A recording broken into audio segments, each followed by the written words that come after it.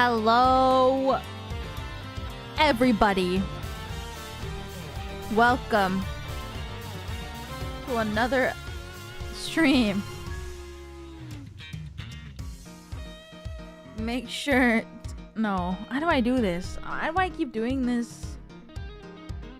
I can't keep doing this every stream. It's gonna become unironic at one point. If I keep...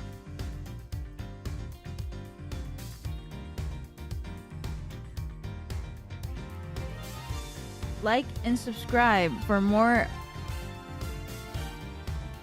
Hey, what's up YouTube, and welcome back to another stream. Today we're going to be playing the Ace Attorney Investigations Collection. If you like Miles Edgeworth, make sure to hit that subscribe button, hit that like button, hit the bell for notifications, and make sure to comment down below after the stream what your favorite moment of today's stream was.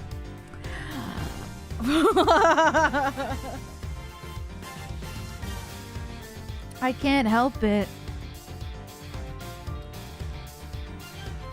It's just too funny. You're really good at that. What? Oh my god, Pine Tree, thank...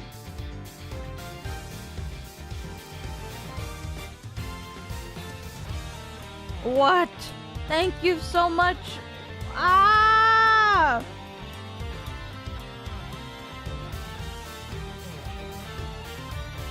Thank you for the gifted. Oh my goodness. Thank you. What the heck? I appreciate it. Thank you. Thank you. Oh my goodness.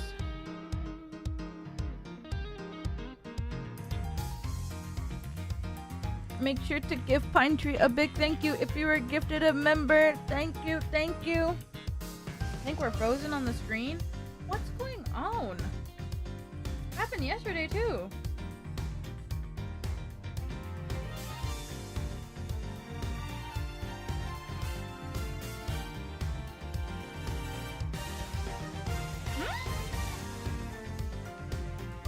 Monkey.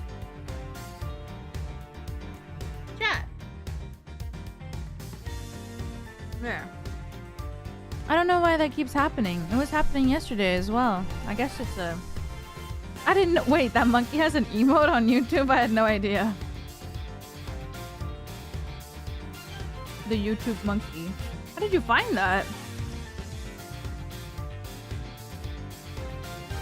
There's so many YouTube emotes.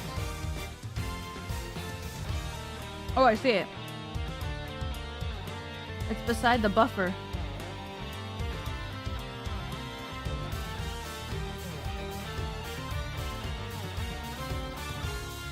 Why is there two YouTube? What's the difference between this and this? Oh, it's a sign.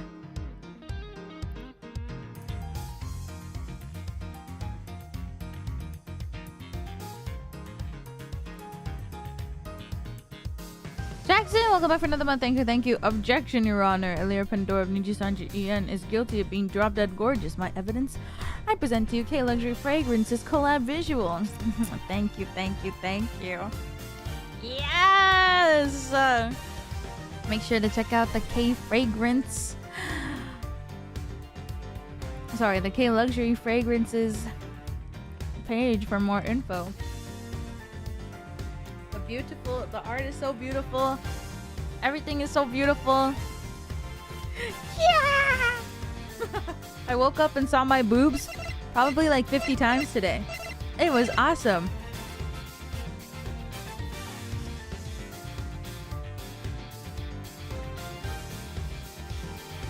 My For You page was just screenshots of...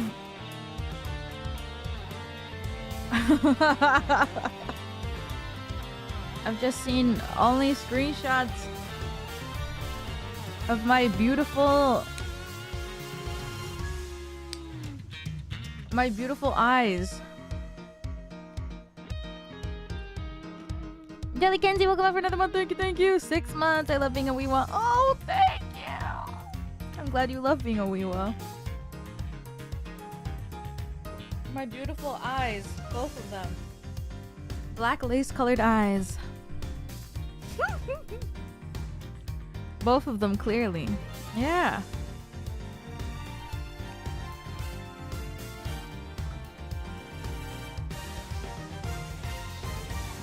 Sorry, I'm eating a cough drop. How's your throat today? Not bad. I just chilled today. I should have made a cup of tea before stream, but I don't know why I didn't do that. Maybe if I'm feeling it later, I'll drink more tea.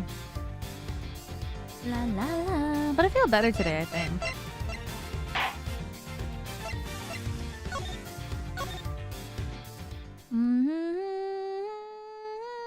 Happy year and a half. Oomph, I'm locked in for life. Hope you have fun today. I believe in Edgeworth and you. Thank you. Thank you, Issa. Welcome up for another one. Thank you. Thank you. I appreciate it. Thank you. A year and a half. That's crazy.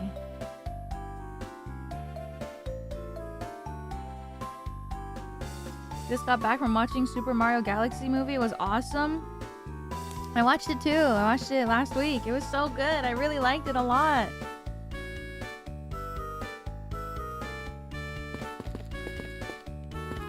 Fox. I know that's right. I know that's right. Mountains worth of empty bottles are lined up here. And look, all of them have a letter inside, sir. Let's see. I'll order anything as many times as it takes just to see your lovely face. My beloved Miss Tenero. Is what they all say, sir. Please put them back in the bottles, detective. Yeah. I can't destroy the beauty of love here. I can't destroy the beautiful love here by ruining the letters by accident. That's a little creepy. The man in the sea was constantly drinking something. You know, right before payday, I do nothing but drink the soup from my instant noodles. That much sodium can't be healthy. You might want to go in for a checkup. Did you really think I was serious, Mr. Edgeworth? I'm sorry, sir. I'll never make another joke like that again. Yo, when you said Nick in the chat, I thought you meant Phoenix. But you're talking about Nick Wilde. What's this? What is it, detective? Did you find an important piece of evidence? A giant parfait on top of bread and steak? Paint me jealous, sir. It's a feast. Maybe I should just let him have the giant parfait so we can move on. You're a fox love triangle? Okay, but Nick Wilde has Judy Hopps. I think he's good looking, but I don't want him because he has a girl. And I love them together more than anything. Is he a good looking fox? Fuck yeah, he is. Do I want him? No. He's got a girl. I want them to be together. I don't matter. That's a really big floaty. But isn't it a bit too big? But isn't it a bit too early in the year for swimming? Fox has Falco. What about Wolf? Okay. I was genuinely wondering this, guys. Tell me the tea.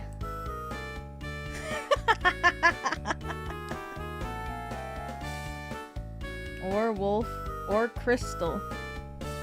Damn.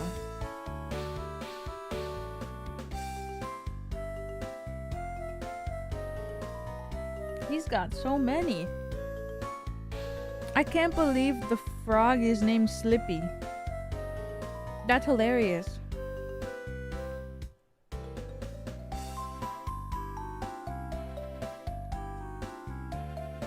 Falco is Fox's Vegeta. That's crazy. Crazy comparison. Slippy and Peppy. Peppy is the dog. I watched a lore video. Detective, that's not for swimming. It's a lifesaver. So you can't swim with one of these? No. I mean, I suppose you could, but that's not what they're intended for. Well then, see, it's the same as a floaty. You shouldn't go around confusing people, sir. Why do I feel like I've just kicked a puppy?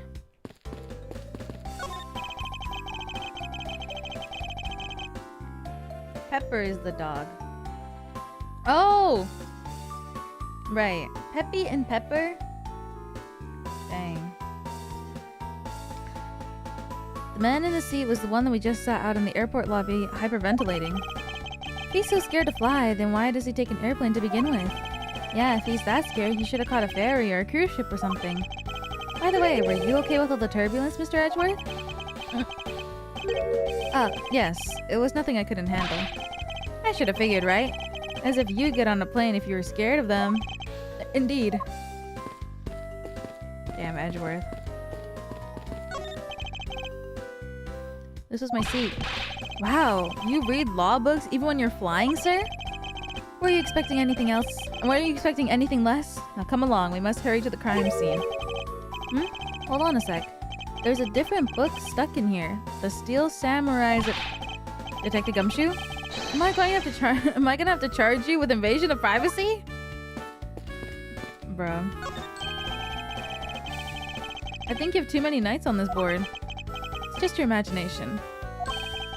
And it looks like that blue pawn is being completely surrounded by the red knights. Now you're seeing things. Sir, I don't think you're supposed to have lots of the same piece like this in checkers. I know that, detective. What do you take me for? Wait, did he say checkers?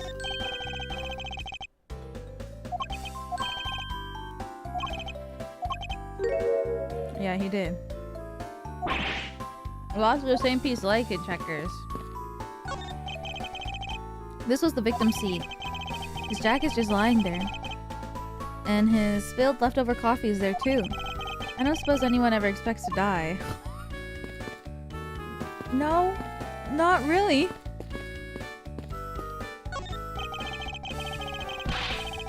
Mr. Edgeworth, this urn's got a seatbelt strapped tightly around it. Must be of great value to Mr. LeBondon. Yeah, I guess if you don't want to churn your urn, then it's always best to buckle up. Obviously. But did that have anything to do with the case, detective? Nobody gets my jokes. Fuck. Mr. Edgeworth? What's that? What is this super expensive looking feast of Jurassic proportions? It's just the food they serve in first class. Wow, I'm so jealous, sir. I want to ride in first class sometime. Right, when pigs fly and I own my own private jet.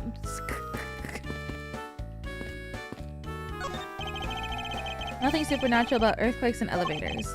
Although, is it just me or do elevators have a long-standing hatred for me? If I may have a word with you, Miss Meal. No, you may not have a word with me. I don't want to talk to any other man except for the captain right now. Me too, Cammy. I will never talk to another woman. Ah! This definitely looks like a job for Francisca. What did I ever do to deserve this? More than this job, all I truly love is my sweet Cammy. Might I suggest you not say that at this moment in front of Francisca? I'd like to ask you about the investigation. Miles Edgeworth, can't you see that I'm in the middle of taking a statement? This man is the only captain. This man is only captain in title. I'm going to teach him how to do his job properly. Ow! Okay. From now on, I'll keep my focus and take my responsibilities seriously. He's really trembling there. If it makes him take the job seriously, it's not such a bad thing, is it? Why are you looking at me like that?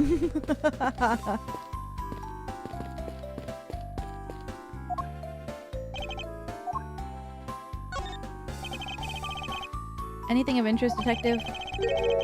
I can say that I don't quite know everything about the situation yet. Just telling myself that I should go ask someone about the stuff I don't know. I mean, just because I don't know it doesn't mean someone else might not know it, right? It must be my imagination, but for a second I think I actually understood his logic.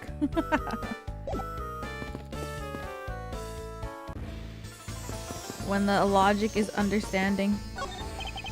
Sir, you can't go in there. I'm Miles Edgeworth. I am one of the prosecutors on this case, so please let me through. I'm very sorry, sir. No one is allowed to enter without Miss Von Karma's express permission. But I'm on the case. Yes, I understand that, but I also have explicit instructions not to let you through from Miss Von Karma. Ugh, why would you do this to me, Francisca?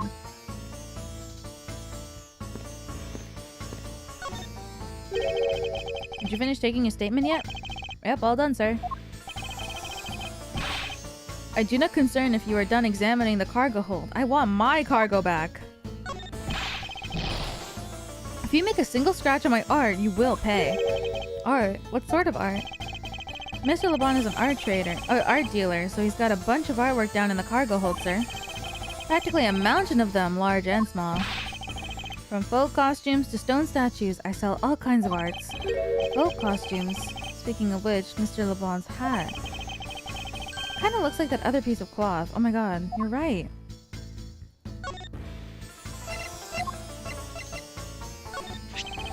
Mr. LeBon, can you please take a look at this for me? Oh.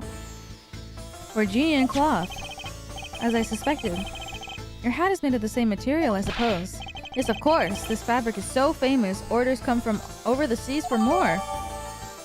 World famous export of Virginia. A beautiful pattern that has been soiled by blood. Then this cargo you were talking about earlier. No, no, no. My cargo this time is many gigantic. You, detective. When can I have my cargo moved? You can get your cargo back when we're done investigating, pal. The stubbornness of you police, it's no good. And it's no good that the attendant refuses to exit the attendant's room too. That attendant, I wonder if he's talking about Miss Hinero.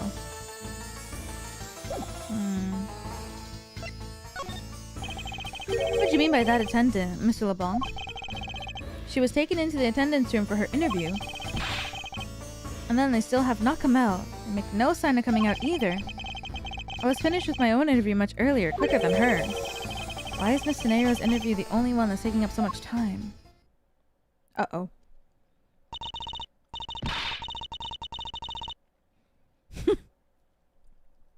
Miles Edgeworth, you were given free rein to examine the plane, weren't you? Yes, I was able to obtain the cooperation of the flight attendants. Speaking of attendants, I'd like to speak with Miss Hinero. I wonder if you might grant me permission to enter the flight attendant's room. Before I do, you still have to clear up a few issues surrounding your own circumstances. I understand. You may have tricked those attendants with your sophisticated talking. But you can't pull the wool over my eyes, Miles Edgeworth. Oh, girl. Let's not complicate things and get with the most obvious conclusion. The scene of the crime was here, in the very lounge the body was discovered. From the time the victim was seen calling for an attendant until the body was found, the only person in this lounge the entire time was you, Miles Edgeworth. This, unmistakably, makes you the likeliest suspect.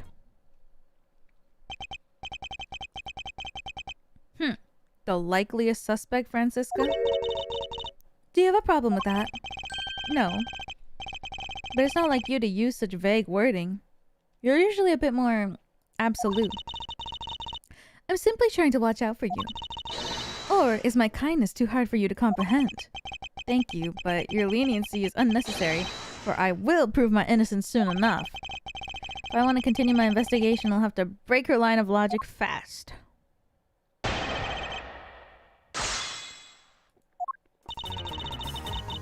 Let's not complicate things and go with the most obvious conclusion. Hold it! Don't you think you're being a bit rash by simply declaring me as the culprit? I like my affairs to be simple and perfect. I'll show you the meaning of both when I finish this whole thing within 3 minutes. Hey, you say that like you're cooking a pack of instant noodles. Yeah! I won't allow even 3 seconds of useless testimony to be uttered in my presence. Damn, girl. I see she hasn't changed a bit, but I won't allow her to send me to prison so easily. Oh my god. Oh, no wonder my mouse is acting up, dude. I just looked and like, it's like a huge ball of meow meow hair right where the laser is. Get out! There we go. Oh my god. The scene of the crime was here, in the very lounge the body was discovered. Hold it! My mouse was like flying everywhere from last night. I was so confused, but... Okay, we're good now. I think. So tell me, Francisca, do you know all that there is to know about the crime scene? I know all that I need to know in order to arrest you. And nothing more. Are you saying there's more I need to know? Why did you whip me, sir? Sorry, Scruffy. My hand must have slipped. It appears that Francisca doesn't have all the facts in this case yet. From the time the victim was seen calling for an attendant until his body was found. What do you mean by seen? Please stop pretending like you don't know. It's insulting. Obviously, I'm talking about how Mr. Hicks was seen calling for an attendant at 5 a.m. And then, from the time after that call until the body was found. The only person in this lounge the entire time was you, Miles Edgeworth. Well, it's true that I was in the lounge the whole time. That fact alone does not make me the criminal. We'll see about that conclusion of this investigation. However, there is one thing that even you must admit at this time. This unmistakably makes you the likeliest suspect. Under the circumstances, I suppose I can agree that I am the most likely suspect. But I believe in you, sir. I don't think you did it. Miss Von Karma's gotta believe that too, right? I mean, you two are like siblings. Ow! Quiet, Scruffy. Even if we were related by blood, that's no guarantee that he's not the criminal. Francisca, I demand to see some proof that you are not the guilty party. The likeliest suspect, huh? What a roundabout euphemism. But it would appear that she doesn't know yet about the new evidence that we acquired and where we acquired it. Does she know?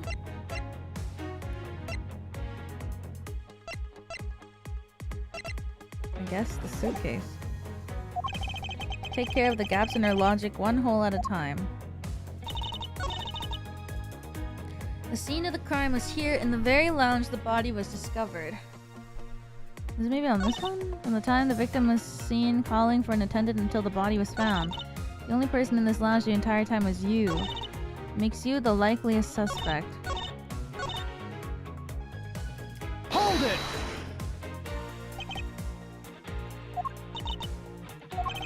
Nothing more. Okay, maybe it is this one. Sorry, Scruffy.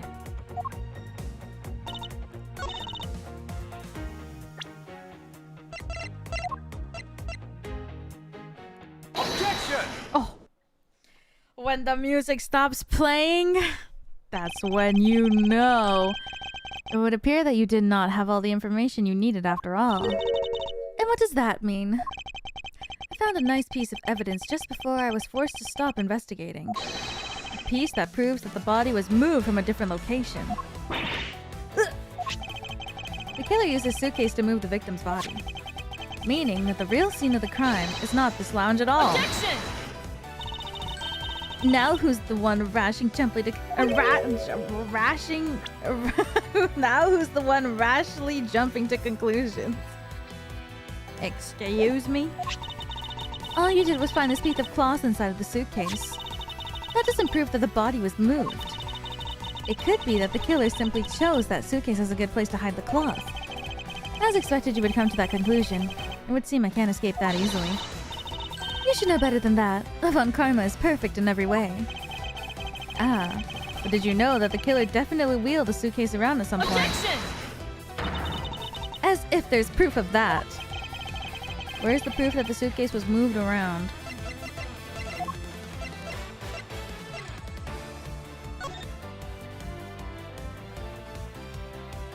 What? Is it not that there's no stoppers on it?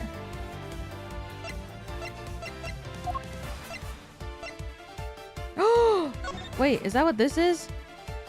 Girl! Oh my god! Hold on. Take that! The spilled grape juice in front of the elevator. Yes, and I'd like to draw your attention to this area here. Where's the evidence that proved the killer dragged the suitcase through here? Oh my god. Take that! This mark here. Wouldn't you say that it looks suspiciously like the track from 2 wheels? I suppose. Further, there's also grape juice residue on the wheels of the suitcase. What? There is?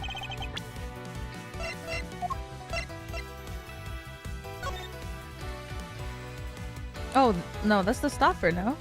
Or is that juice? Are you juice? The wheel is completely covered in something. Oh my god, that's juice! Why would there be juice on the wheel of a suitcase?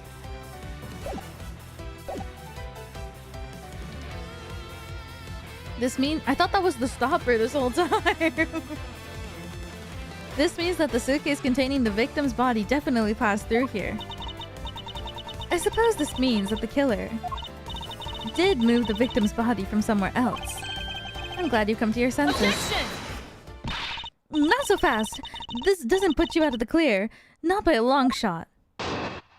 Round 2. You prepared yourself and acquired the piggy bank before the plane hit the turbulence. And then you waited for the victim in the lounge where you beat him to death. Then, while you were in the elevator with the victim's body stuffed inside of the suitcase, the plane hit that patch of turbulence and out flew the body from within the suitcase. What? With no way out, you hastily put the suitcase back where you had taken it from and pretended to be the discoverer of the body. What? How does the body fly out of a suitcase, girl? Not bad. Not a bad bit of logic for something you thought of on the fly. Just what are you insinuating? But I will show you exactly how flawed your logic is. No matter how strong of a face you put on, not even you can hide your fears from me. I'll expose the flaws in her logic in one fell swoop. Swoop. You prepared yourself and acquired the piggy bank before the plane hit the turbulence. Well, no, that's wrong. How do you suppose I was able to take the piggy bank out of the display case? As I recall, the case was locked. That's easy. The case was locked. You simply had to hit the glass like this. Ow! You shattered my heart of glass. So she wants to talk about the in-flight shop and the Captain Ugo Bank, does she? That takes care of how you obtained the murder weapon. And then you waited for the victim in the lounge where you beat him to death. Hold it! I thought there wasn't any of the victim's blood found in the lounge. I thought you'd say that. What? Did you think I wouldn't have noticed? I think you just found a way to cleverly hide the blood and I think you just found a way to cleverly hide the blood splatter in the lounge by accidentally spilling grape juice on top of it. Are you accusing me of tampering with the crime scene now? We'll see, won't we? The forensic science are hard at work on that as we speak. And what do you propose I did after that? I didn't realize that they were streaming investigations. Will I be playing Apollo Justice Trilogy? Yeah! After I finish both investigations, I will play Apollo Justice next. Then, while you were in the elevator with the victim's body stuffed into the suitcase. Hold it! So I put the victim's body into the suitcase, and then... Where was I headed, Francisca? That's pretty obvious. You were bringing it to first class where you could safely keep an eye on it. We're talking about this thing, you know. I'd hardly call it discreet or ordinary. Annoying brat. Well then, you were intended to leave it inside the elevator. But unfortunately for you, a wrench was thrown into your plans because... the plane hit that patch of turbulence and out flew the body from within the suitcase. Hold it! Experienced turbulence on a flight before. Of course, many times. You get used to it after a while. I feel like every stream I have a story about Millie. But Millie loves turbulence.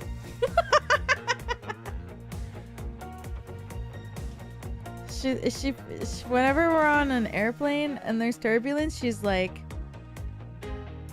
She thinks it's like being on a roller coaster. So it's like...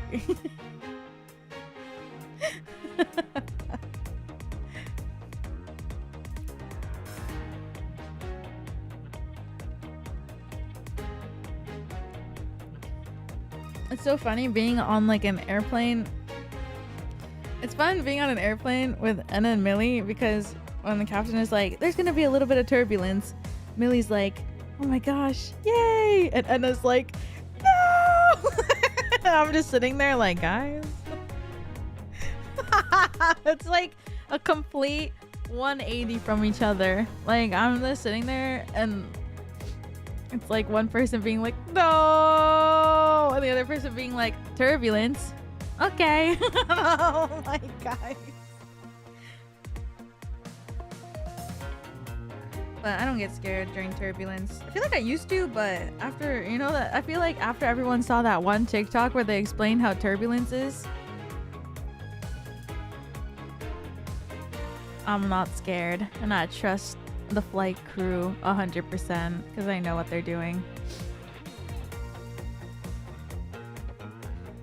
So I don't get that scared anymore. Plane inside of Jello moment. They really are your Liz and Patty. To an extent. Yeah, I guess so.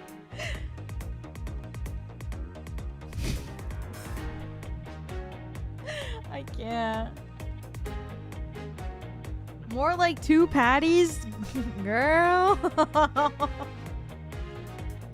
The patch you hit was especially rough. And I passed out briefly, but only for a second.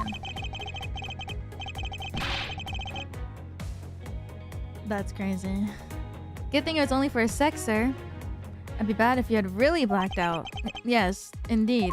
Unfortunately, blacking out is exactly what got me into this mess in the first place. That's enough of your idle chatter. I'm not through with you yet, Miles Edgeworth. With no way out, you hastily put the suitcase back where you had taken it from. Hold it! If I really were a criminal, do you think I'd be so easily caught? Objection! True. You are certainly in the middle of being caught right now!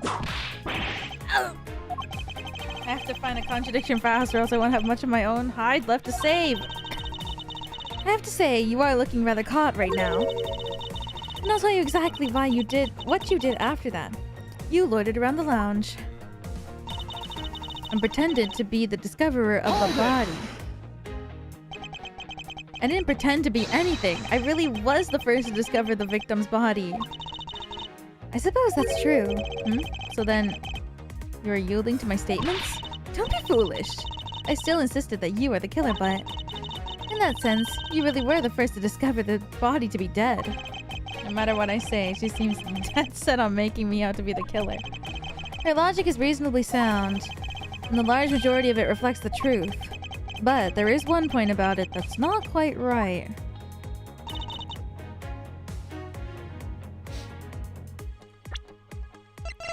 Isn't it? Wait, do I not have the glass cabinet as evidence?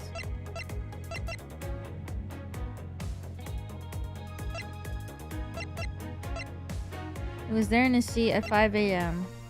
Maybe it's just under this. Taken out of the display case in-flight shop after the turbulence. Objection! The fact that you took this piece of evidence into account in your testimony is to be commended. Your legal prowess is certainly something to be feared. Evidence and logic. Essential tools that those who would stand in a courtroom must learn to master. I think I need to turn up. I feel like I can't read. But what if there's a fake piece of evidence thrown into the mix? Oh no, this looks wrong. Maybe it... What if I...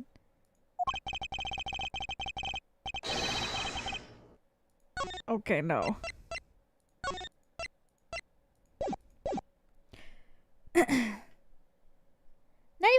Welcome to membership. Thank you, thank you, thank you, thank you. I appreciate it. Thank you, thank you. Old moment. Yeah, my eyes.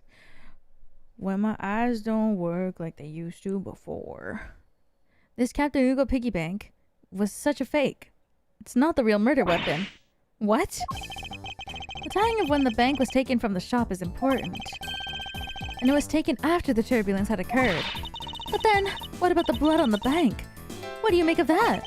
I assume it was added after the murder, when the killer fabricated this weapon. Looking at it this way, the killer basically did 3 things after the turbulence. After exiting the elevator, the killer brought the suitcase to the shop and left it there. Then, the killer proceeded to pick up the bank from the floor and then smack him? And then took it to fabricate a fake murder weapon by hitting the victim on the head. Finally, The victim's wallet was planted on my personage, in my pocket to be precise. Everything was done so that I would be framed for the murder of Mr. Ackley Hicks. You there! Yes, ma'am. Other than this piggy bank, was anything else resembling a murder weapon found? We didn't find anything in the lounge or in the shop that could be used as one, ma'am. Most of the items that could have been used were broken during the turbulence. And the remaining items all tested negative for any traces of blood. I see. Well, Miles Edgeworth, it appears your stall tactics are at an end. But it's possible that it's just hidden somewhere, sir. Eek. If the criminal had wanted to hide the weapon in a safer place, I think the weapon would have been hidden in the same place as the bloody cloth. Exactly what I was thinking. Because the cloth was hidden inside of the suitcase, it signals to me that the killer had not prepared a more secure place to hide the evidence. Which means the real murder weapon is either still on the murderer's personage, or still at the real crime scene. There's one more possibility, and that would be that the piggy bank is in fact the real weapon. But didn't we just... Let me finish! The killer took the bank out of the display case before the turbulence by opening the lock on the display case door. And it was at that time that the glass pane in the door was broken. I'd say that's a perfectly reasonable line of reasoning, wouldn't you? Let's see. So that means that the killer had to have the key to the display case. Francisca, the person you're talking about. Not so fast. I'm not finished. The person I'm talking about also committed another sin.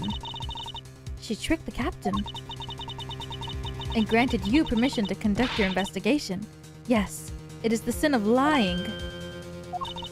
Speaking of which, I recall that you also wish to speak with her. Yes. Very well, permission granted. But only if I can sit in on your investigation. Do we understand each other? I have no intention of interrogating her, but you're welcome to accompany me if you so wish. Miss Scenario's in the flight attendant's room. Let's move.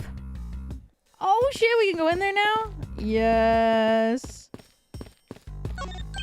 Oh man, there's a really pretty lady in the plane over there. Ah, she's looking over here. Quick, sir, wave over with me, please. I refuse to be your wingman on this. Yo, I'm gonna tell Maggie. They got a piano on this plane? Hey, do you think I can try it out, sir? I think you would know better than to randomly touch things in a crime scene, detective. Besides, I didn't know you knew how to play. Of course I do. I'm practically proficient. Interesting. The things you learn about people on a daily basis. I can get do and re to come out just right, sir. 2 notes to... 2 notes does not a proficient pianist make, detective. Do, re. Looks like it can't go beyond here. Plus the body has been sent off to the medical examiner's office for an autopsy. What if he was just strangled? With that bloody cloth. Hey, the statue. What about it, detective? Do you notice something? I saw this guy in a dream last night. The resemblance is uncanny, sir. You saw him in your dreams? Well, yeah. I saw him and then I arrested him. I wanted to show you just how vital I am in our partnership. Being useful in your sleep is of no help to me in the real world, detective. Oh, he's doing his best. Miss Scenario's in the flight attendant's room. Let's move. That blue door over there leads to the flight attendant's room, sir. Alright, let's go see what Miss Scenario has to say for herself.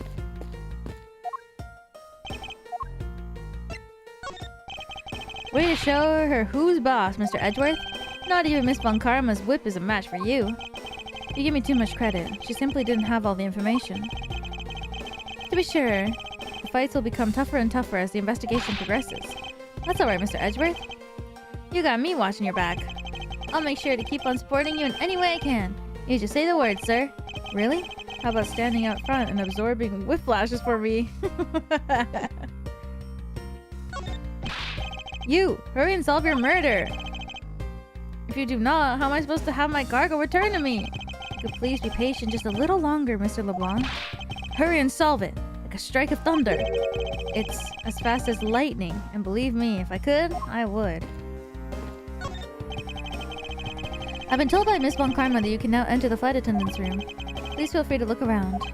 Thank you. Now to unravel Miss Hineiro's true intentions.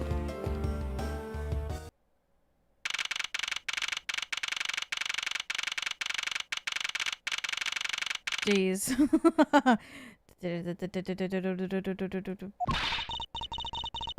So you're the one that poked around inside this plane without the captain's permission.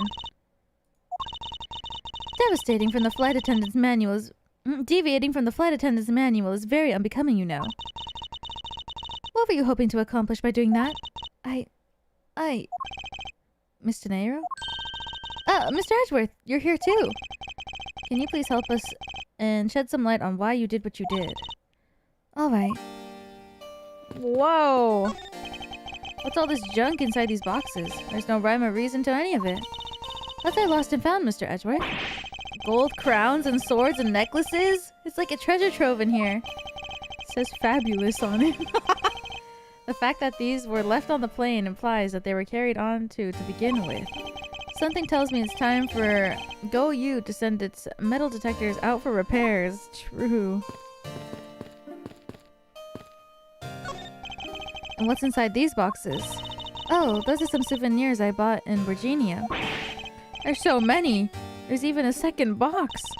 Well, yes, I find that folk art from around the world does great things for my creativity. Those suitcases certainly could have done with a whole lot less of your creativity. Damn.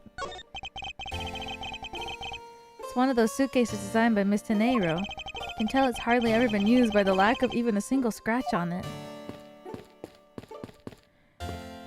Fragile. This door leads to the cargo hold. But I can't let you go through without Ms. Von Karma's express permission. It's not a bad way to handle the situation if it was any old case, but this isn't. Between you and me, Ms. Von Karma, who's better at their job? Oh, there's no comparison to be made, Detective. Sure, there's sure to be a clue of some of this trash can. Detective Gumshoe, if you please. Yes, sir. You just leave the rummaging to me. Scruffy, how dare you go through a woman's trash without her permission? Have you no sense of honor? Eek, I'm sorry. I'm just doing what Mr. Edgeworth told me to do. Forgive me, Detective. It's pretty easy to tell who sleeps in which bunk just by looking. Almost certain that the well-kept one on top belongs to Miss Hineiro. Ew, this bottom one's a giant mess. You sloven, squalid scoundrel of a man. You dare to scrutinize a woman's bed and invade her privacy? Yow! There are some things in life that's best kept to yourself, Detective. She hasn't said how foolish of a fool yet. Oops.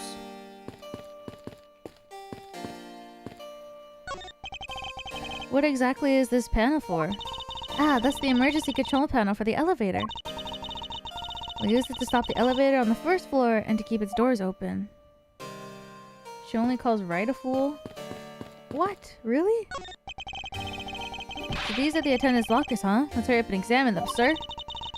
Why must men always be so rude? Besides, who exactly gave you the permission to search through an attendant's locker?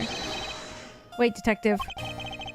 It would be uncouth of us to look through a woman's locker without her permission. Yeah, I guess so. Plus I feel this murderous draft and I can sense a whip not far behind. Wait, what's this? Miles Edgeworth, isn't there something that you should be doing right now? Of course, I should be asking Miss Hineiro for her side of the story. That's right. And how does that have anything to do with what's over there? Nothing really. You already know that. Then why don't you hurry up with the interrogation already? Uncouth. The cargo hold. Okay. Why did you lie about receiving the captain's permission like that? Because I didn't think I would be able to get his permission. What do you mean?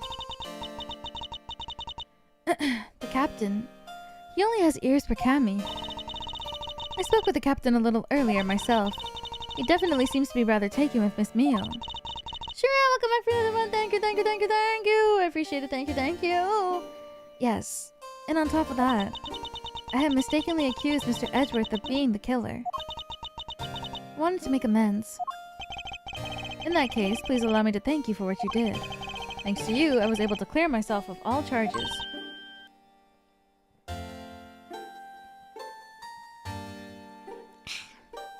Ugh. Really? You were able to prove your innocence? Oh, thank goodness. Miss Nero, is it? There's one more thing I'd like to ask you. You were in the in-flight shop just before the turbulence, weren't you? Please answer honestly. Yes, I was. And why were you there? Well, Why the sudden hesitation? Francisca seems to have struck a nerve. And then the mental locks appear on the screen. All I did was go check up on the shop like I always do. You're saying it was for work then? Yes. I'm in charge of the shop, so I have to keep an eye on it. I don't have any reason to go there otherwise. After your visit to the shop, you paid the visit to the room, correct? Yes, I came back to freshen up and adjust my makeup. I'm sorry, but there isn't much else to tell. Miss Nero claims to have no other reason than duty to go to the shop. But is that all there is to it? Maybe I should ask her about that thing.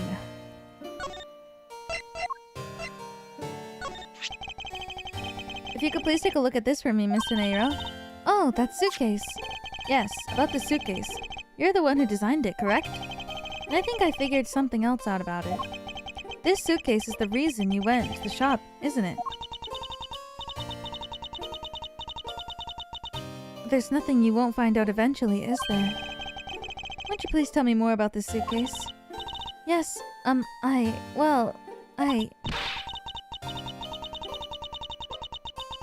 was interested in seeing how the suitcases that I had designed were selling.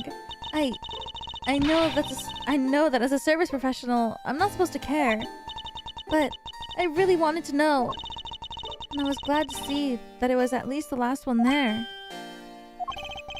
The last one there? It's ugly cute? Girl?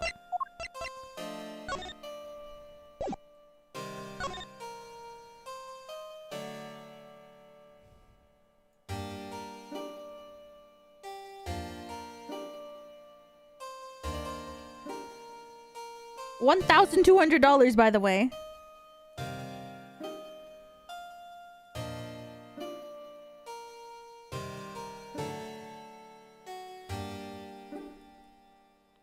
Why does an animal kind of look like Wilson?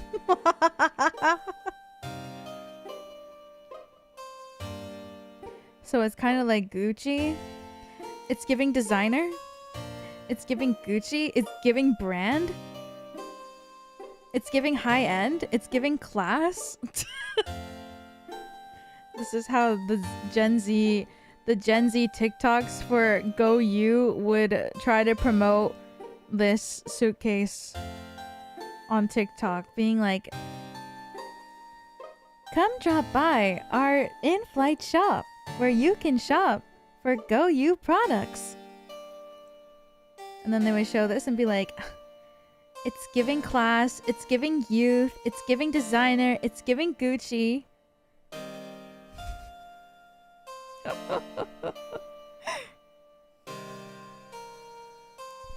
If a celeb picked this up, this would bang. Poorly, like, edited, like, Photoshop photos of, like, high-end celebrities. But then they, like, very obviously, for a joke, edit this suitcase into their hands. Like, just spotted Beyonce with this brand new Go You suitcase.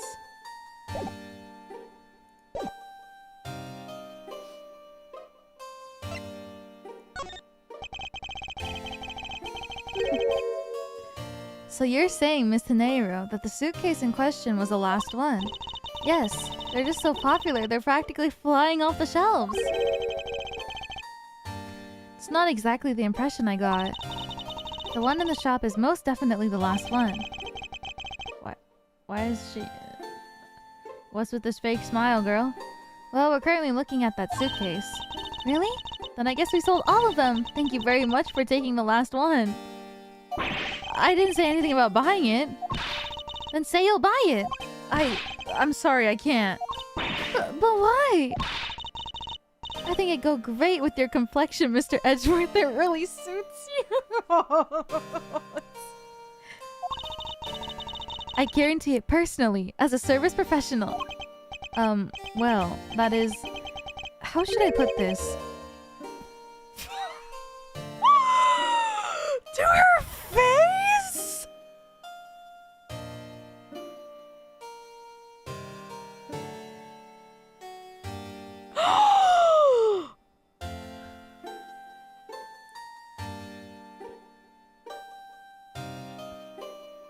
It's hideous! What? Maybe that was a bit too direct. Moving on! My issue with the suitcase isn't the design, it's the number of them remaining. Remaining? There were 2 suitcases in the in-flight shop when I investigated it. 2? But that's impossible! I'm sure there was only 1. Looks like your story has generated quite the contradiction. When I left the shop, I'm positive there was only 1 suitcase left. Something is amiss here. What could be the meaning of this inconsistency? By the way, Miss Taneiro, what's one of those suitcases doing here? That's... I thought you said there was only 1 left. That one is... It's mine. I've used it for a very long time now. Girl, you've used it for a very long time now with the price tag still on it? Saucy.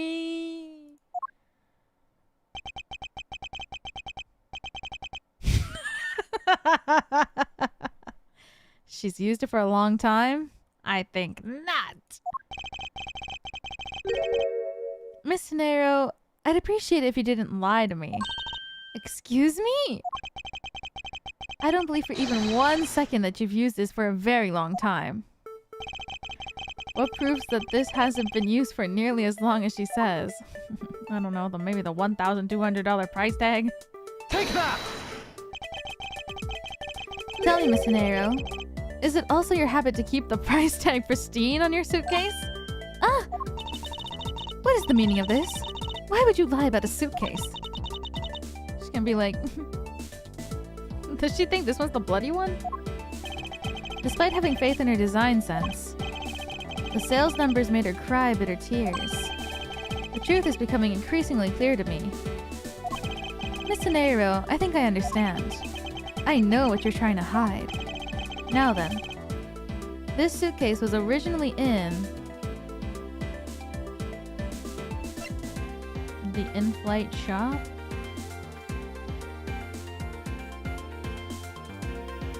I love early game cases in Ace Attorney because everyone acts like a total idiot. Why would she even try lying about this?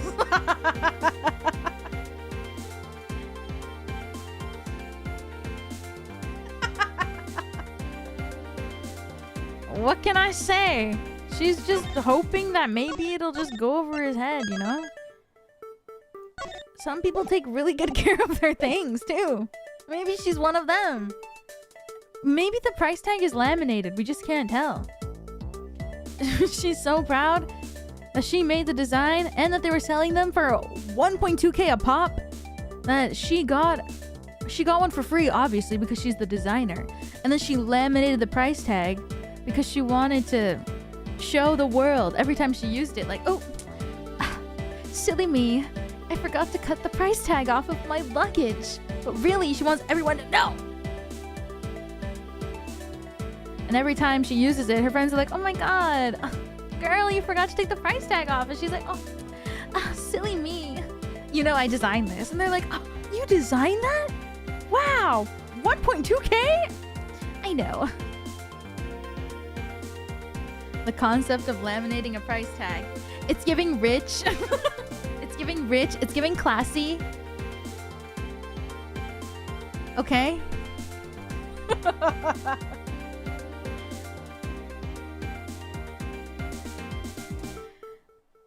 I think. Seeing as how the price tag is still on the suitcase, one can assume it was out on the floor for sale in the shop. And the person who bought this suitcase was...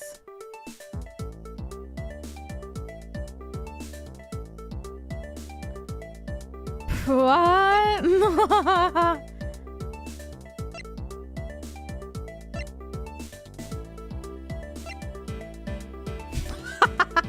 No, this would be crazy. What? What is Edgeworth? What are you trying to? Okay, I'm trying to accept his brain waves into my brain. I guess it would make sense that he bought it if he went downstairs at one point and she was manning it. Insane plot twist if Francisca bought it.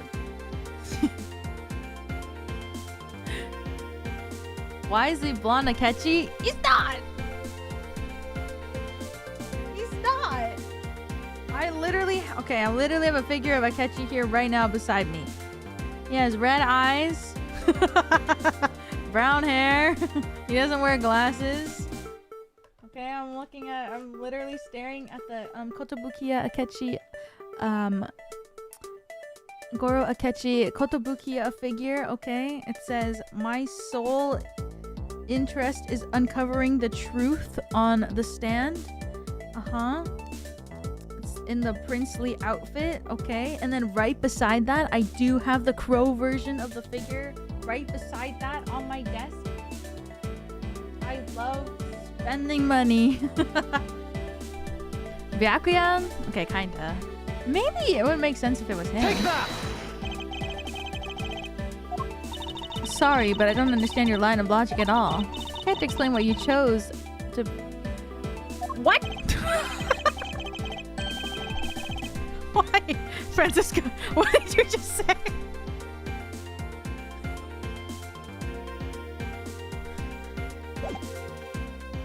I'm pointing the finger.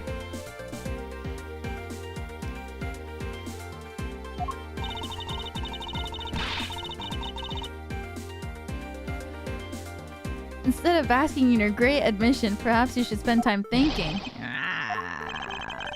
Maybe she bought it then. Suitcase is on sale at the in-flight shop. The person who bought the suitcase. What, was it her? Did she buy it herself so that her sales would go up? Take that! Was you, wasn't it, Miss Hinero? I hate to say this, but this suitcase that you designed, it hasn't sold very well, has it? You saw how poorly this design that you poured your heart into was selling, and were deeply hurt. That's why you wanted to make it look like it was selling by buying it yourself. Isn't that right? Then, the reason you went to the shop and came back here was... I'm sorry! All I really have is my job. I was overjoyed when my design was chosen. I thought that maybe I'd finally accomplished something. But the suitcase didn't sell. It's because of the design, isn't it? Oh, because it's as you put it, hideous.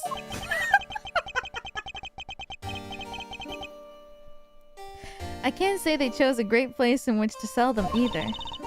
They weren't selling a single one, and they were just sitting there collecting dust. I felt so bad seeing them there, day in and day out, so I decided to buy one for every flight I worked. What? You buy one every single time you work a flight? I see. So in order to keep your resolution, you went and bought one today as well. Yes, and here's my receipt for that purchase. Dang! 6:40 a.m. This receipt is clearly timestamped at 5:40. I thought that said 6. I guess it's like... It looks like 6:40. Suitcase receipt data jotted down in my organizer. Bought at the in-flight shop, left in the attendance room, timestamp says 5:40 a.m. The truth is, there's still a bunch of them left unsold. They're planning to scrap the remaining ones at the end of this flight. Miss Hinero, where are the other suitcases? They should all be down in the cargo hold. And the suitcases the killer used could very well have come from the cargo hold. Mr. Edgeworth? You don't think that the killer used one of my suitcases to... Yes, I do. The killer used one of your below suitcases to move the victim's body. How could they? Those suitcases are meant to be faithful partners to our passengers on the trips. That's all I ever wished for them to be. Aww. Miss Anero, is there any other way to get to the cargo hold other than the elevator? The only other way is just through that door there. What about the security? That door has no special lock installed because, just to enter this room, you need a special key card that only crew members have access to. Which means that the culprit is someone who can enter this room, eliminating the passengers and leaving only the crew members as potential suspects. I can't believe it. Yes, Francisca? Going on these wild goose chases. You're a disgrace to the Von Karman name. And what do you mean by that? The suitcase came from the cargo hold. That fact alone tells the whole story. Yes, which is why I said the culprit must be a crew member who used their keycard. Miles Edgeworth! You're proposing that the killer rode the elevator from the cargo hold, correct? Yes, that's the only realistic possibility. That other attendant, Miss Meal. I asked her earlier, and she had this to say. Francisco's got information out of Miss Meal? In order to make the elevator go down to the cargo hold, a different keycard is required. A different one. Yes, and the only person who holds that particular card is you, Miss Rada, and only you. What? What? Is this true, Miss Anero? Yes, I keep that keycard in my locker at all times. Can you please show us that card right now? Yes, hold on. It's gone. I don't believe it. What's wrong? The keycard, it's gone. Ha ha ha. Very clever. Pretending that your card was stolen when in fact, you're just trying to hide it from us. You really thought this through. Wait, it's not like that. You can tell us all about it. You can tell us all about what it's like down at the station. Officer, arrest this woman. Yes, ma'am. Damn, girl. Mr. Edgeworth.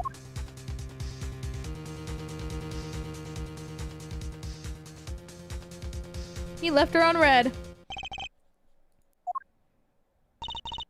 What's wrong? There's disbelief written all over your face.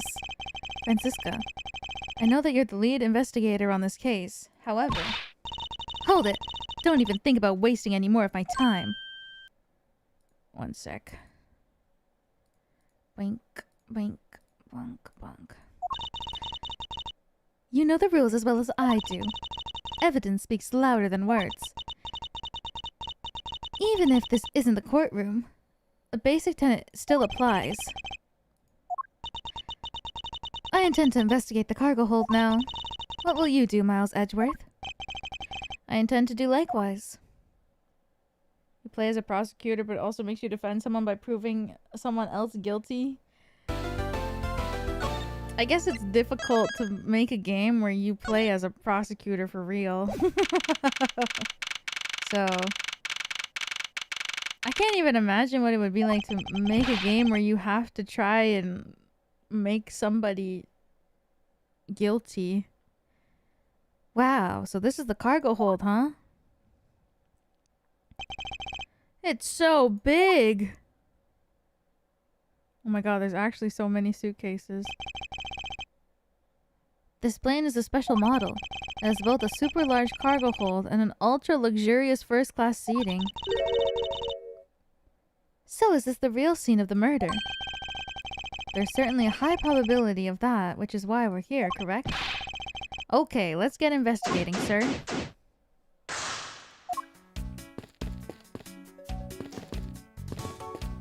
Bed sheets.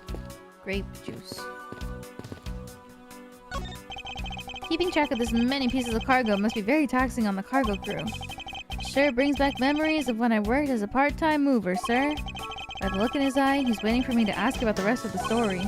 No matter how he pours on the puppy eyes, I have no intention of doing so. Bro. I didn't know that this plane was capable of carrying such large pieces of cargo. This thing's as tall as 2 of you on top of each other, sir. Probably take 20 of you to cover the entire surface of this monstrosity. What? Really? Yeah, I guess that sounds about right. Really no need to take that throwaway estimate seriously, detective.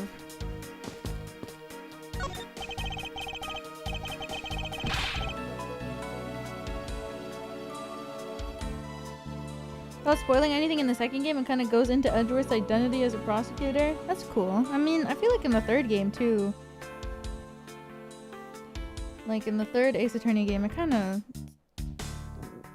went into that too when he had to cover for Phoenix. So, I mean, he always wanted to be a defense attorney when he was young, but then all that shit happened, and then he became a prosecutor. So, I feel like deep down, in his heart of hearts. Holy suitcases, Mr. Edgeworth. It's like an all-you-can-use suitcase fair. These must be all leftover ones that they couldn't sell. The ones the company's planning to dispose of after this flight is over.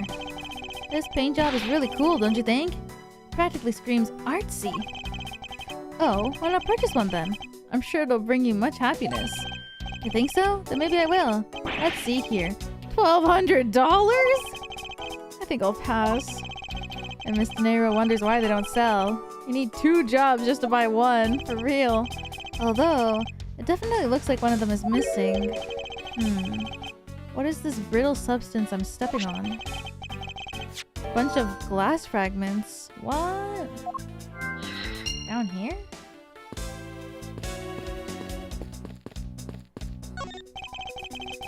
Hey, what's with the suitcase, pal? It's what the victim checked in, sir. So this suitcase belonged to Mr. Hicks. I don't think he'd mind if we took a closer look. Nothing out of the ordinary in here, sir. Wait, a file? And there's a photo of Miss Von Karma in it, sir. Looks like a profile on Franziska. Why did Mr. Hicks have a document on Franziska in his possession? Why would Mr. Hicks have had a file on her? Why? What? Do you know him? You arrived at the scene of the crime before the Detective Gumshoe. And you immediately began to direct the investigation. Seems to me that you were already here at this airport for something besides the murder. Yes, I was. I've been following a very large and involved governmental level international crime. Much too large for one person to take on alone. So it was decided that I should form a joint investigation with Interpol. Interpol is involved? Top secret operations, so I really can't tell you any more than I already have. What the heck is Interpol?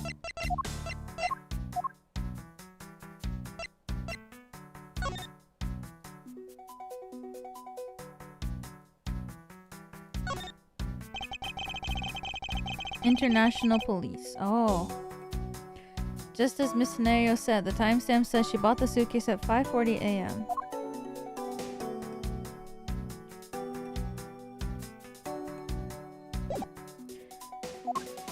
Police.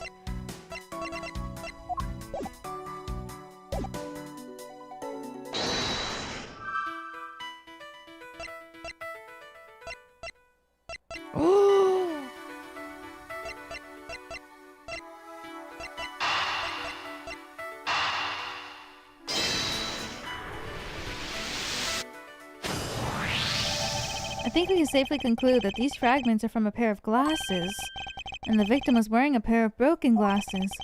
Exactly what I was thinking. I'm sure that the shards would match up perfectly with the remnants of his glasses lenses. Ergo, the victim was here, just as I suspected. So you're saying the real scene of the crime was here? Isn't that what I've been saying for a while now? Oh, is it? I didn't know that. Perhaps it's a bit early to draw that conclusion. However, I believe that the probability has just skyrocketed considerably. All that's left is to find the murder weapon. Oh shit, I want to look at everything else first though. Highly flammable. All sorts of boxes are piled up here. This one says flammable, and this one says pharmaceuticals. This one says for exorcism use only. So what kind of operation is this airline running? Jesus. Just love pushing the buttons on elevators and crosswalk signs.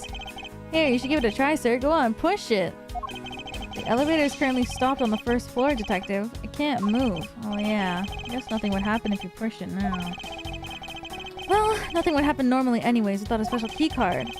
Both the door to the attendant's room and the elevator control panels require a key card, which makes it impossible for passengers to come down here.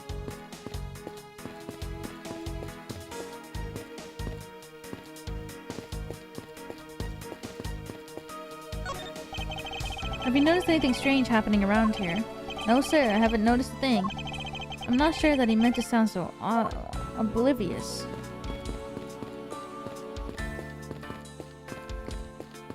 Huh. Alright, I guess maybe these two go together then?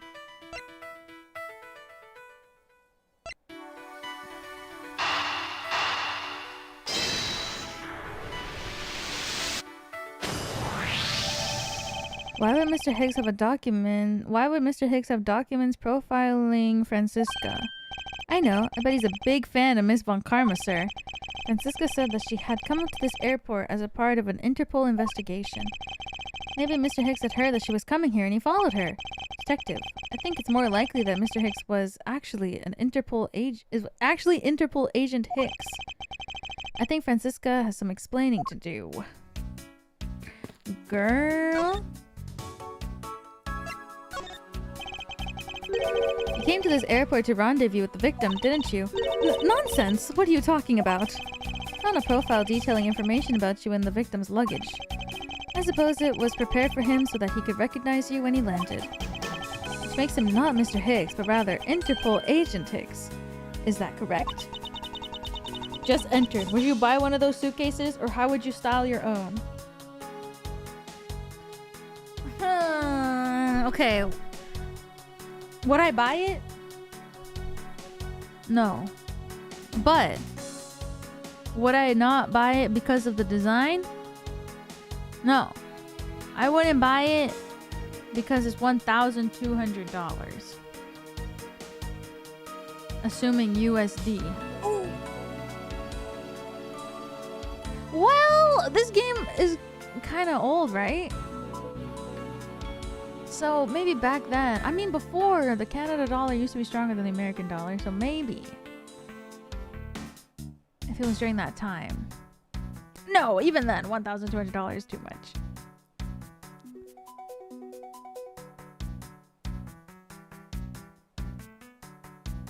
Nah. But do I think it's ugly? Yes. Okay, but would you buy it if you were rich and it was official Ace Attorney merch? Oh, definitely.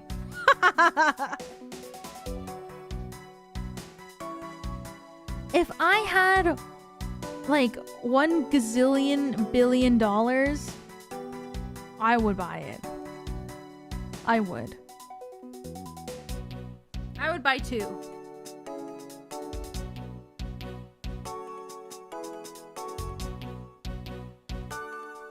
Is it ugly? Yes. But it's kind of giving La Boo Boo, you know? You know what I mean? Like, if somebody had this, it's kind of giving La Boo Boo. You know? You would never lose it at baggage claim. You would know immediately. You wouldn't even have to see these little faces. Like, you would see this part only and be like, oh, there's my bag. This part is also kind of fire. Like, I can't lie. I kind of love this part where it's like the 2 faces coming out on the side. This part alone is awesome. If it was symmetrical, it would be even better.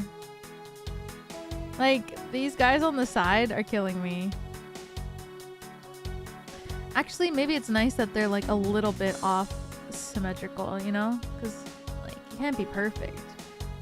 Oh my god, I can't. And then like the fake like ribbon going around it.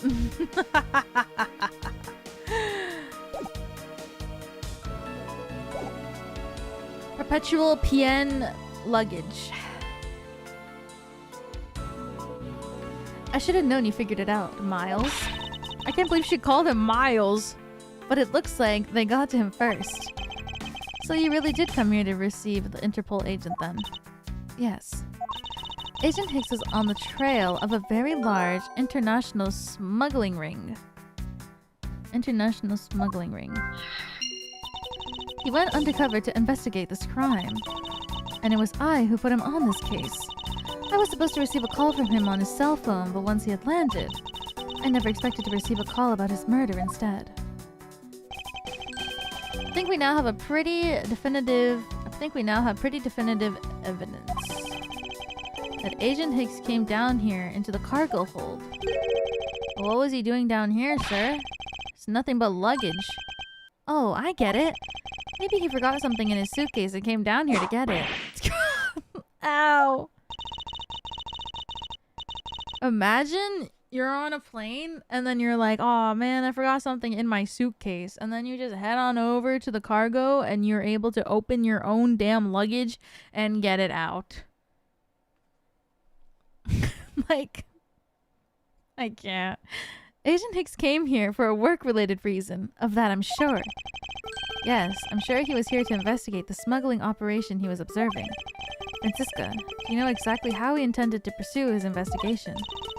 No, unfortunately I was going to find out from him after he landed. I see. But this raises another question. Man, take an elevator to get there. That's... and another thing.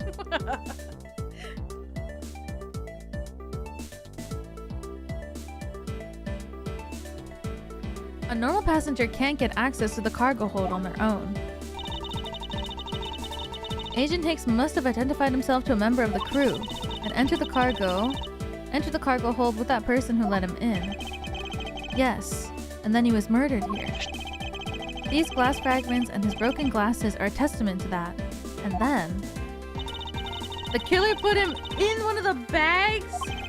And they entered the elevator, but while they were riding it up, the plane hit a patch of turbulence. Because of the intense shaking, the suitcase popped open and Agent Hicks' body flew out? Oh my god! There's no zipper! Okay, I take it back. I would never buy this. I'm sorry. I'm so sorry, Miss Teneiro, but a suitcase is only held together by two clasps at the top? Oh, girl. Oh, but there's a lock on it. But there's no zipper? Oh.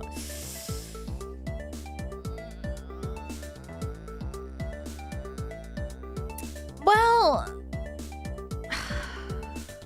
it's kind of difficult, like, but also it's a body, you know? So like maybe the zipper was just no match, especially if there's like turbulence and then there's a body inside of it. Like it might have just exploded. I'd still buy it. Okay, maybe I won't buy two. I'll just buy one.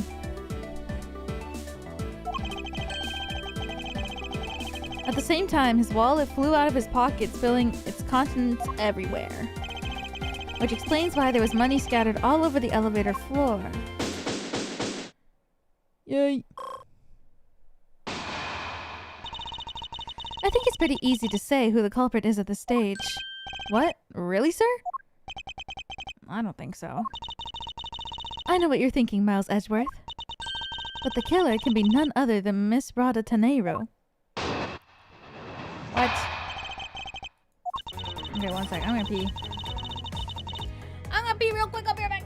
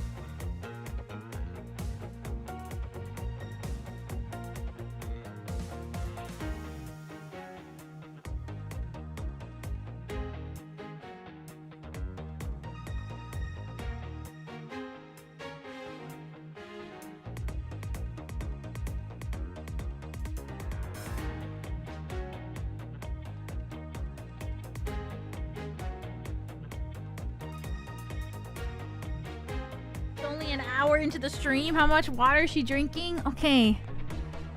I drink like... I'd say I drink 4 liters of water a day. Welcome back. Thank you. I'm back.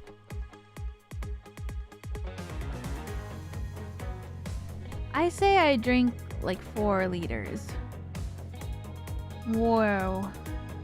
But like also keep in mind that I only drink water basically. Like I don't drink anything else. I don't have juice and I don't have soda or anything. I just drink only water because I can't drink carbonated stuff. 4 liters is a lot. I can't help it. Water's just so delicious. I'd just be drinking water. What's the tastiest water you've had? I don't want to say it because it's controversial. Like, people are gonna get mad at me.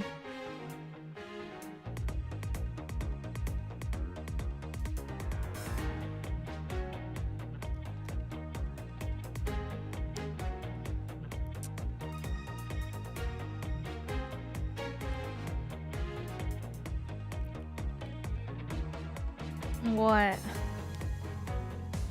Guys... Controversial Dasani? I was literally about to say it.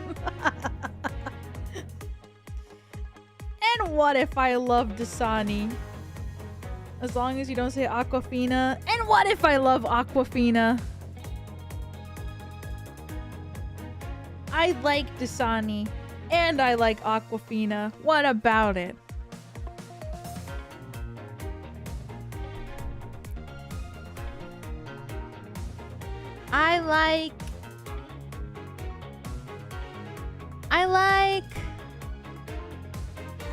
I like Fiji water.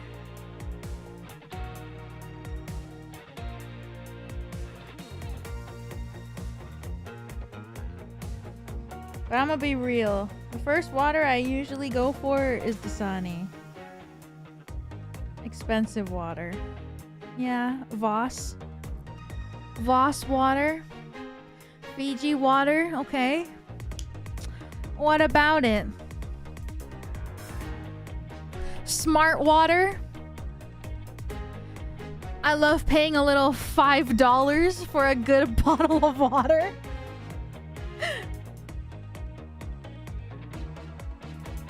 And what about it?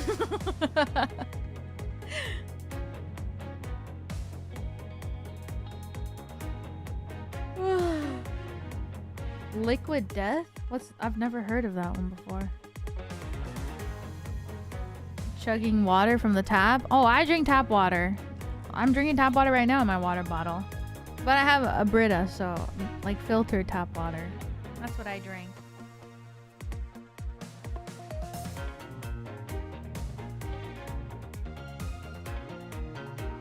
Esca is good. Yeah, it's good. Do I boil it? No. We have drinkable tap water. I don't even have to put it through a filter if I don't want to. I could just drink it straight up if I wanted. I think it's already filtered. I think most water is already filtered.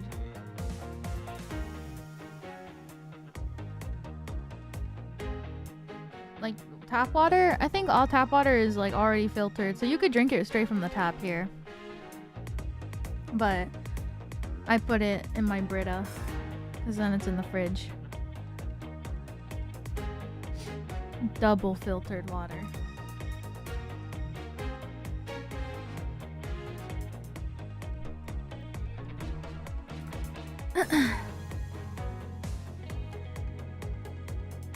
That's why I'm a Canada boo.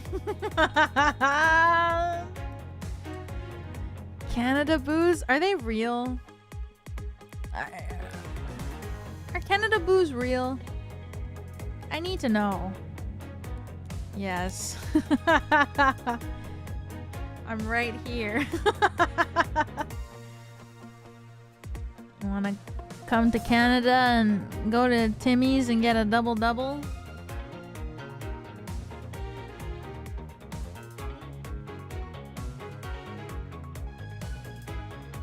Yes. No. That's crazy to me. It's like, I get it though. It's like how I'm like intrigued when I watch videos on TikTok that are like, come with me to Target. And I'm like, wow. This is amazing. Like literally when I watch videos of people being like, come with me to Trader Joe's, and I'm like, wow, I wish I could go to a Trader Joe's. This looks so cool. Or when I'm like, wow, I wish I could go to Target. This looks awesome.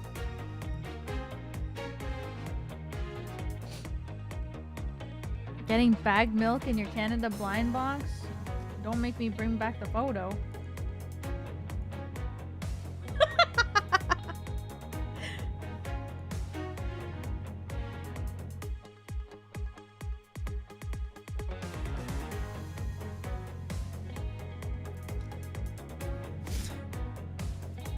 What's the Target equivalent in Canada? Walmart?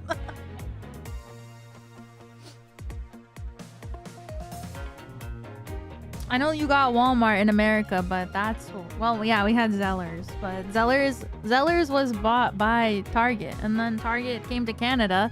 And then, like, left after, like, 1 week. Literally! 1 week!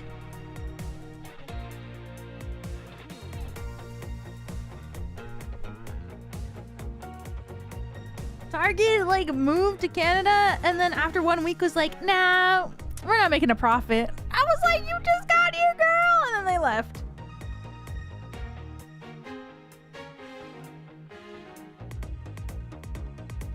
I found out Canada has Canadian Tires and they don't only sell tires. Yeah, they don't. They sell a lot of stuff at Canadian Tire. They got like... They got tires though. They do. They got like, it's like an outdoor store. They got like camping stuff, but they have like a lot of like kitchen electronics, like your Keurigs and your coffee makers and all that stuff.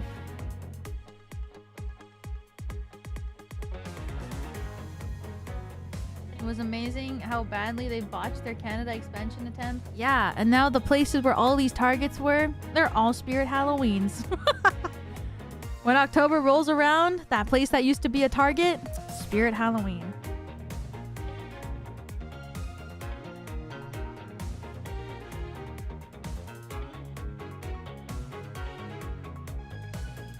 Spirit Halloween the best? Yeah. The Spirit Halloween is a fun store to go to though, during Halloween time. But that's what they became.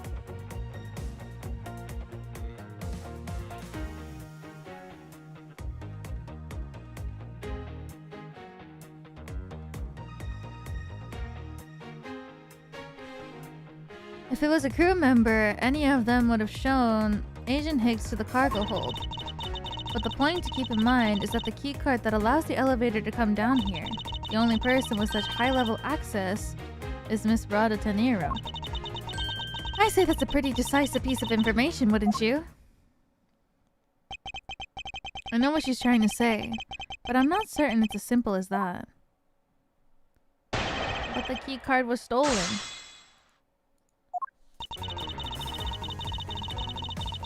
Do you think that would hold in court and be like, yeah, but the key card was stolen? And they were like, you can't prove that it was stolen. And then you're like, well, you can't prove it wasn't stolen. What happens then?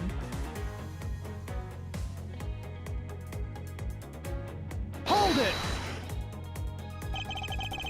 That might be true, but then it could be anyone, including Miss Mailover or even the captain. Don't be a fool. A plane without a pilot in the cockpit is like a horse without a rider. Crop in hand, much like Scruffy over there.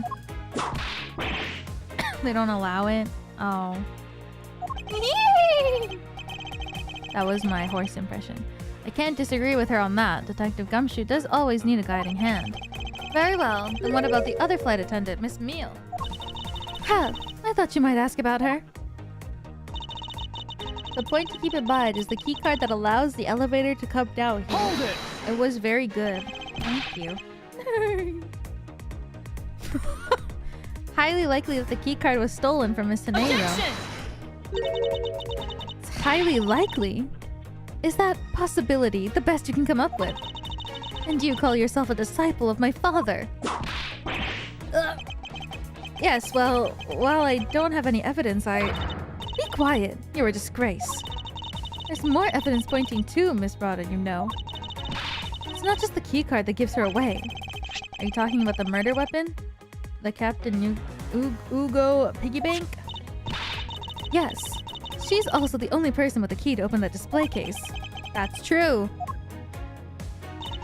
Further, there is the matter of the key to the display case that held the murderous bank. Hold it! The murderous bank.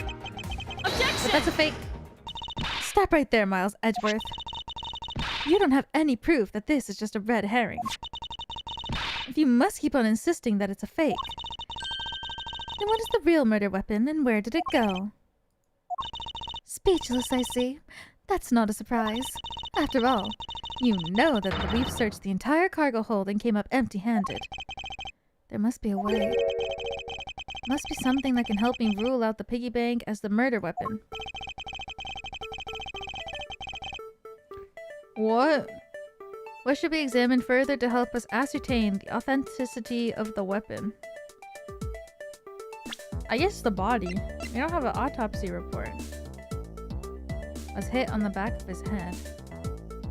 Well, maybe not.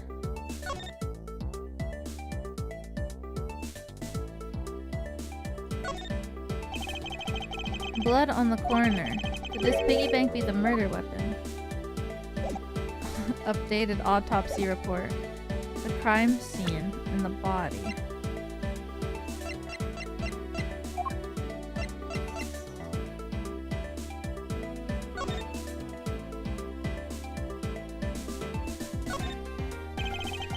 For there to be this much blood on this piece of cloth, was the victim wrapped in it at some point? According to Mr. LeBlanc, this textile is fairly famous. What a waste. Wrapped up? How big is this? I guess we should check the body, no?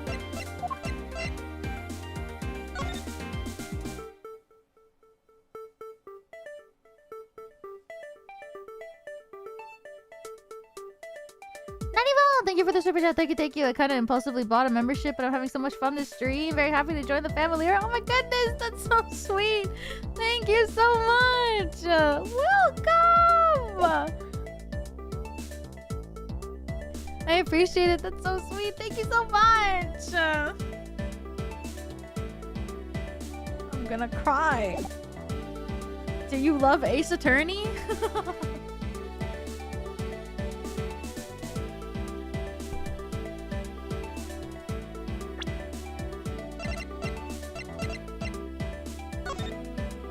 I can't tell.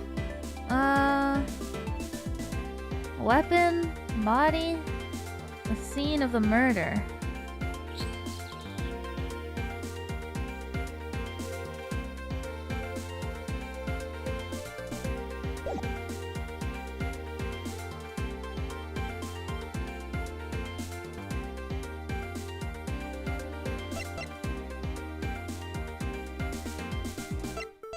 Well, maybe the weapon. Because if we don't know if it's his blood, right?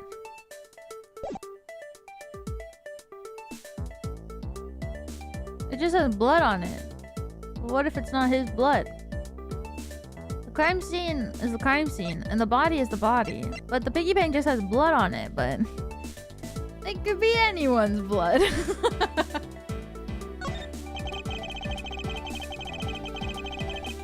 We should examine the bank itself once more to determine if it's the real murder weapon. If this is the real weapon, it should be damaged or perhaps have a dent on it somewhere. We've looked into that already and there's no signs of anything on it. But we can't discount it as the murder weapon on that fact alone. The piggy bank is, after all, made of a stronger material than human flesh. I guess not. So it is his blood, confirmed?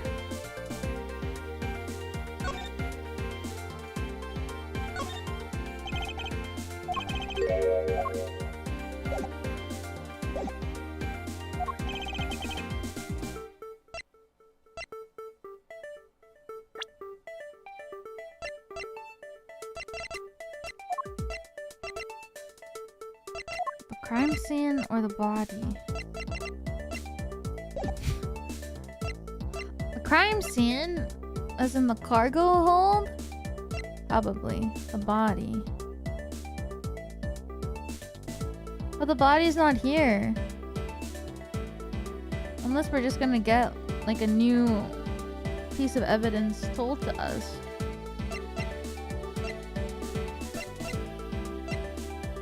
But this thing, the cloth, if it was wrapping up his body, then maybe he was more injured than we thought. I think you were too quick to jump to your own conclusions. Oh, was I? We don't even have an autopsy result yet. How could I not say that you've made a snap judgment when you have yet to even see if the wound on his head is consistent with the murder weapon? Scruffy! Yes, sir. Contact the medical examiner's office at once. I wish to hear the results of Agent Higgs' autopsy. Yes, sir.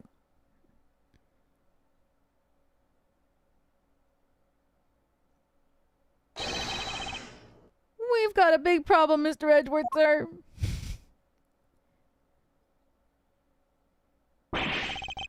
What is it, detective?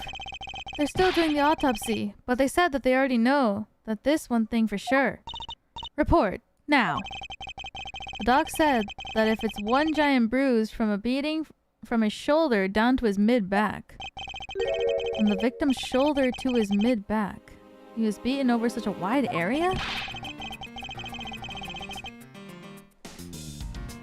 I'd say maybe it's a sign that the killer had a grudge against him. It wasn't just his head. The killer went all out and hit him multiple times, sir. Whoa. Back of the head, bruising, head to mid-back. Scruffy, what is had a grudge against Agent Hicks supposed to mean? Well, that's, Was the wound on the victim's head consistent with the murder weapon, detective? Oh, well, they said they're still looking into that, sir. You're completely useless. Yow! Sir, I told you already, you can't go down there. No, you remove yourself from my way. What is all that racket?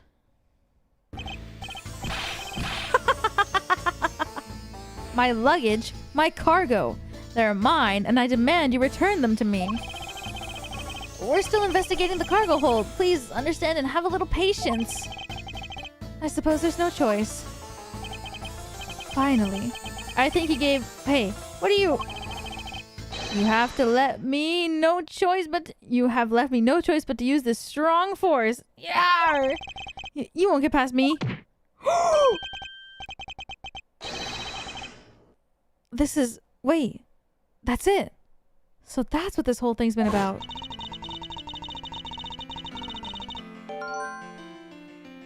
What? Further, there is the matter of the key to the display case that held the murderous bank.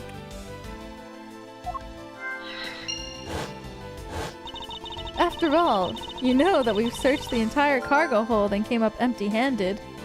Nobody could find anything that could be considered a real weapon in the hold. The doc said that it's one giant bruise from a beating from his shoulder down to his mid-back.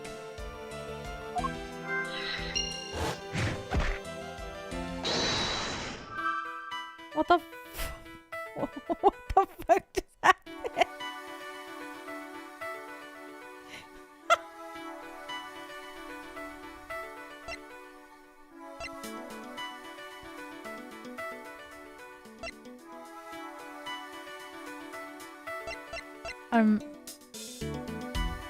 I'm dead.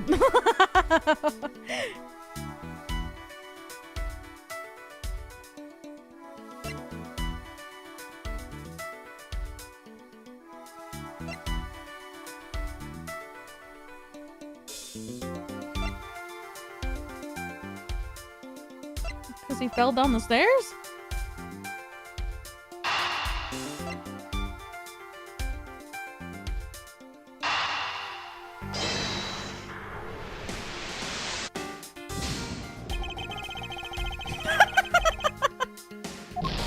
Or he was pushed down the stairs?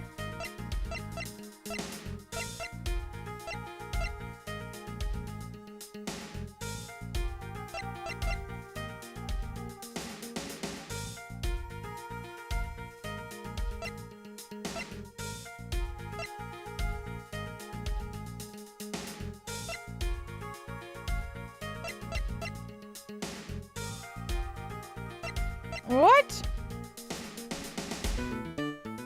Is there some way for me to prove that this isn't the real murder weapon? I guess this and this.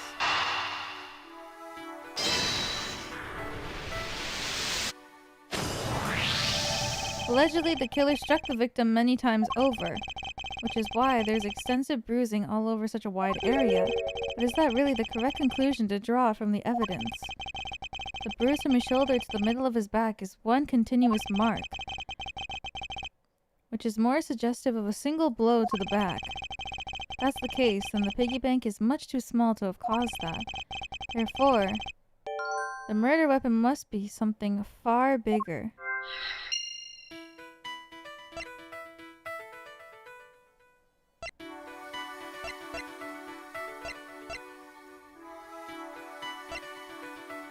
Sizable weapon.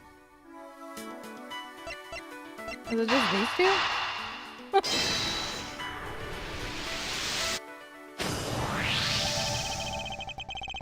If we're looking for a rather large weapon, you'd think it would stick out. So far, we haven't found anything that resembles a weapon of any sort. Perhaps, just perhaps, it's something we've overlooked from the very beginning. Because normally, it's too impossibly big to be taken into consideration. What was that all about? Was he trying to jump his way down here? Francisca. What do you want? I found it, Francisca. I found the real murder weapon. You did? He really jumped. We didn't realize it until now, but the answer has been right in front of us this whole time. He may be hurt. We should go check up on him, sirs. There's that pompous attitude of yours again. You should learn to drop the habit. This coming from a prosecutor with a habit of whipping everyone she comes across. Anyway, if you really are the prosecutor, then you'll back yourself up with evidence. You two aren't listening at all, are you? Come on then, show me this real murder weapon you speak of. What? Big blow.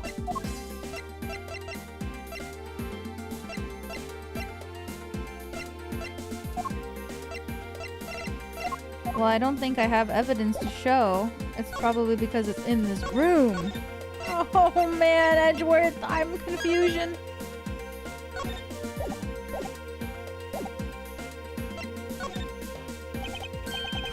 I don't have any evidence to show you. Foolish reasoning for a foolish fool from a foolishly foolish fool meant to fool me? What do you mean by I don't have any evidence to show? Perhaps I should have phrased that. Which caused Agent Hicks' death is incorporeal. Forgive me, but I do believe that I figured out what was the real cause of his death.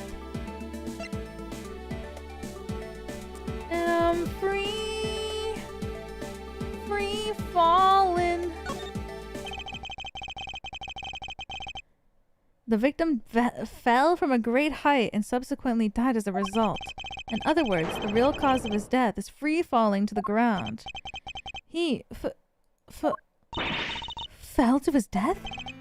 Yes, this is the only plausible possibility. The victim has extensive bruising on the back of his head and on his back. The only rational explanation for these injuries is that he fell to his death. But the murder happened inside of this plane. I know. Are you claiming that there's some place in this plane from which you could have fallen from? As I said earlier, the answer has been right in front of us the entire time. You can't mean... Yes, I do. The victim fell from the top of the stairs in this very cargo hold. What? Then... We're in trouble. We have a second death on our hands, sirs. Hey you! Tell me you aren't dead, pal. quiet. Why are you screaming? He's alive! And there you have it, Miles Edgeworth. It's not possible that Agent Hicks fell over the railing to his death. That man is living proof of that.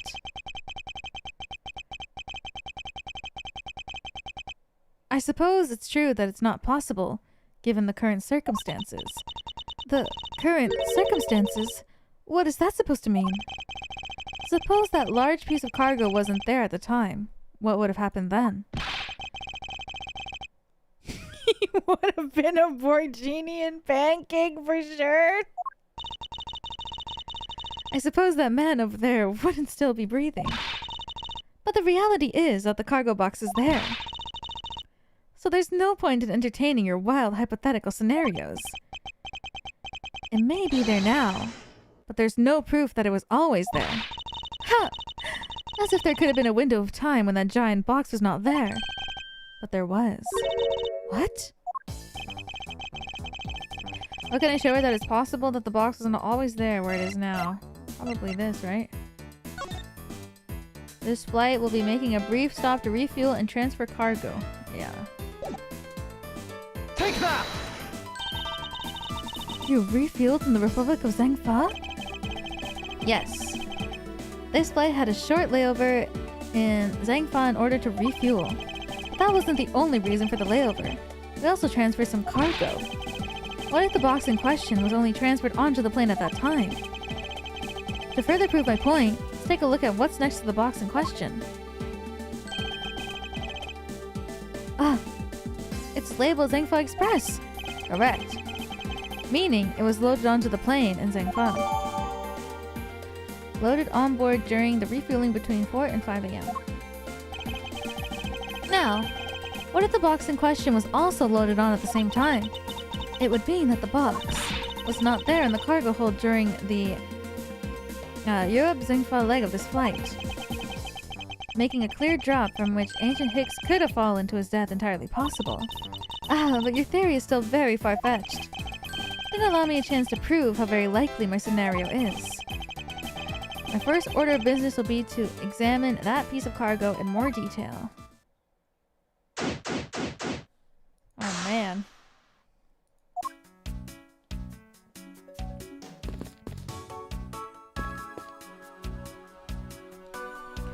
Board to USA.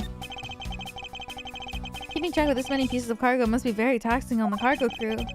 Sure brings back memories of when I worked as a part-time mover, sir. We're not asking him.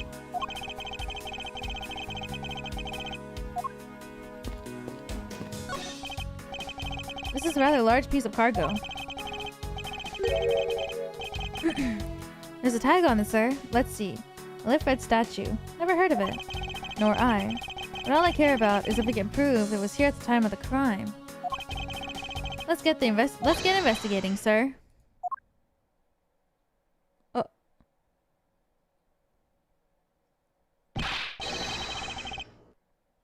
Look here.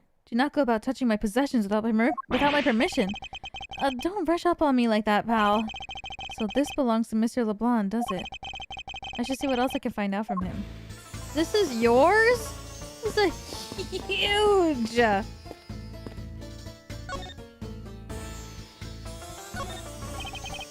kind of matches the suitcase. It does. Is this vest supposed to be like the was it Van Gogh? The sunflower painting? I take it that the large piece of cargo belongs to you, Mr. LeBlanc. Of course it's mine. I shipped this fine piece as far from Europe.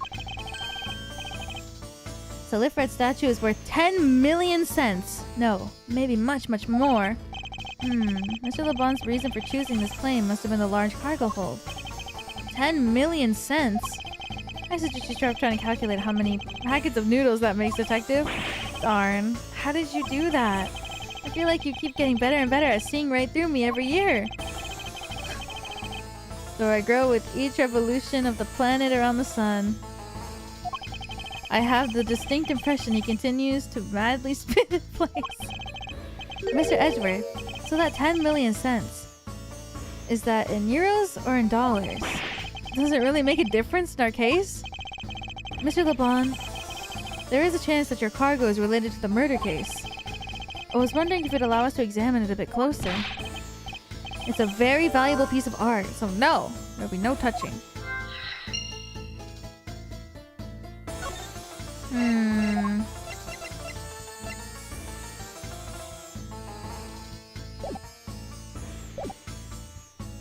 I see. Leftover suitcases sit here lined up with two pretty neat rows. Too bad for Miss Elira, but the design is unmarketable. I'd buy one if it was cheaper, sir. Do you think they sell it to me at a discount? Oh, or why don't they sell them at the airport and have a bargain basement sale? Buy one, get one free. If you win the raffle, you get one more for free. How about those ideas, sir? I think if they did that, everyone would lose. Eating dinner? What a good cat. Mr. Higgs is actually an Interpol agent. That's so cool. I can't believe he was from Interpol. The adventure, the glamour, and the miraculous big escape when you get caught by the enemy. Oh, big switch. He's so cute. Except in his case, there was no big escape. And no miracle. If you spot anything off, come and tell me right away, okay, pal? Roger, sir. It's rather unusual for Gumshoe to be so directing. You must outrank this officer. If you run into any trouble, you just have to leave it to me, okay? Yes, sir. Watch out, Detective Gumshoe. Ow! Scruffy, I think your ego is in need of some deflating. I was following in your footsteps, sir. I want to try patronizing my subordinates. Cruel and unforgiving to the detective, even in front of his own subordinates. Jesus. All sorts of boxes piled up. This one says flammable, pharmaceuticals for exorcism use.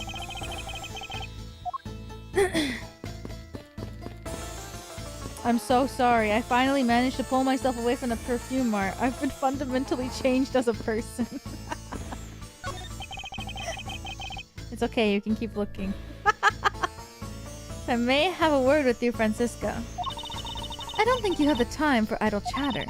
You still need to prove to me that your hypothetical situation is, in fact, reality. Okay. Maybe it's this? Sorry. Wants me to pay him before he'll comment on this?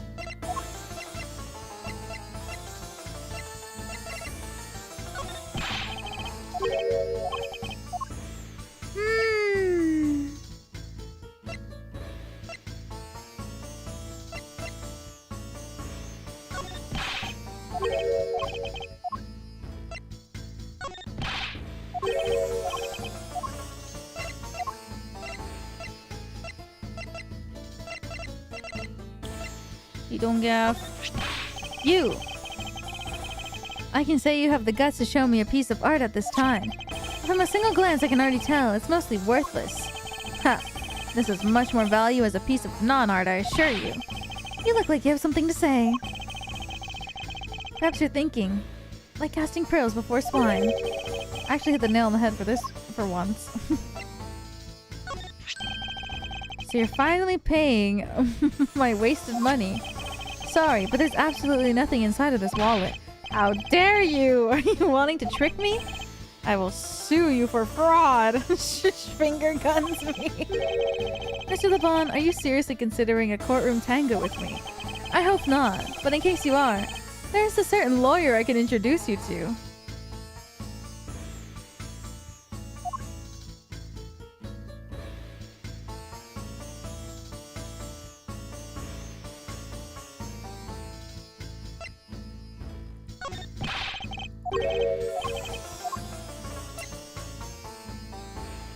Damn.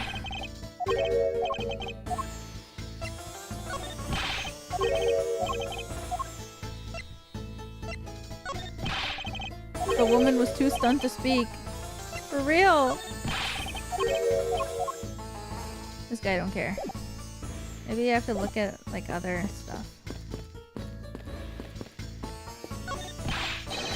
Don't go touching my possessions without my permission. First, appease Mr. LeBlanc if I want to examine this in more detail. Oh.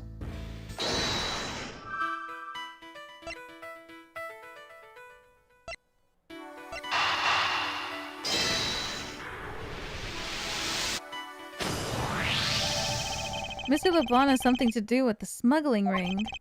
Then it's possible this fake statue was brought on board. Oh! I think I need to question him a bit further. Alright. About your statue, Mr. LeBlanc. I wonder if it might be a fake. But what? No, do you say my art is fake? I suspect that your statue might be the target of the international smuggling ring. Don't say such fantastical things. Those thieves would not dare. I have the certification of my cargo right here. Do you mean the cargo certification document? Mr. Zinc LeBlanc? Why didn't you say so earlier? Please show it to us at once. I can't read this. What does it say? It's as plain as day. The cargo was put onto the plane in Europe. And there you have it, Miles Edgeworth. Too bad for you. This statue was brought aboard in Europe, just as it states in the certificate. No, that's... Which means that there never was a window of time in which the statue was sitting there.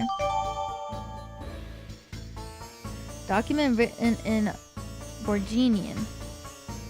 Proof the statue was loaded on board in Europe. I respectfully disagree. We can't discount the theory until I see the statue for myself. Then you can have your wish. Look at it yourself and see that I am right.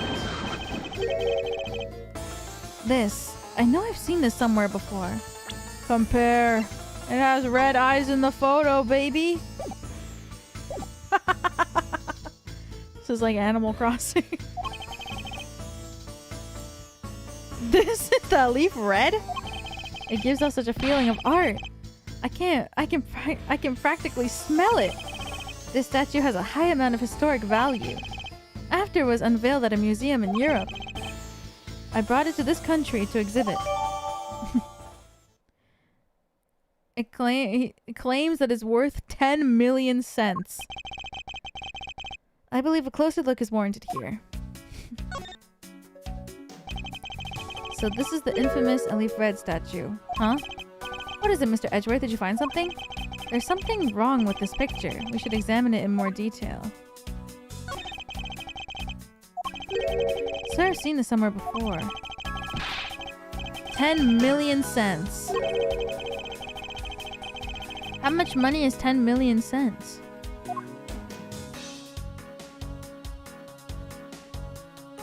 $100 is $1. 10 million divided by 100. Is just $1 million?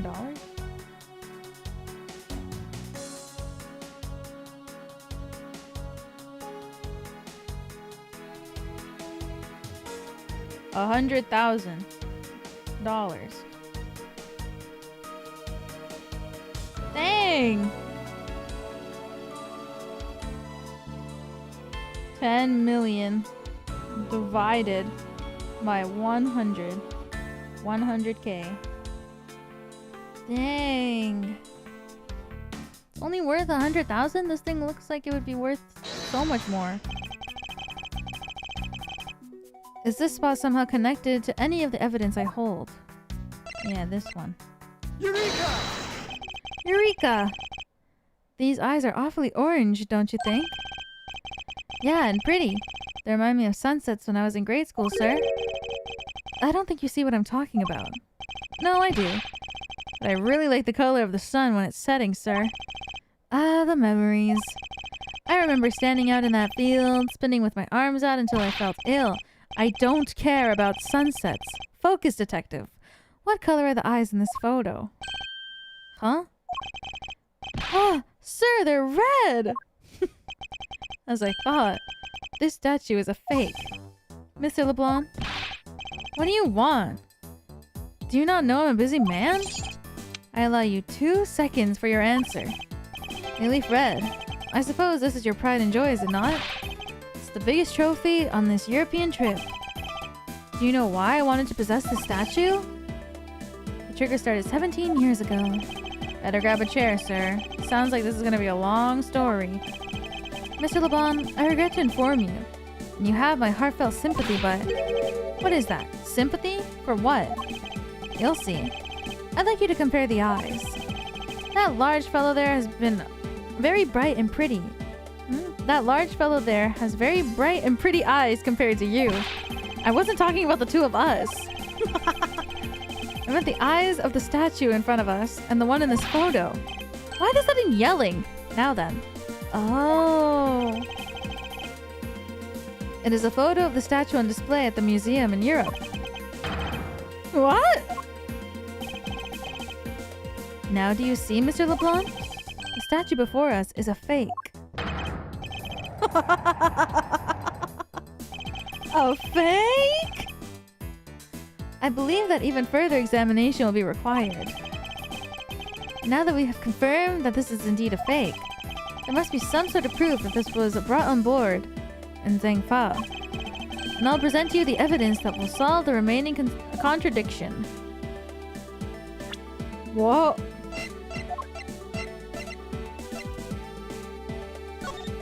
No way. Does it have a tag? Made in Zhangfa.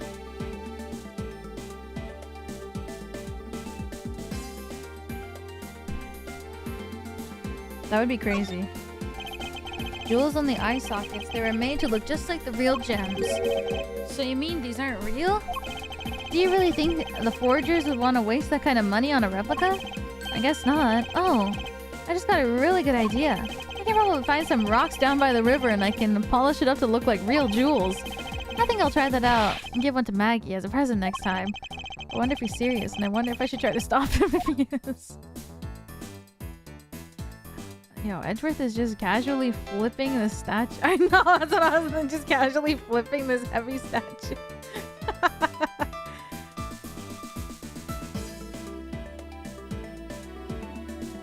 What can I say? He's him.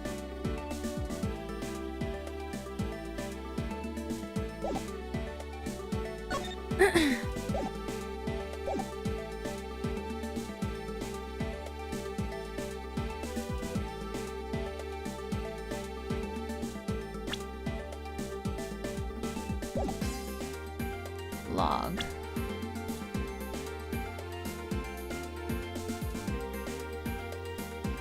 I believe that even further examination will be required. Now that I've confirmed that this is indeed a fake, there must be some sort of proof that this was brought on board.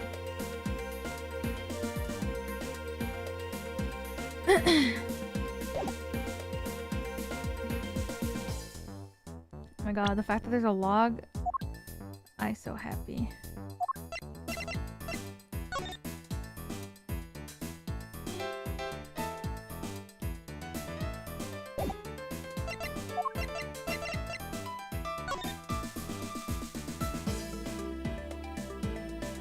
Any other yellow? Just the eyes?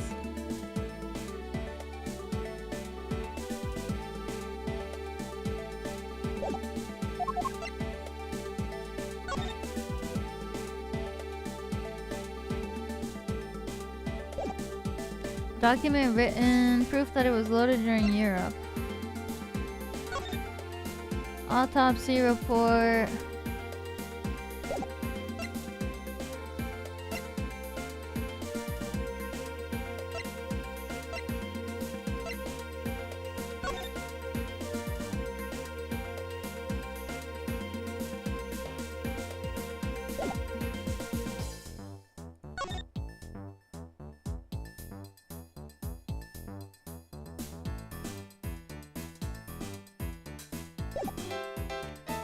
Was loaded on board during the refueling between 4 and 5 a.m. at the transfer point.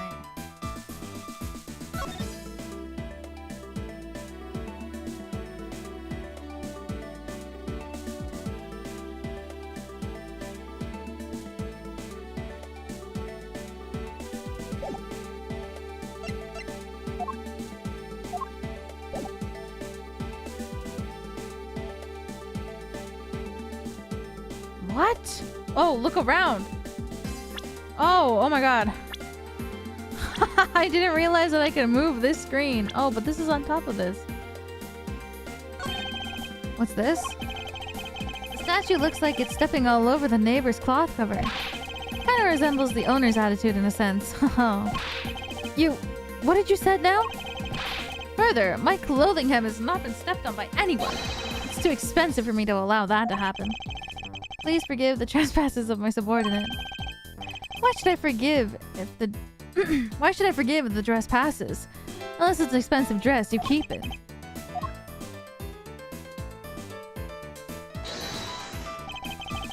This spot somehow connected to any of the evidence I hold. Maybe this? Maybe this?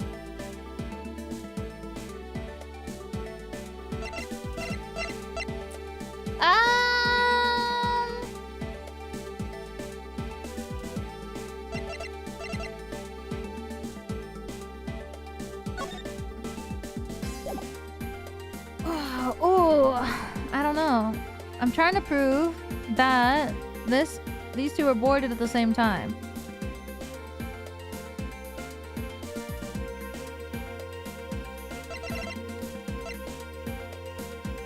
Maybe it's this. Or maybe it's this. Or maybe it's this. Eureka! Nope.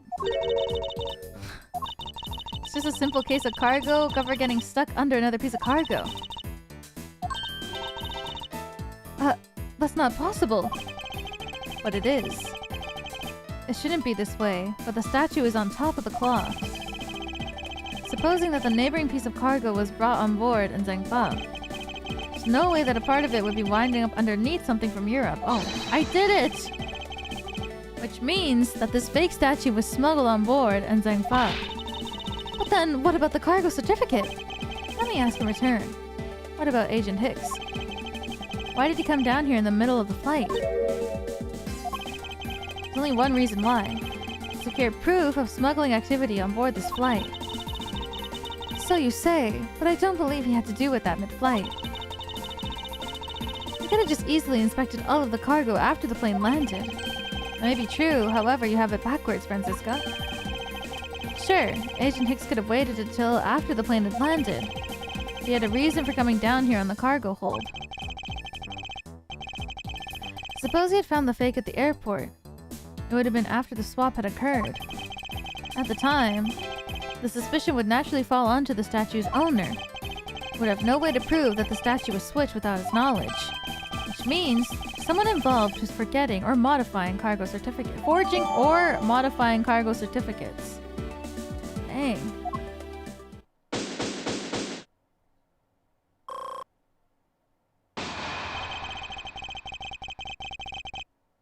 I guess the victim knew that the real version of this was getting nabbed, huh? Yes, while this photo could be seen as nothing more than a simple souvenir, it was in fact taken to be used as reference. Oh, taken to be used as a reference document later on. Next, Agent Hicks had to secure proof that smuggling had taken place. He came down here to take a picture of the cargo hold. Rather empty one at that, right before the fake statue could be loaded on board. Photo of the hold missing a valuable piece of cargo would have been proof enough. After all that he had to do was hold the Zhengfa cargo crew and arrest the smuggler. Exactly. This only goes to prove my theory. If the statue was not on the cargo hold during the Europe-Zhengfa leg of the trip, there would have been enough height from which Agent Hicks could have fallen into his death. Officer! Move the statue immediately. I want a thorough examination of the floor underneath, now! Miss Von Karma, I'm ready to report my findings. Go on. After moving the Aleph Red statue out of the way, we tested the area under with luminol, and there was a reaction. Oh, I see. There was a reaction to luminol. Indication that there was blood in that spot. Can we stop looking at that now, sirs? Seemed that my deductions were correct after all. I suppose it would appear that way. The culprit cleaned up the blood as well. And how do you think the killer did that? How did the killer clean up all the blood? The scarf. Take that! The killer used the bloody cloth I found inside the suitcase to clean up the mess. I see. They had a need to clean up all the blood before the plane landed in Zhengfa. Yes, because otherwise the cargo crew would have discovered during layover. So you guys are saying that the murder happened before the plane landed in Zengfa? There's no other conceivable timeline of events for the murder. But if that's true, then that throws a certain person's testimony into doubt.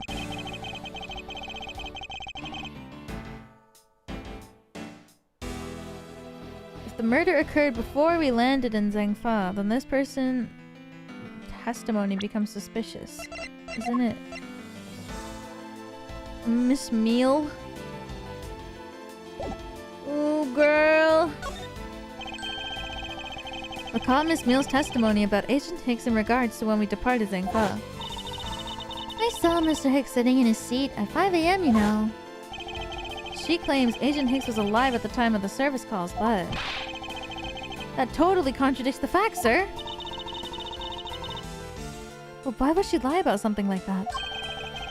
I think the only other person who can answer that is Miss Meal herself.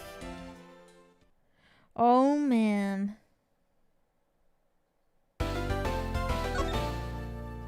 If evil, why hot? If that's not the question everybody asks.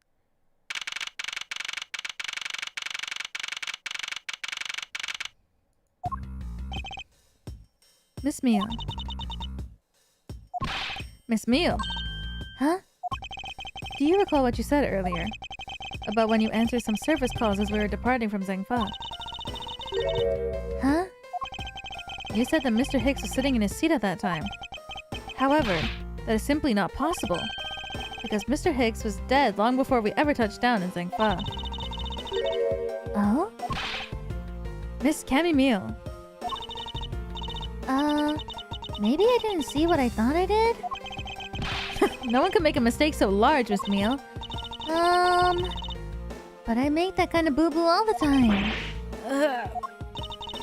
This is going nowhere. This must be a better way of resolving this contradiction.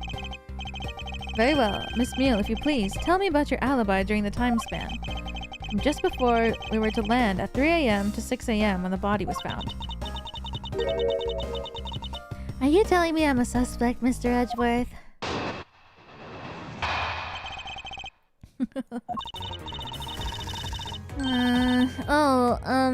Yeah. No! Okay, I thought I was gonna sneeze, but it went away. From 3 to 4, I was, in the flight attendant's room all by my lonesome self. Yeah. And from 5 to 6, I was, in the flight attendant's room all by my lonesome self. Bless you. Thank you. How is a man supposed to react to a testimony like that? Miss Meal, wake up! She fell asleep again. Looks like the only way I'm going to be able to wake her up is by pressing her. Wake up, girl. Hold it! Miss Meal, wake up. I'm awake, I'm awake. Miles Edgeworth, I demand that you do something about this flight attendant this instant. Why ask me to wake her up when you can finally put that whip to appropriate use? From 3 to 4, I was, in the flight attendant's room all by my lonesome self. Hold it! If I remember correctly, food was being served in first class and in the lounge between the hours of 3 to 4 a.m. Yeah, but that kind of stuff is run by Miss Rada. Then what were you doing in the attendance room at the time? Eating and then having a most delicious dream. You mean you were neglecting your duties? No way! Sleeping is a part of our job too, you know? Hold it! Miss Meal, how many times do I have to repeat myself? Wake up! I'm awake, I'm awake. Ouch! Why did you whip me for, sir? Oh, what did I miss? A poor detective being on the receiving end of a lash in your stead. Really? Sorry about that. You can make amends for that by continuing with your testimony. And from 5 to 6, I was, In the flight attendant's room all by my little shelf! You're making me sleepy. So you were alone the entire time, were you? Yeah, no one else even popped their heads to say hi. Oh. Well, I think a contradiction just popped into my popped into what? Oh, well, I think a contradiction just popped in to say hi. What should I do? Should I raise an objection? She doesn't exactly give me much to object to yet, after all. What did I miss? Finally awake, are we? What do you mean? I've been awake this whole time.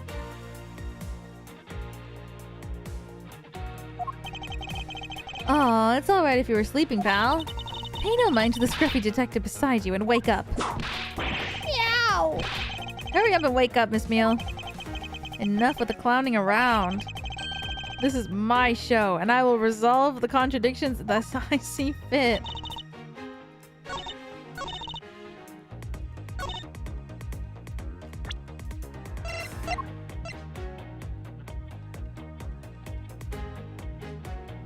Objection!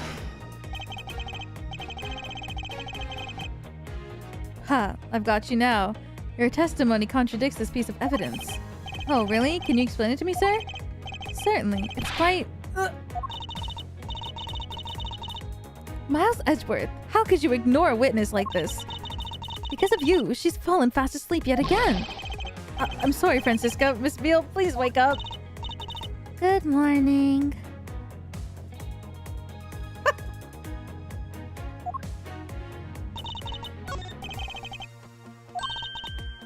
Oh, do I have to press? I guess I have to...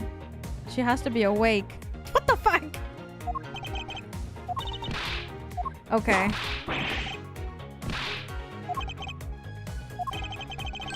Enough with the clowning around. You're not a clown. You're the whole circus. You're not just a clown. You're the whole circus.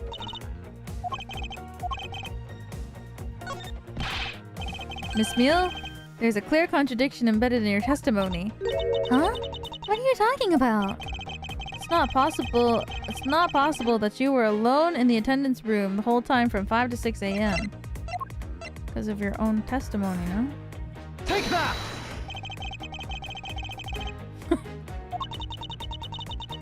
Girl, stop falling asleep! I need you to wake up and take a look at this. Enough of your foolishness. Now hurry up and show us the real evidence. Oh, I guess it's not her testimony.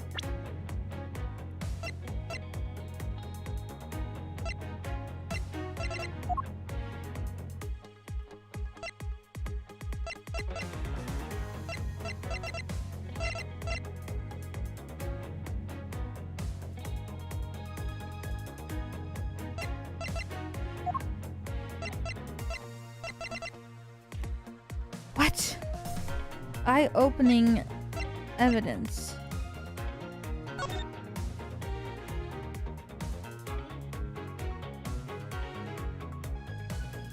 Drinks. I mean, I guess.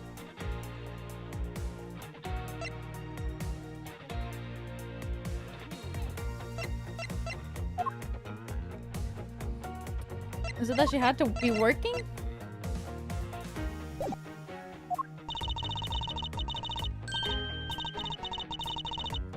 Did you say something? Finally awake, are we? What do you mean? I've been awake this whole time.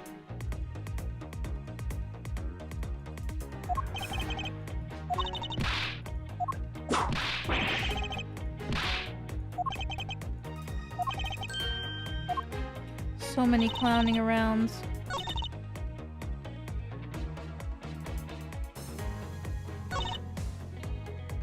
Hold it!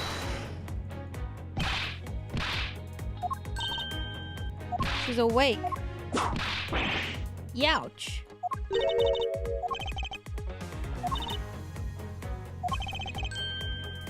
What did she say in the previous one? Hold it! Food was being served in first class and in the lounge. Yeah, but that kind of stuff is run by Miss Rada. What were you doing in the attendance room at that time? Eating and then having the most delicious dream. No way, sleeping is a part of our job too. 5 to 6, I was in the flight attendance room all by my lonesome self.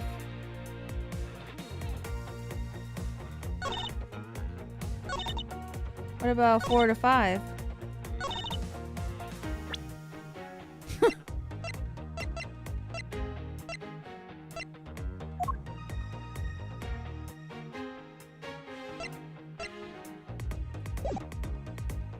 Hold it! So you're alone the entire time, were you? No one else even popped their heads in to say hi. I think a contradiction just popped in to say hi. What should I do? I think I'm stupid. I gotta log in. From 5 to 6?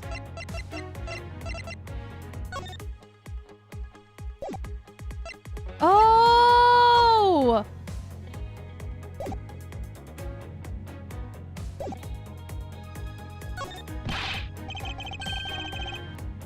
There's a clear contradiction embedded in your testimony. What are you talking about? It's not possible that you were alone in the attendance room the whole time from 5 to 6 because she bought the suitcase. Take that! I wonder if you'd be so kind as to take a look at this receipt. Huh? A receipt? For what? It's for the suitcase Miss Tenero bought. Now, if I might direct your attention to the timestamp. As you can see, it clearly says 5:40 a.m., Miss Tenero. Yes. Huh? Why is the killer here? I thought you would have her locked up by now. I requested that she be present as a witness so that we may straighten out your complex lie. Now then, Miss Tenero, between the hours of 5 and 6 a.m., you took a trip from first class down to the first floor in-flight shop, correct? Yes, I went to the shop to buy a suitcase. After which I went straight into the attendance room and dropped it off. Did you see Miss Meal in there at that time? No. So, Miss Meal, where were you really between the hours of 5 and 6 a.m.?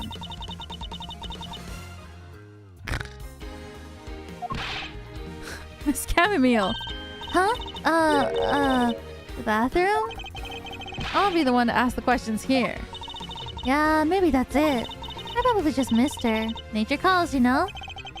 Don't take me for a fool. That's a little too convenient to be true. But it's the truth. Cross my heart. I don't have enough conclusive proof to counter-argue her at this stage. You don't believe me, do you? But please, won't you give me a chance to hear me out? Oh, okay. Reason for suspicion. Look, I know you're suspecting me because I'm one of the crew. But you think that maybe you should also suspect Miss Rada too? She's the one in charge of the elevator key and the shop, you know. If you ask me, that makes her super suspicious. I mean, I guess. But like, please leave Miss Tenero out of the conversation. Only you are under suspicion for now. I don't get it. Why are you covering for all of a sudden? Oh, now I get it. Maybe you've got your eye on Miss Rada. Of course I'm keeping an eye on her. I can't very well let her escape, can I?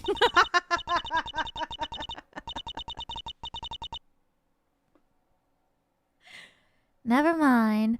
But you want to know something? Miss Rada actually kind of I have absolutely no interest in people who can't appreciate my sense of design.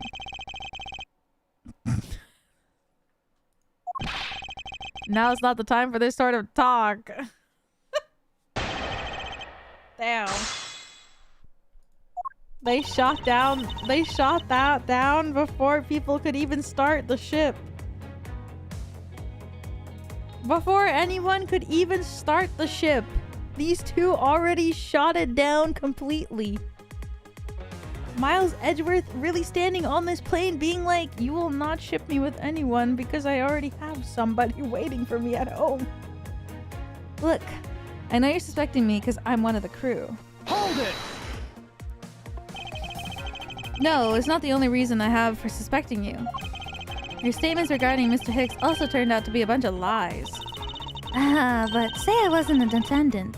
You wouldn't suspect me then, would you? Yes, I suppose that's true enough. But you think then that maybe you should also suspect Miss Rada too. Hold it! She's already being detained for further questioning. Or have you already forgotten? Oh, yeah. Guess I just forgot. Cammy, don't tell me you suspect me too. sorry, can't help it. I mean, other than you, there's no one else who could have done it. I can't believe you would think that. I mean, me, a killer? Miss Meal, what did you mean just now by no one else who could have done it? She's the one in charge of the elevator key card and the shop, you know. Hold it! And what are you in charge of, Miss Meal? I take care of the attendance room. That doesn't count. Aw, but I spent so much time in there. It might as well be my responsibility. Mr. Edgeworth, Cammy is very talented in languages. So she assists passengers who may not speak English. Especially those who speak Borginian. She's the only one on this flight who is fluent.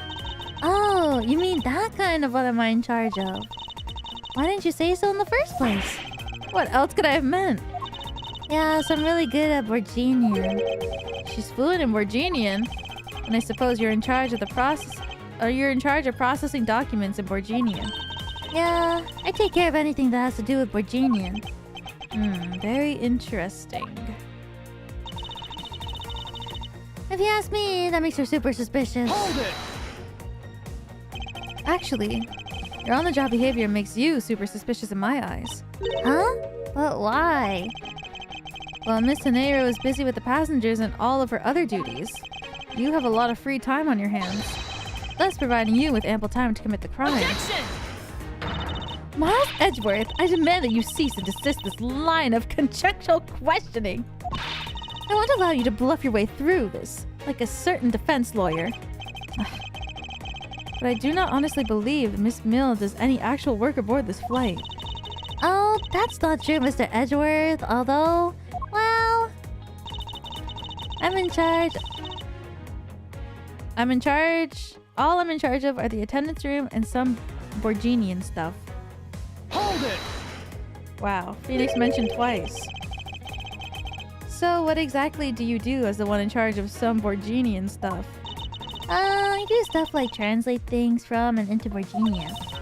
Cammy's the only member of the crew who understands Borginian, Mr. Edgeworth. Miss Meal, I take it then your job is to process all the Borginian paperwork.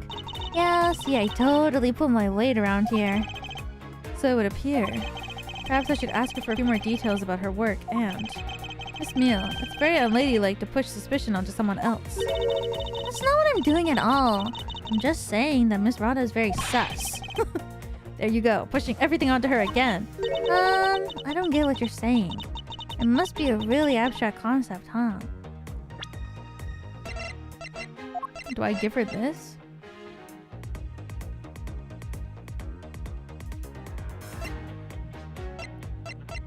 Borginian?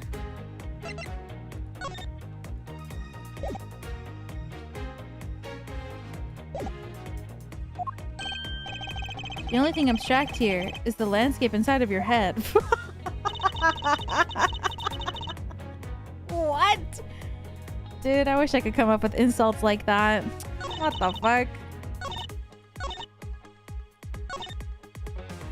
I wish I could come up with insults like that. Like, Miles Edgeworth, teach me. Objection!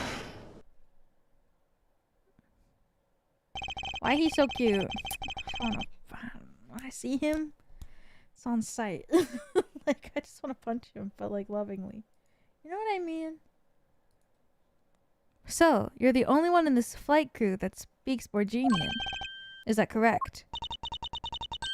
Oh, yeah, I guess so. I studied abroad in Borginia for a while.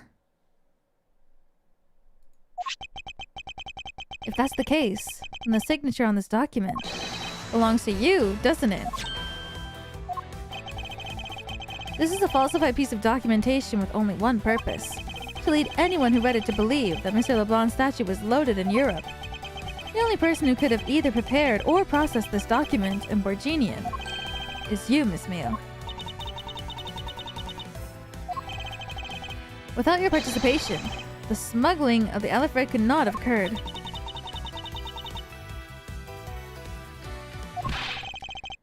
Don't sleep while I'm pointing my finger at you. What's happening? Oh, I wouldn't dream of falling asleep on you, Mr. Edgeworth. It's exactly as you say. Are you confessing to having participated in the smuggling? No, far from it. It's true that I was the one who signed off on that document. But you can't use that fact alone to make your allegation of smuggling stick.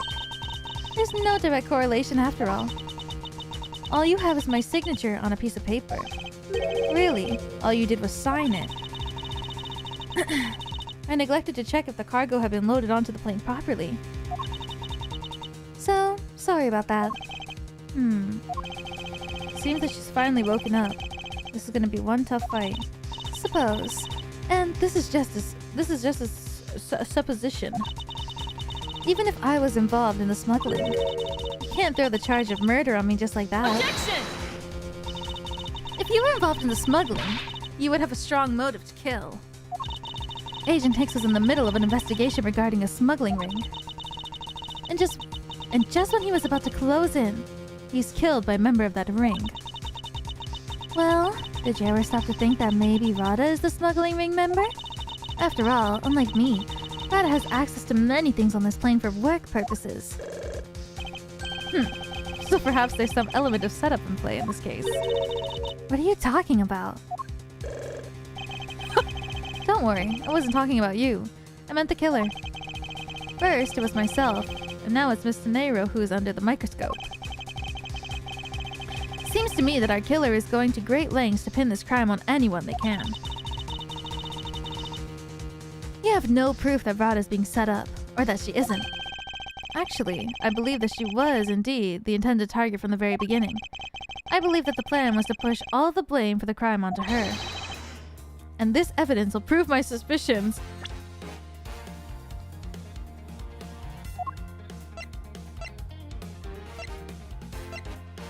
It will?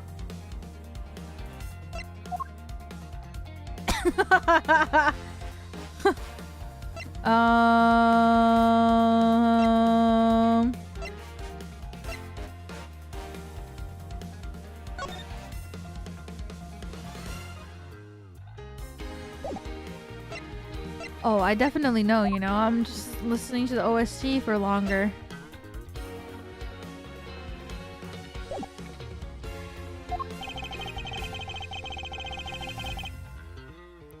This proves that the killer was out to frame Miss Tenero from the very beginning.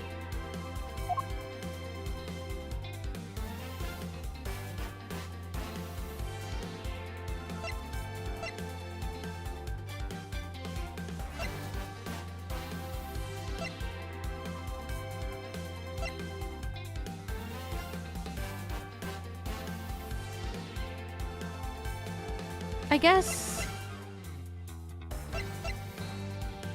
Is the suitcase good enough of a connection?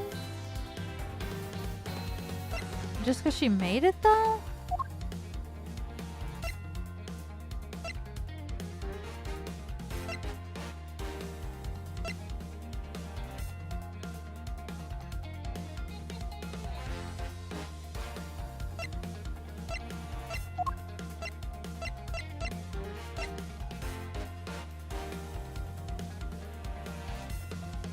Take that!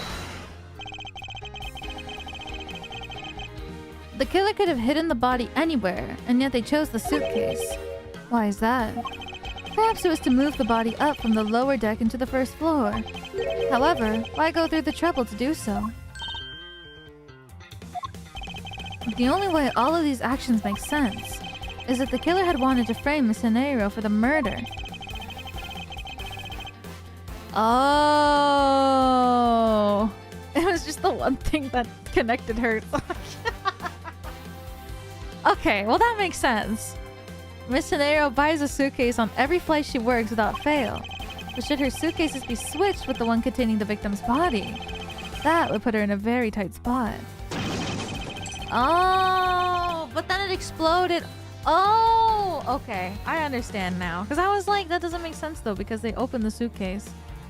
But what they really meant to do was keep the body in there and then trade the two. But it exploded, so then they couldn't. Oh, Unfortunately for the killer, the turbulence put an end to that plan. Huh.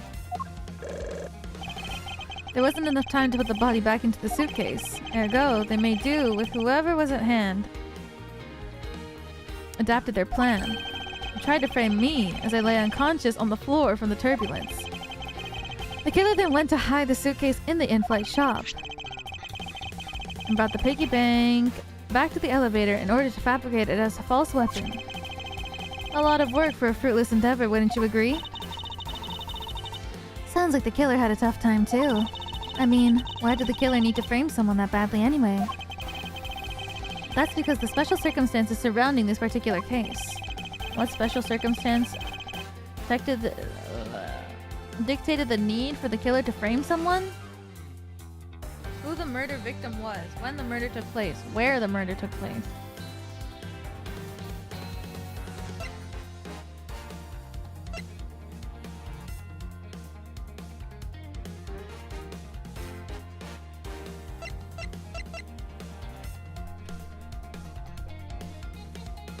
I still don't know.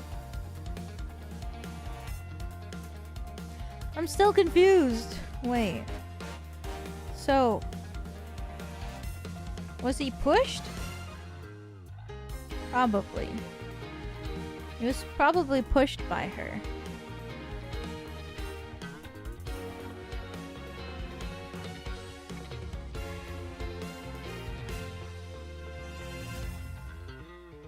But she could have always just pretended that he fell.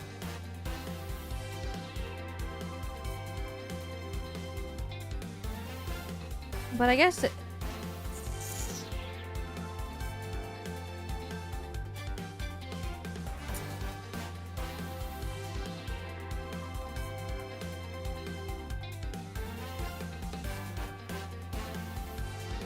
I'm just thinking, like, why would it matter?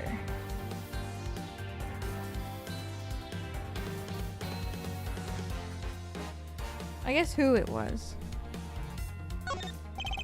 The killer was at a loss of what to do with Agent Hicks' body. But as it just happened, there was a bunch of empty suitcases nearby.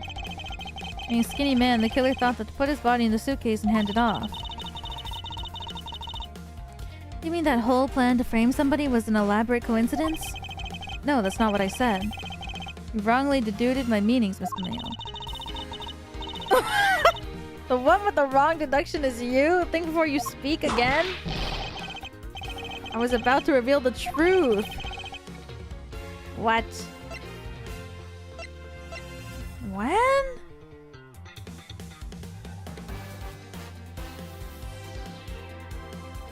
Well, I'm trying to think, like...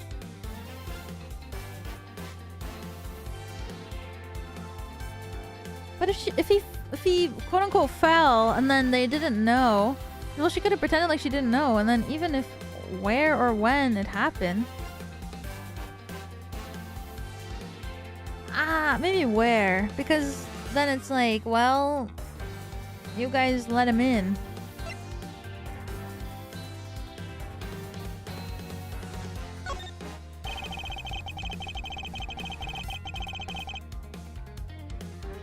Question mark. It's just like, okay, because I'm thinking like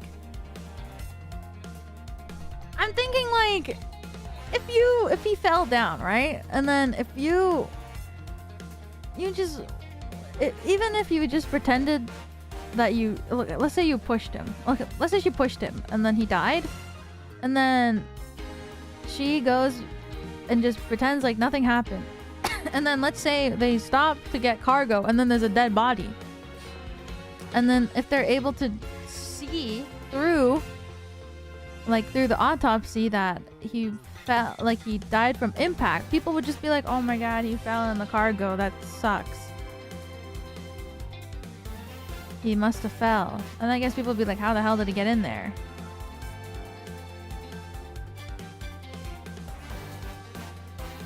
But that's when I was like, well, that's why I was confused for a second. I was like, well, it wouldn't matter because people would be like, oh my god, he fell. But then I was like, I guess.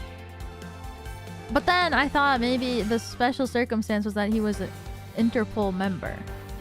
Because then they'd be like, hold on. What the hell? Like, it just so happened that this international police member was on this plane looking like catching on a lead, about to go meet up with the prosecutor, and then he's dead? But I guess it means more of the... Because Miss Tenero was the only one that had the key to get into here, it's easier to blame it on her. Special circumstance is simply that the murder took place on a plane mid-flight. No matter which country, customs is quite strict on this day. No matter what you do, the chances that the body will be found is very high. Therefore, there was no choice but to frame either Miss Tenero or myself. Other words, the only one who fits within the boundaries of the criminal's movements is not Miss Tenero or myself, but you, Miss Chamomile. Only you and you alone could be the killer. And? What? Are you done already? I was about to fall asleep again. Anyway, let's be honest here. You don't have anything on me other than the whole lot of circumstantial evidence. I can see the outline of how the murder occurred, but I have no definitive evidence. Isn't there a piece of evidence that's still unaccounted for? Yeah, the phone. Something that I still quite can't fit into the big picture. This, probably. Take that! I don't have any actual evidence. I thought not. But that's because it went missing, and still is. Missing? What do you mean by that? In the complex puzzle that is this case, there was one piece I kept getting stuck on. And that's the victim's cell phone. Francisca, you were waiting at the airport for a phone call from Agent Hicks' cell phone. Or at least that's what you told me. That's right! But Agent Hicks' cell phone could not be found at the crime scene. He's gonna be like, can you call him? And then her freaking Cammy's pocket is about to vibrate. You mean the killer took the phone with them? Precisely. I suspect that if we were to find that phone, it would lead us to the killer. Haha, come on, get serious. If the victim fell to his death from that height, wouldn't his phone break as well? We won't know that until we try a little experiment, will we? Francisca, I'd like to ask for your assistance. You know the victim's phone number, do you not? Of course I do. Oh my god, her phone's so cute.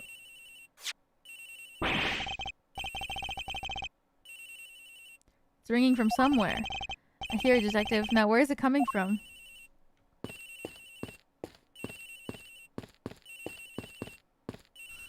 It's probably in her pocket. That would be crazy. Sounds like the phone is up in the flight attendant's room. Better hurry to the flight attendant's room. Oh. Miss Meal, wake up. Sorry, Mr. Edgeworth. I got sleepy all of a sudden because it sounds like a lullaby I used to love as a child. I better find that cell phone fast.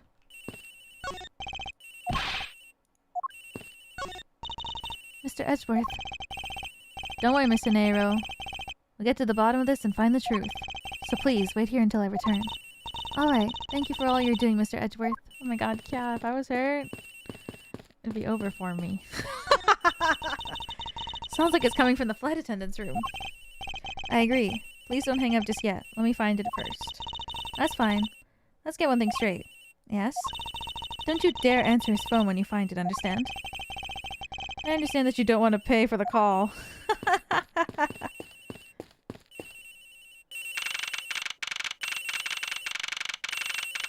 Oh my god, it's so loud. The ringing's coming from somewhere in here, sir. Leave no stone unturned, Detective Gumshoe. We must find it. Oh, I thought it was gonna be in here. But it's not here, sir. Why do I have such a bad feeling about where we're going to find the phone? Uh-oh. No! It doesn't seem to be over here. Oh my god, no way they put it in her locker. Oh my god, dude!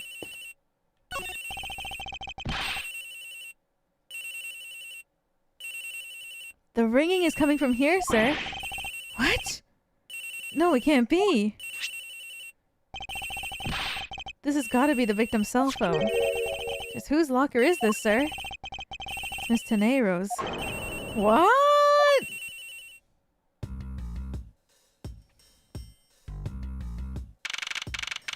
Oof. It's still here. So, Mr. Edgeworth, how'd it go? Where did you find the phone? I found it in the flight attendant's room. In Miss Teneiro's locker. What? But... Rada Teneiro. I don't know anything about the phone. It wasn't me. It wasn't me. Miss Von Karma, is it? I suggest you arrest Miss Rada Teneiro right away. Objection! Wait, I have a theory. This is related to the incident with that key card. When the killer went to steal the key card, they conveniently stashed the cell phone in Miss Teneiro's locker at the same time. This is related to the key card, all right.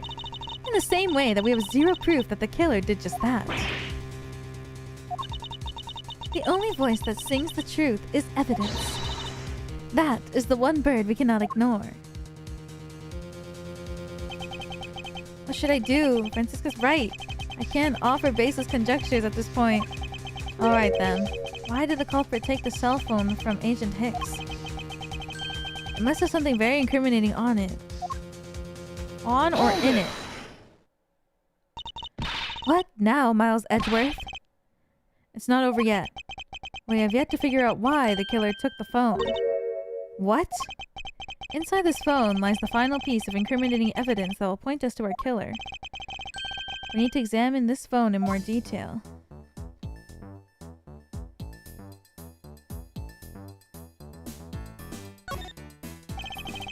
LCD is broken. Without a screen, you can't even place a call with this. Well, guys, back in the day, okay, maybe you know this if you have a Nintendo Switch, but you used to put something called an SD card into your phone. Okay, or you put in a SIM card, SD card, these kinds of things so that it could have memory. I know you guys have the eSIMs nowadays. Okay, but back in the day, you had to... you had to open up the back. Toss a little thing. This must be the switch that opens the phone. Oh! Oh my god. Dude. Alright, I wasn't expecting the sidekick. Holy shit.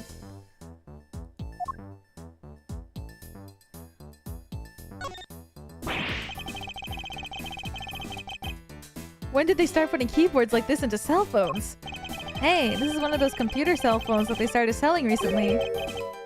Computer cell phones.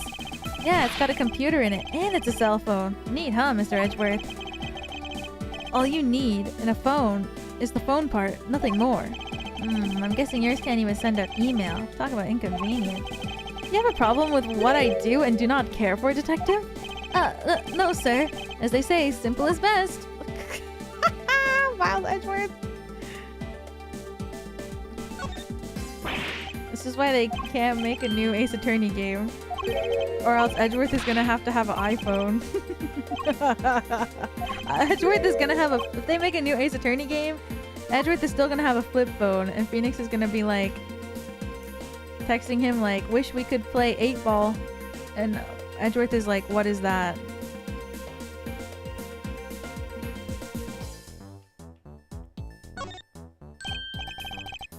It's a camera lens.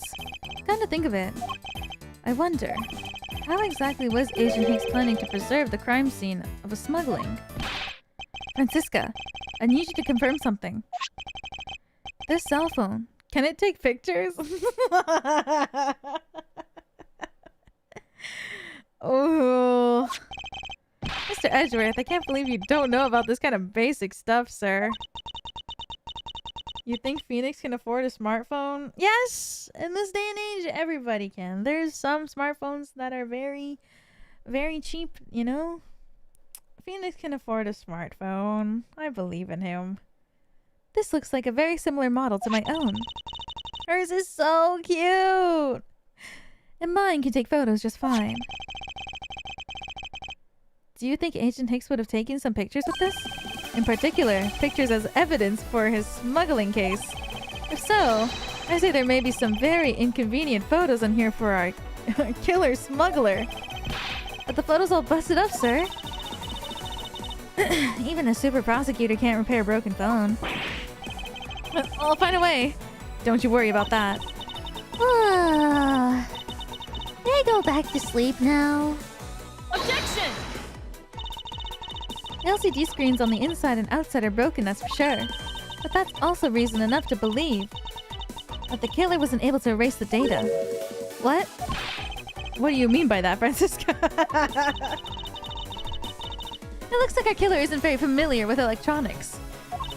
This phone still rang when I called it, meaning that only the LCD screens are broken. It's possible that the phones are still there inside.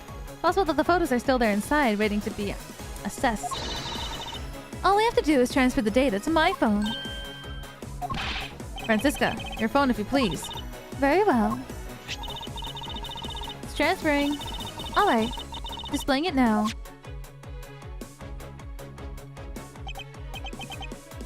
This is...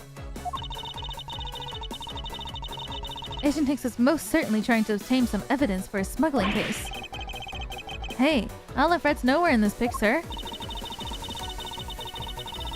But this is no meaning as a piece of evidence in this murder case, right? Oh, she's right. There's not much we can find out from this. Or about Agent Hicks' killer, sir. Is this it? Is this the end?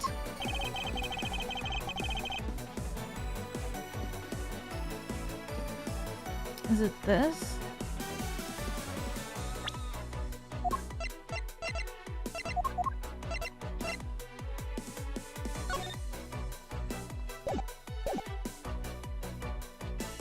They got Bluetooth? It's like a Game Boy, you know?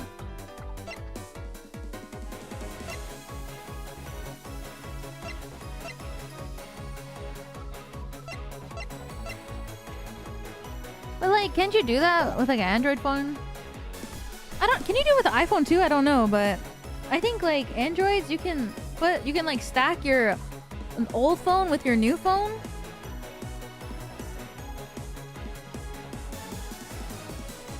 AirDrop. Oh, sorry. I meant like data transfer. Like if you have an old phone and then you get a new phone, you can like put the other ones on top of it and then it like moves all of the data from one phone to the other one. Android and iOS can do that. It's so cool. Both can do it. Whenever I get a new phone, I don't transfer any of my data, so... when I get a new phone, it's like a clean slate for me. I'm like, I don't care. I don't transfer anything. That's insane. I don't transfer a single thing onto my new phone. The old phone, that's it. I just start new. How old is your current phone? I bought it when the iPhone 15 came out, so like 2.5 years ago? Each phone is an era itself? Yeah. Not even phone numbers? No. I just wait until like someone texts me. That's how I think about it. Like when someone texts me, I just go like, sorry, I got a new phone, who is this? And then I add their number back into my contacts. Because I don't really text people. I don't have friends. Ew, I only have like 3 friends. The only people that I only text 3 people. My mom, my dad, my brother. Everyone else is on Discord.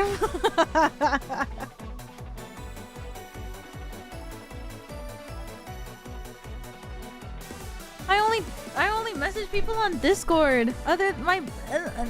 That's it. What do you do with the photos on your old phone? I like plug my phone into my PC and then I open the photo. I open like the photo drive and I just copy, drag and drop. I just drag and drop the folder with all the files onto my PC and then that's it. I just make a copy of every photo and video on my phone.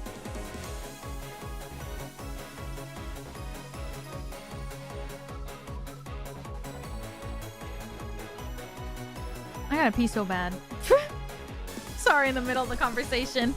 I'll be right back.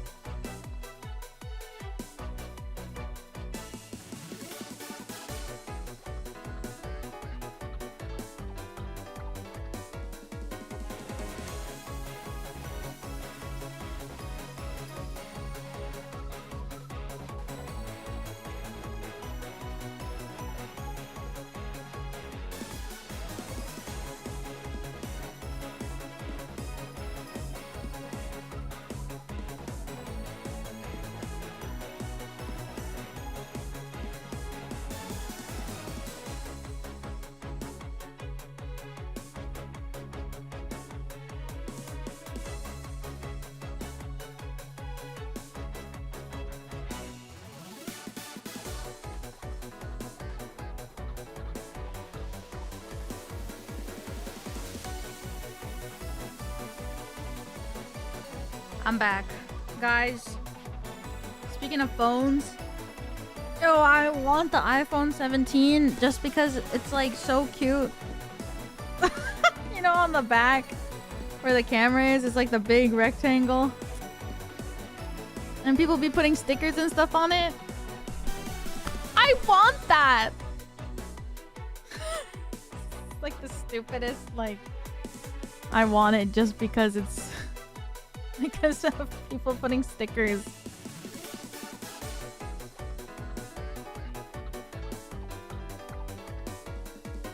But I want it. Right? I like my phone now, but only thing is my phone has like no space, so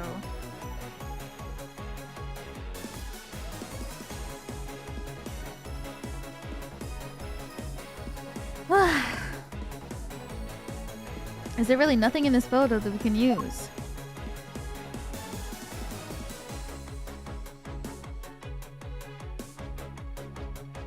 it's this, no? Save. Back in the day, people fiend over things like Winnie the Pooh's Zodiac One Piece phone charms. Are you talking about those freaking Winnie the Pooh charms that had the rubber onesies on them, and then they had like a bit? That was our Labubu. Some people had like 50 of those on their bags, man.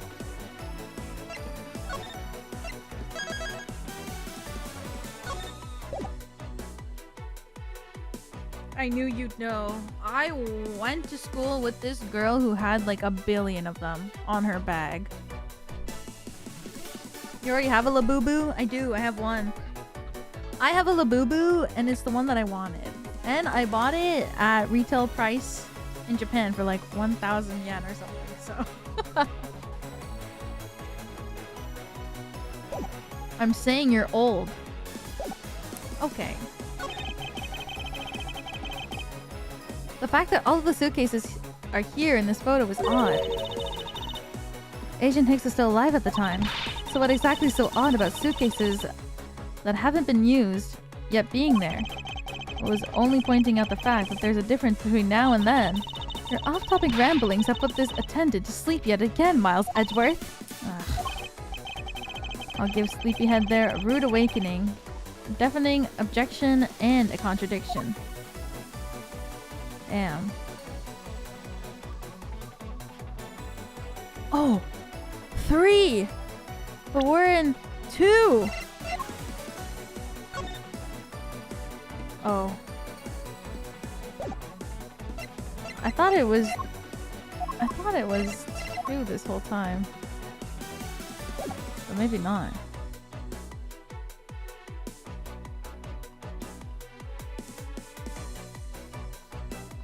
Bed sheets.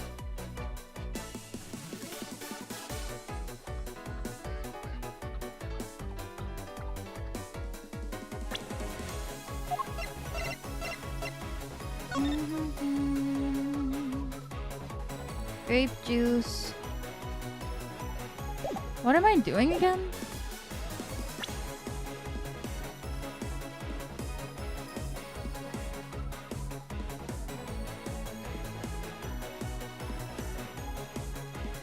No meaning to a piece of evidence in this murder case. Ouch, she's right. There's not much that we can find out from this about Agent Hicks' killer. Really nothing in this photo that we can use.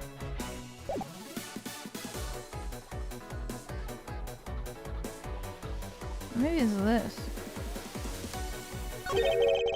What's all this? Hmm? Oh! They're cargo shipped from Virginia to Zhengfa. So the reason they aren't here now is that they were dropped off in Zhengfa. Mr. LeBlanc, can you tell me the contents of these boxes? Unfortunately, there's no English written on them anywhere. One cluster of boxes is written in Borginian. It says cloth in English. Cloth. Could it be? Is this where the killer... What? What is that scary face? Miss Meal? Yes? It appears that Agent Hicks was no ordinary investigator. He left us with a piece of evidence after all. A striking piece of evidence that will point out who his killer is. Huh. Oh, I see. Maybe you should enforce your mistaken reading of a simple picture, Mr. Edgeworth.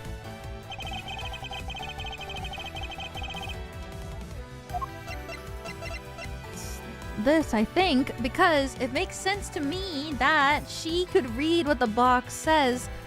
So she could know that there was cloth in there to clean up the blood. But if anybody else was the killer, maybe they wouldn't be able to read what the box says. Besides, Mr. LeBlanc. Take that! And what is that supposed to prove? The killer used this piece of cloth to wipe up the blood they had spilt. But there was one thing that bothered me with this whole time. Where did it come from? And now, I finally found my answer in this very photo. Yeah, they would have opened the bed sheets instead. Oh, that's so smart. The cargo that was unloaded in Zengfa had cloth written on it. In Borginian, that is. And this is where the killer grabbed that piece to clean up the blood with. That's right. The killer was someone who could read and understand Borginian. And the only crew member that fits that description is you, Miss Camille. Huh, that's pretty flimsy. The killer probably searched through all the boxes looking for something to use. When you're frantic, you don't care if the box is in English or Borginian. Objection! Sorry, but I cannot agree with your assessment of the killer's indiscriminate nature. What? There was no need for the killer to tear through the boxes at random at all. And if the killer supposedly could not comprehend Borginian, well then. Logically, the killer would have opened this box first. Take that! Hey, it says bed sheets in English right next to the box, sir. Precisely. And bed sheets would be perfect for cleaning up blood, wouldn't you say? So what are you trying to say? That if I were the criminal, this box of bed sheets would have been what I would have spotted first. However, the killer chose to use some Borginian cloth. Do you have an explanation for that? The killer didn't want anyone to know that the real scene of the crime was this cargo hold. So they were afraid to leave signs that the box of the sheets had been opened. However, the Borginian cloth, well, that's a horse of a different color. Because the killer knew that it was going to be unloaded at the Republic of Zengfa. That's right. That's why the Borginian cloth was used. And the only Borginian reader on board who could make such a calculated decision is you, Camille. You and you alone. Ah! It'd be very easy for us to confirm if any of the boxes were resealed. All we have to do is contact the Zengfa authorities in time. And maybe even find other evidence to incriminate our killer with those boxes. Ah. So what do you say, Miss Mill? Why not confess your crime here and now? Or would you rather wait and see what we find out after our investigation in Zengfa?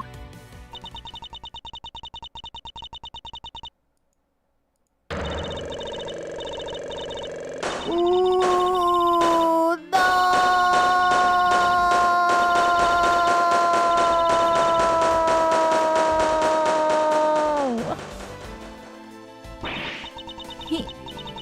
It was Interpol. I couldn't stop it. I brought him here. He started taking pictures. I couldn't be found out. I was scared. I was in trouble. I...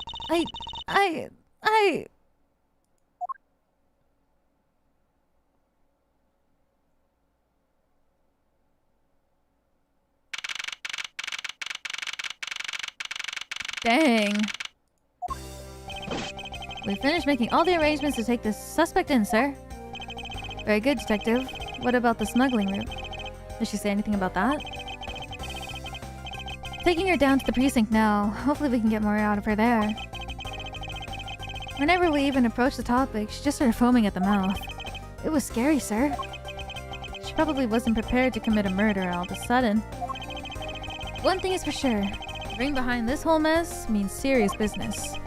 Looks like there's a lot more to this case than meets the eye. Mr. Edgeworth! I just wanted to say how much I appreciate everything you did. Thank you very much. It was nothing. In fact, I should be the one thanking you for your cooperation. But truly, if it wasn't for you, I might not be here right now. Instead, I can continue to serve our passengers as a flight attendant. I hope that, well... Please accept this as a token of my appreciation. That's... I see. You don't have to take it if you don't want it. No, I mean, I would never turn down a lady's generous offer.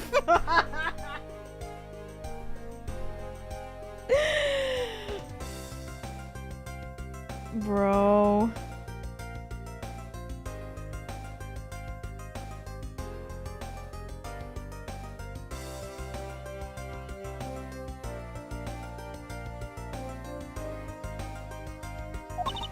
Oh, thank you. I'm sure it'll serve you well. And remember, we here at GoU Airlines are always ready to serve, Mr. Edgeworth. Thank you. I'll keep that in mind. Now I must bid you farewell. May all your skies be blue no matter where you go.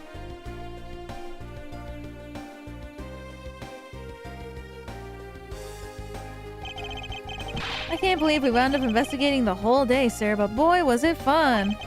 Speak for yourself. My day was filled with earthquakes, elevators, and false charges. By the way, where's Francisca? Oh, she's filling out some customs paperwork for her departure. Departure? Yeah, Miss Von Karma's always really busy, sir. She's been flying from country to country to chase down some leads regarding her case. Detective. Can you cancel the car I have you reserved earlier? You got it, sir. Hope Springs Airport. Francisca. I thought I told you when you first landed. I have no time for idle chatter. I have no intention of wasting your time. However, it has been a while since we last met. I also have no time for such familiar reminiscences. Reminiscing. Just who do you think I am? You are Francisca Von Karma, a very proud prosecutor deserving of much respect. Until only a while ago, I was but a wretched mutt who was always losing to you. A dancing parrot living her life on the name of fame and her invincible father built. True, your father, Manfred Von Karma, didn't lose a single case for 40 years as a prosecutor. However, I wouldn't say he was invincible. What are you talking about? The group I'm on the trail of is a little more troublesome than most. The smuggling route we found this time is only one sliver of a big picture. Sounds like a dangerous assignment. You really don't have to worry. I can take care of myself. Yes, I suppose you can. Plus, there's another agent on this case with me. Oh, another agent. He's a star among Interpol agents and has the highest successful arrest rate. Who knows? You might even run into him one day. Simply caught up in this one case. I hardly see why we would cross paths. I suppose, but I doubt he would say the same. I'm not following you. You'll understand soon enough. The fight has only just begun, Miles Edgeworth. I'll be back in this country soon enough. And when I am, you can be sure I'll pay you back. In full.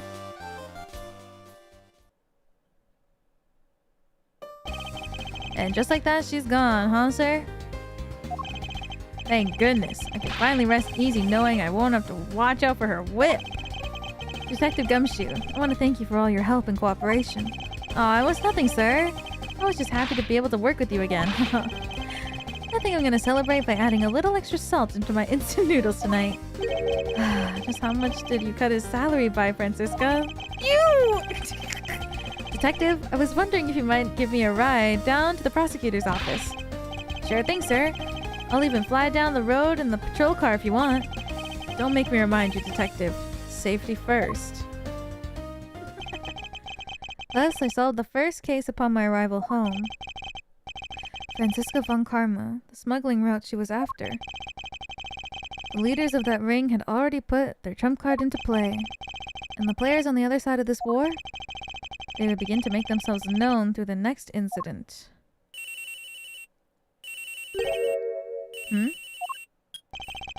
Edgeworth speaking. Finally! I called who knows how many times earlier, but I couldn't get through.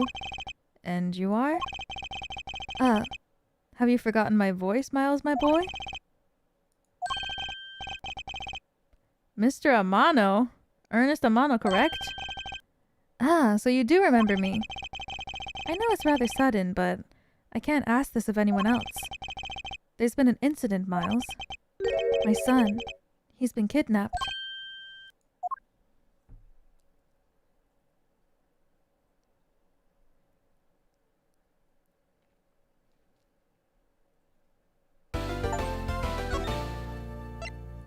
Whoa.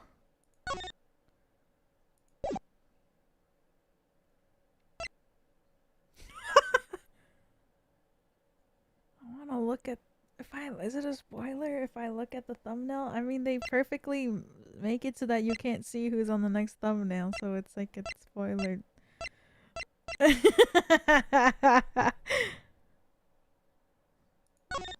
I won't. I shan't look. The kidnap turnabout.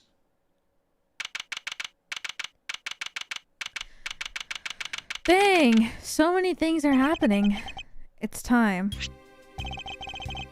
Don't worry, Mr. Edgeworth. I'll be following your every movement with my binoculars. Good to hear. Now, make sure you don't lose sight of me. I'm counting on you for backup. You can count on me, sir. I have to go. The kidnapper is supposed to contact me soon. Who would have thought that upon my return, I'd be thrust into a kidnapping case? And that I would be the one who would have to make the ransom drop-off. Why did that fit? No way! Let's see. I checked that the money is all there. Safe inside the suitcase. Dude. He's giving the ransom money in the suitcase?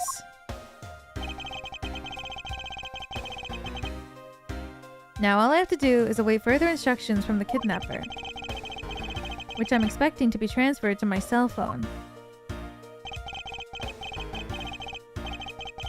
I wonder who else is around. This is the meeting place after all. Oh my god. What the fuck?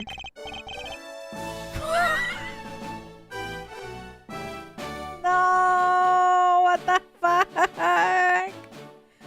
Welcome to Gatewaterland. Huh? Oh, thank you. And a big hello to you!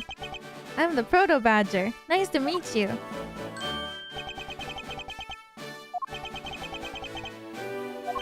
Excuse me, but were you perhaps thinking of taking a picture of me?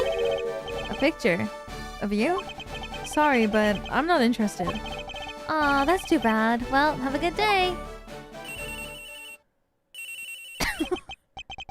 Hello?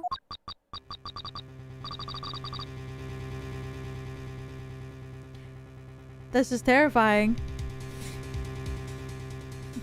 Which one is it? This one? Who are you? You're not Ernest Amano. Sounds like the kidnapper is using some sort of voice alteration device. I'm his representative, Miles Edgeworth. Are you a cop? No, I'm a prosecutor.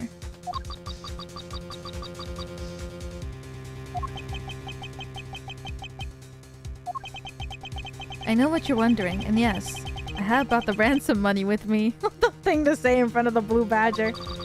I see. In that case, bring the money with you to the stadium. Lancer? No. So this person intends to see if I'm being followed, huh? Please, Detective Gumshoe, I really need you to come through for me this one time.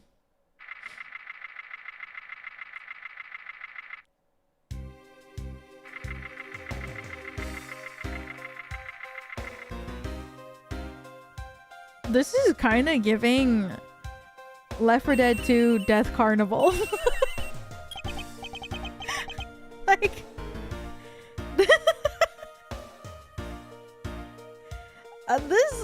this setup really is sending me back into fucking... I was just thinking that.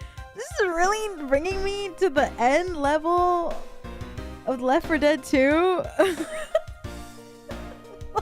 The carnival one, like, it actually looks just like it. Edgeworth speaking. Next, come to the haunted house. And just how long do you intend to have me wander around for? That's for me to decide. You don't have much of a choice here, my friend. I suppose not.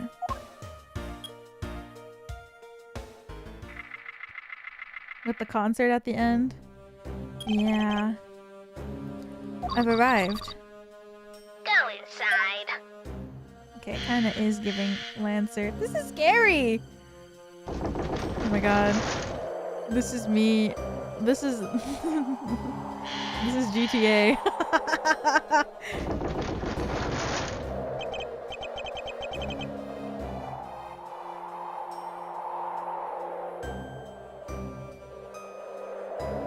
Huh. What a dismal place.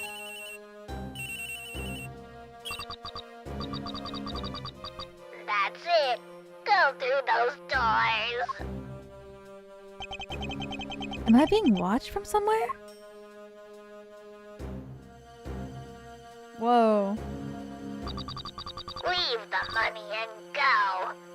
Now.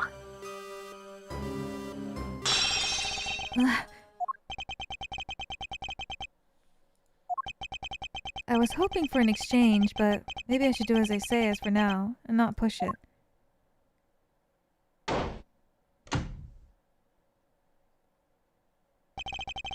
It was a really bold choice by the developers to have this game suddenly become Resident Evil-esque survival horror after the second case.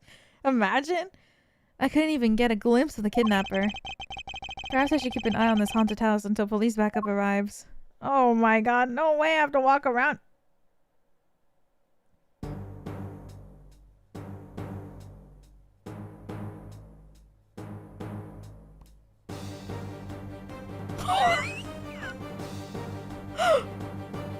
What?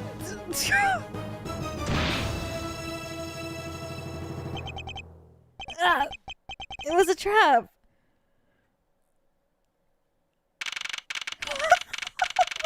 God, what the fuck? That guy... betrayed... No, can't be. Then the deal... Who is that?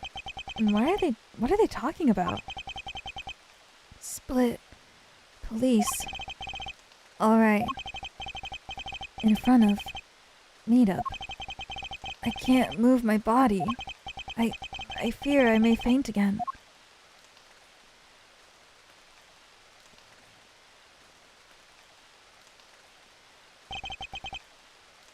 Where am I? How long was I out? It wasn't raining like this now. It wasn't raining like it is now when I made the drop-off. This was supposed to be a simple affair. So why have I been taken hostage as well? I can only assume Detective Gumshoe lost sight of me at some point. The only reason I agreed to be the drop-off man was because of that phone call. It was from Mr. Ernest Amano, the director of the powerful Zaibatsu Amano Group. Aside from that, I also owe him a great deal of debt of gratitude. His only son, Lance, had been kidnapped. I know that Lance is already in his 20s, but I guess some things you never grow out of.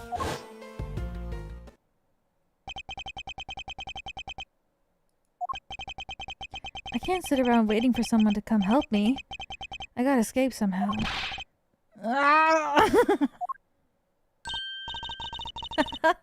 Was that you making that funny sound? Who's there? And how dare you laugh at a gentleman's plight? What the fuck? What? Oh my god. What's happening? Who are you? Are you one of the kidnappers? A kidnapper? Me? No way. I'm not into such petty crimes. Nope, I'm after something much, much bigger. I must be worn out from today's ordeal. Focus, Miles. Oh, I forgot to introduce myself. Sorry about that.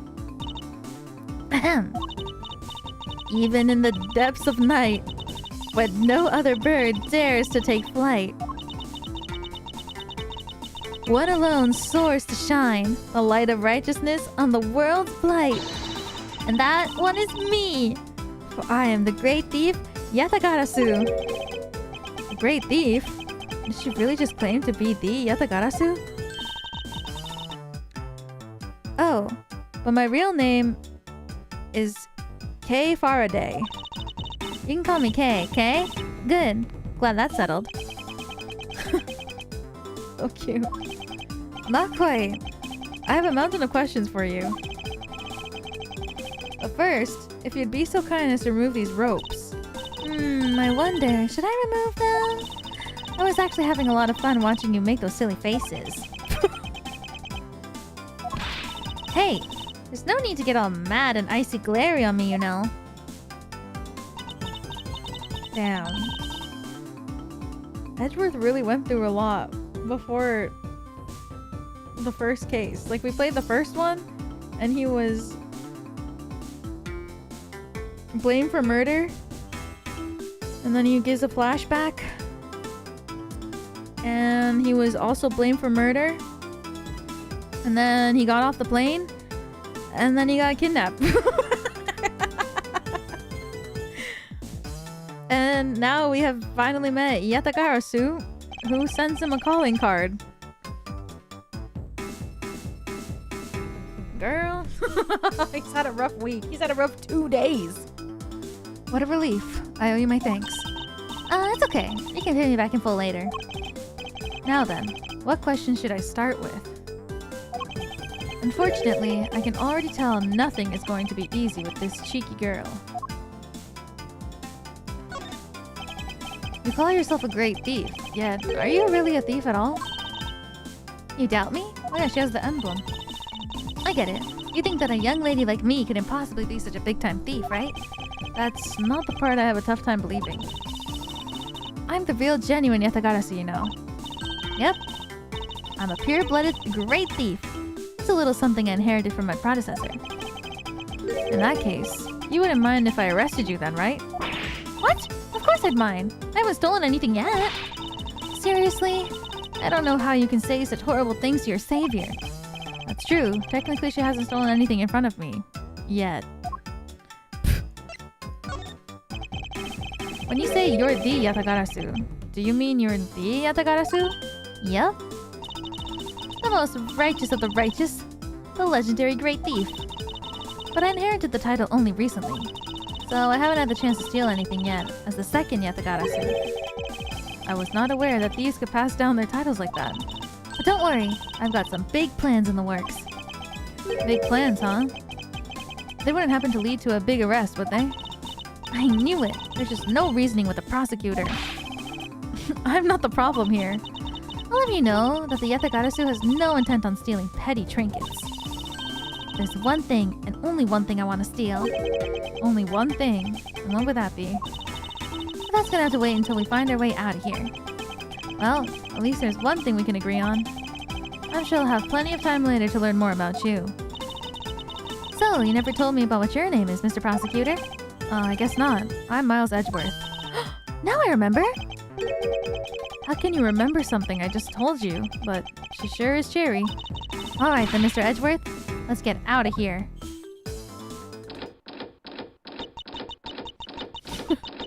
Huh? It would seem that we're locked in from the other side.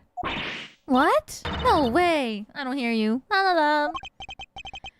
Kay, you remember where you came from, right? Looks like that might be our only way out of this room. Whoops. Slight miscalculation. That's a good height to make an entrance from, but I can't jump that high to make an exit. I suppose we have no choice but to look around and see if we can find another way out. Is this like built into the wall? Look at this cool guy. What is this? Looks like the Bad Badger. It's looking as bad as ever. Looks like a costume head to me. I guess the Bad Badger's costume is at the very least a two-piece, huh? Real question is, why is only the head sitting here on the floor? What is this called? Is this a goatee?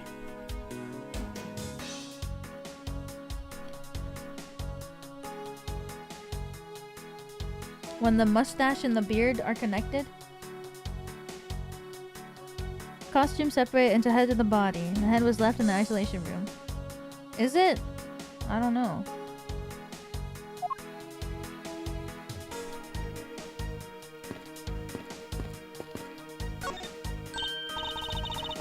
Vaguely. Something inside the bottom right box. I think it's a pink badger costume. Pink badger? You don't keep up with what's going on in the world, do you? In that case, better study up on the whole badger clan with this.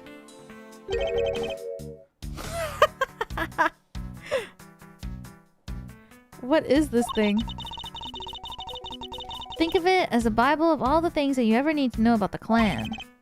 Whatever. I suppose I can keep it as a reference or something.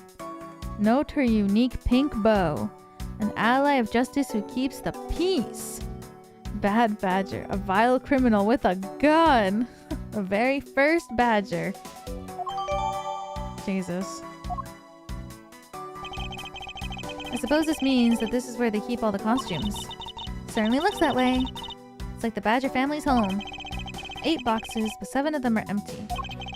Which means that 7 of the costumes are in use right now. But aren't these badgers the mascots of the police force? Well, I heard that the police had a hand in sponsoring this theme park. Probably because the Gatewater Group owes the police for all those cases they solved.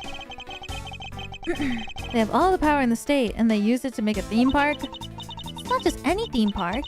They have a handcuff-shaped, double-looping roller coaster. That's quite enough. I'm feeling woozy just at the thought of such a thing.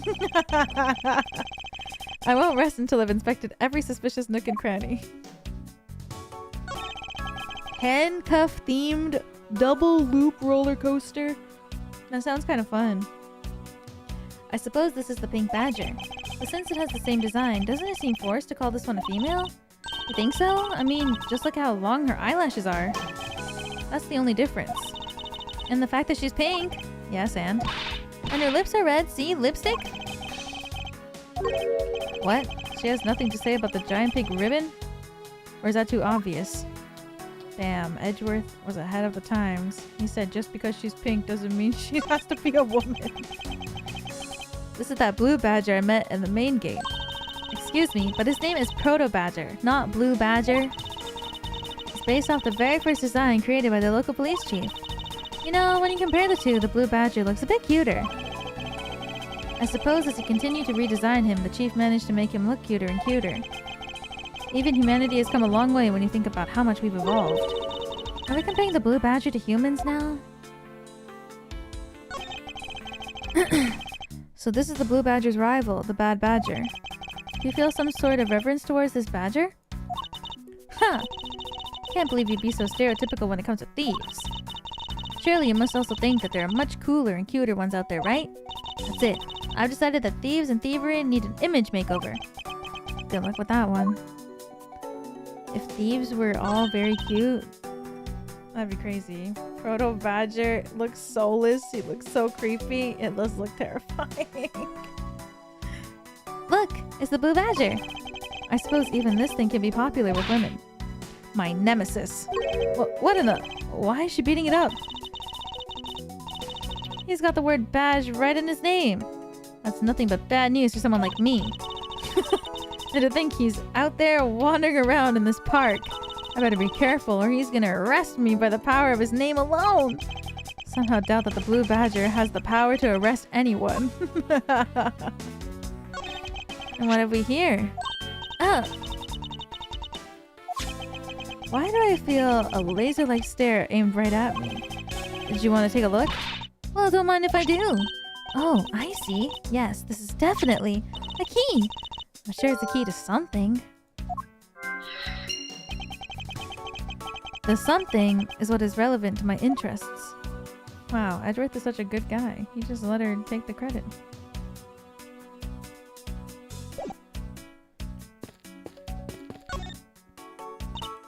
Man, why do they have to put the window so high up anyway? How's the thief supposed to make her daring escape? I suppose we could make our way out if we were able to climb on top of these lockers. Haha, that's pretty clever. You make a good thief, yeah, Mr. Edgeworth. Please don't ever place my name and the word thief into the same sentence ever again. Let's see, I wonder if I can jump and grab the top of the locker here. Man, why do they have to make such ginormous lockers anyway? Even if we wanted to use the lockers, we need some sort of foothold.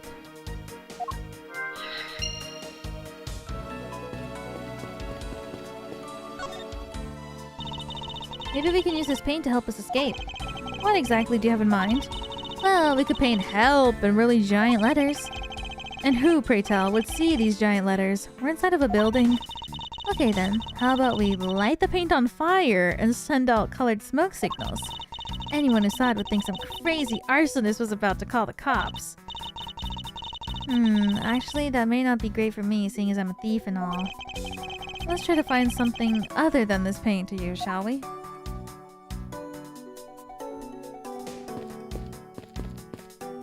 Phone.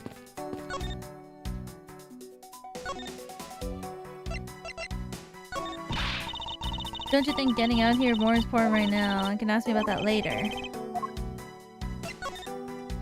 Haunted house, stadium, main gate, wild, wild west.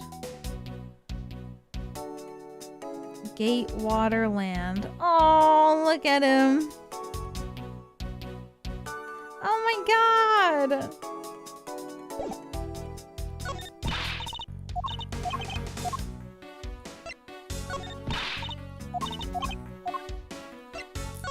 I wish I could remember the Blue Badger theme. That song that played. Isn't this my phone? Looks like I made it through the ordeal intact. If only there was a way for us to contact someone on the outside. But we do have a way right here. There was a cell phone here the whole time. Oh my god, his phone. If I'm right, Detective Gumshoe should have contacted the precinct for backup by now. Mr. Edgeworth, sir, are you okay? I was so worried, sir. I'm fine. I was knocked unconscious for a spell by the kidnapper, that's all. I'm sorry, sir. I'm such a failure. If only I hadn't lost sight of you. Detective, we don't have time for this. Have the police set up a perimeter right now. You don't have to worry about that, sir. Already got the boys working on that. But in doing that, I sorta... What's wrong, Detective?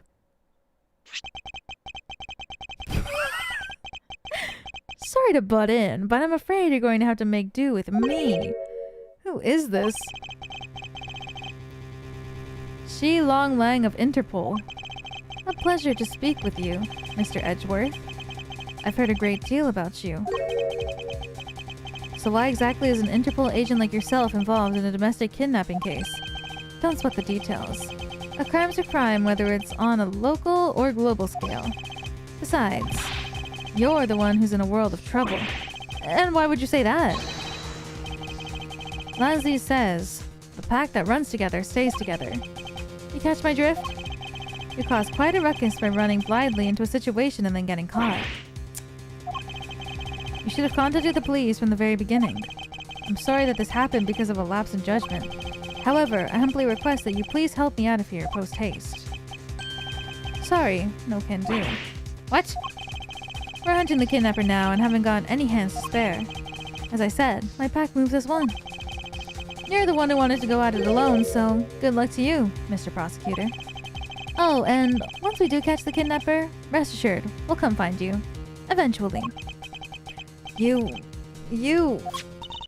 What's wrong? Did you get cut off? No, my phone ran out of power. No way! It doesn't matter anyway. We should try to get out of here through our own means.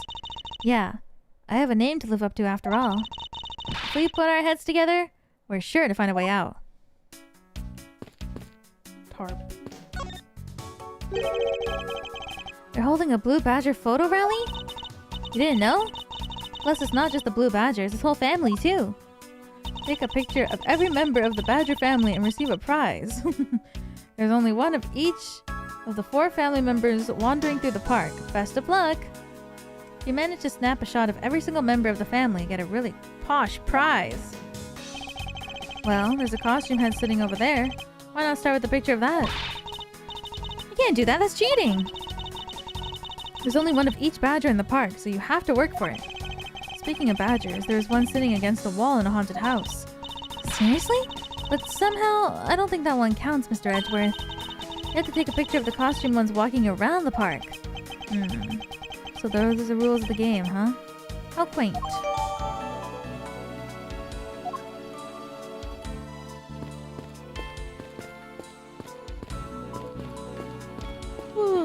Oh! This is the beam I was tied to. What's up? I was pondering if perhaps we could make it over and out of the window if we climbed this. Good thinking. And if it's climbing action you need, just leave it to me. Thanks. This little hook here looks like it might make for a good foothold. Up you go, Kane. Good luck. Count on it. Great. The great thief Yatagarasu spreads her mighty wings and takes to the skies. Here I go.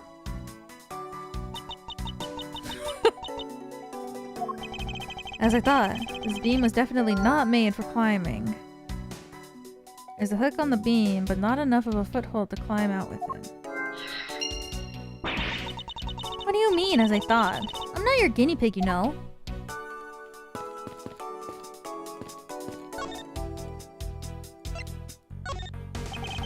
Do you know where the person who kidnapped me went?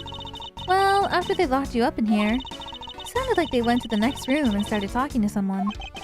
I feel like I heard something as well, but it's all a haze in my mind.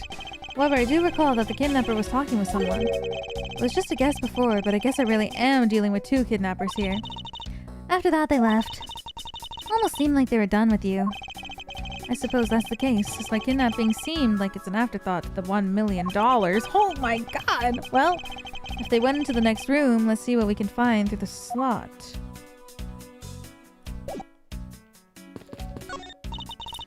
Oh, we can peer into the room the kidnappers were in from there. I won't rest until I've inspected every suspicious-looking nook and cranny. Door on the opposite side that appears to be the same as this one, which would mean that I can probably assume that these two rooms are very similar in structure. I believe it may have just found our ticket out. What? Oh. Is that what I think it is?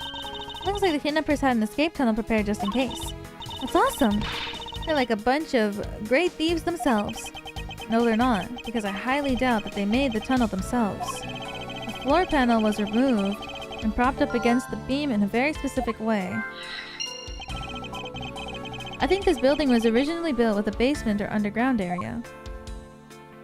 Doesn't that mean that beam in the next room identical to the one in this room? Even a hook onto the whole propped up floor panel in place. Which reminds me, did you find something useful, Mr. Edgeworth? Perhaps. May have found a very handy hint. How we'll get out of here. Do we even need to use logic for this? Can't we just move this tarp? Move that tarp!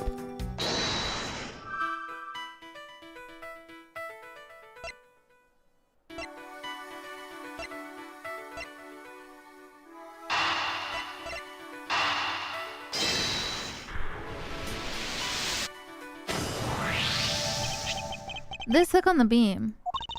You know, I already tried and there's no way I can jump from this hook to the window. Come on, even you have to admit that when something's just not possible. I wasn't suggesting that again.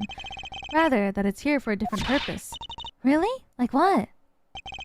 As you saw in the adjacent room, it's clearly for keeping the floor panel propped up. Which means that there should be a panel in this room that we can open as well. Oh, I get it. We didn't notice its existence all this time because it was hidden by this tarp. Alright then, let's fold this thing up and see what's underneath. Now this is what I call a treasure. Nice. Wow, this must be another entrance to the secret hidden basement.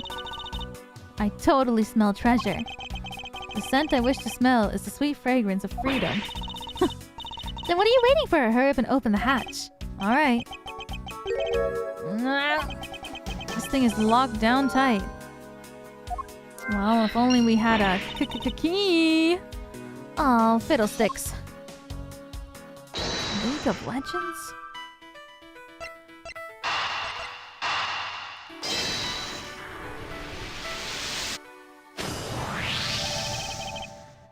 I believe you're up, Kay.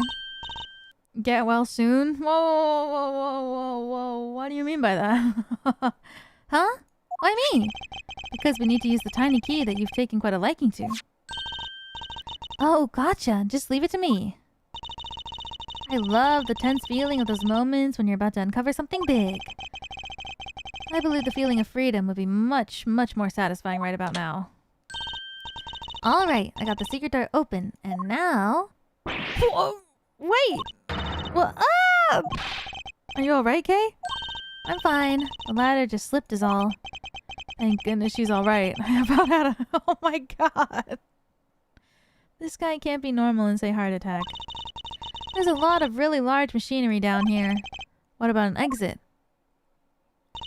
It's really dark and cramped down there, so I really doubt there's an exit. Ugh, I can't believe that happened. You only have yourself to blame for leaping down before you looked, you know. No way. I mean, how was I supposed to know that the ladder is removable?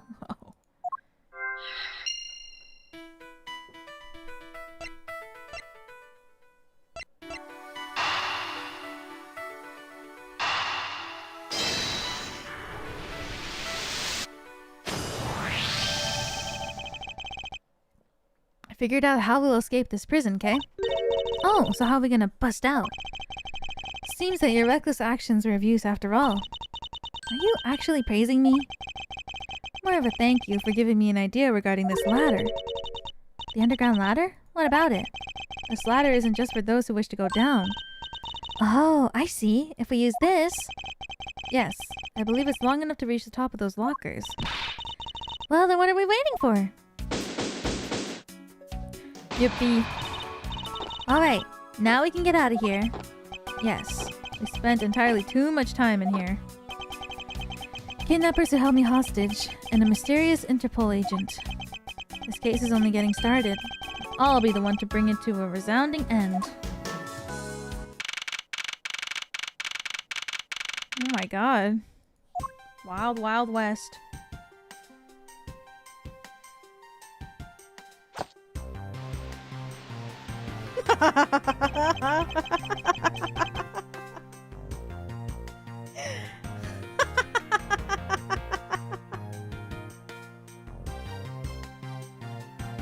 Girl, no. Oh my god, Calyx! Thank you for the raid, thank you!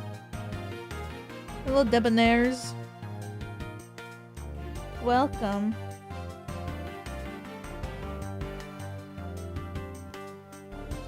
Hi, Wiwa! Hello! I cannot stay and watch because I had to play. I want to play someday, of course! Welcome, welcome. We're on the 3rd episode of the first game. Welcome in. We just started episode 3. Looks like it stopped raining for now. Yeah, thank goodness. You have no idea how hard it was raining earlier. Mr. Edgeworth. I'm so glad to see you managed to escape, sir. I was so stressed that I thought my heart was gonna give out.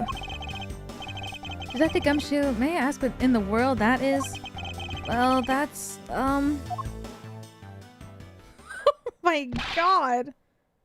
Count off. 1, 2, 3, 4, 5, 6, 7.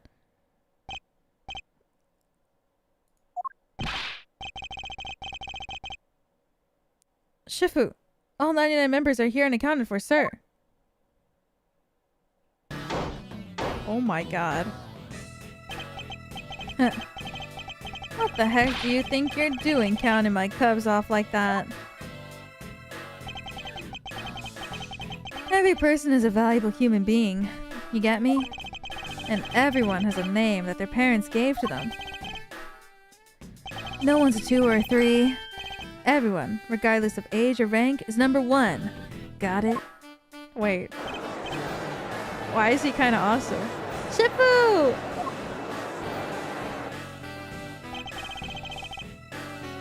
You're Agent Lang, I take it. You infidel! How dare you address our Shifu so rudely?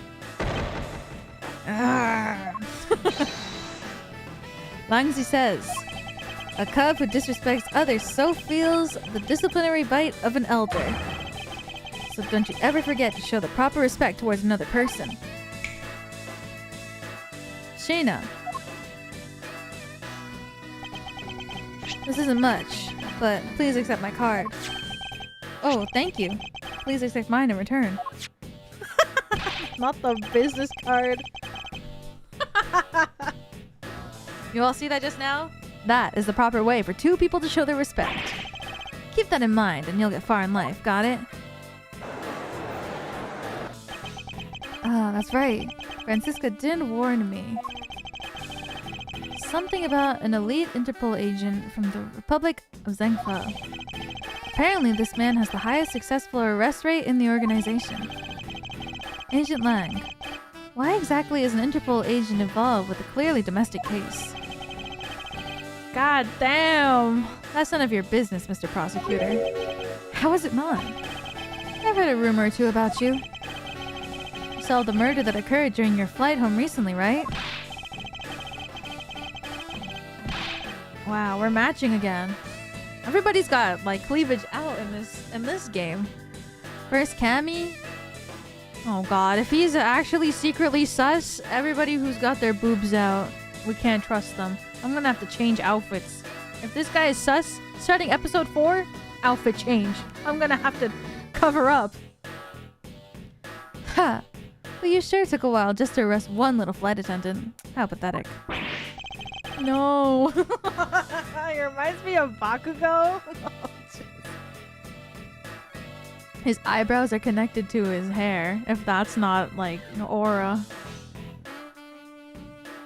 His sideburns are so long too. Oh my god. How dare you say that about Mr. Edgeworth?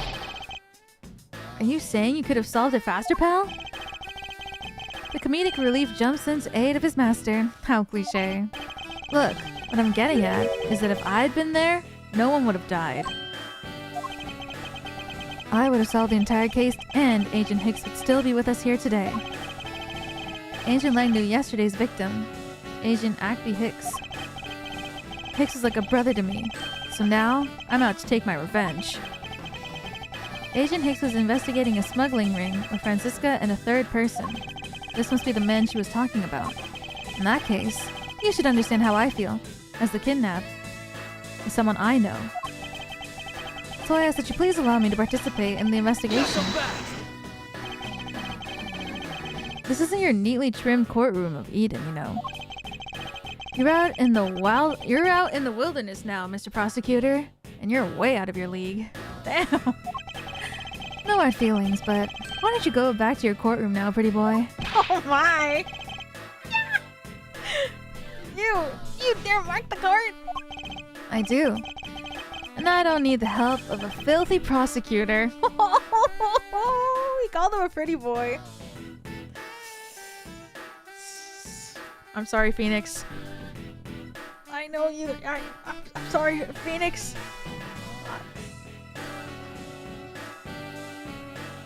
I'm looking away. I won't. Sorry, but the truth doesn't need the likes of you to distort it today. Who uses the adjective filthy to describe a prosecutor? And why? Why do I feel such intense loathing emanating from him? He's so badass! Alright, man. Good job on the perimeter around Gatewater Land. Now, just find me the kidnapper and bring the punk to me. Dismissed. Sir! I can't believe ZZC of all things taught me what Shifu meant, and now I know, so I'm playing this game and knowing what they're talking about. Now then, Mr. Prosecutor, you just sit tight here and don't cause any trouble, understand? Wait. Walks away. Damn. Mr. Edgeworth. It's been a while since I last met someone so disagreeable. Why of all places did he show up here, and completely out of the blue at that? I suppose I'll have to ask Detective Gumshoe to fill me in on that. Oh my god.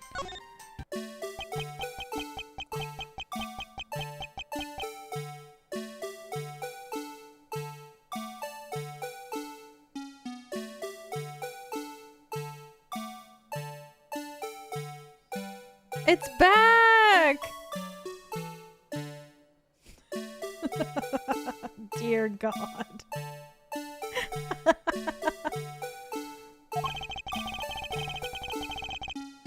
I just can't bring myself to call it dancing. So cute.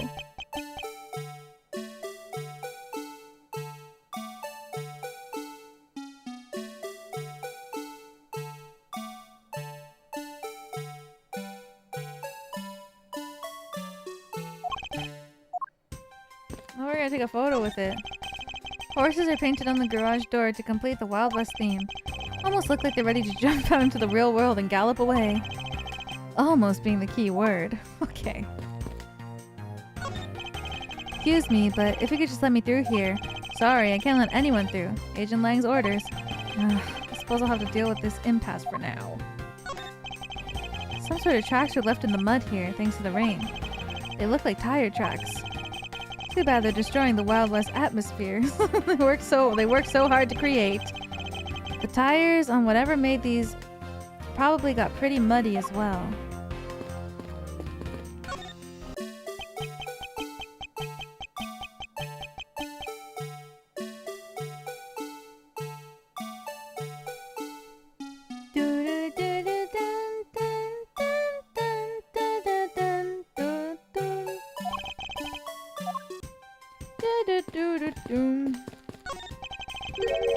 A cactus, and there's something written on the sign. This cactus is a very gracious gift to Gatewater Land from the local police precinct. I can't believe the police went so far as to even donate a cactus to this place. It's an empty barrel. I'd venture to guess that its only purpose is to set the mood. Horizontal bars used for tying up horses. Apparently, you can ride real horses at the Cowboys Ranch area just up ahead. It is possible that the culprits have already escaped with the help of stolen horses or two. Under Agent Lang's orders, we've already rounded up all the horses, and every last one has been accounted for. Agent Lang is good, although I won't go as far to say that I'm impressed just yet. Damn. Cat! Kitty! Highly doubt I'll find a clue here, but I might as well check just to be sure. This barrel sure is heavy. You there, do you know what's inside of this thing? It's the emergency water supply for putting out fires. I see. Well, they certainly are well prepared. Kitty!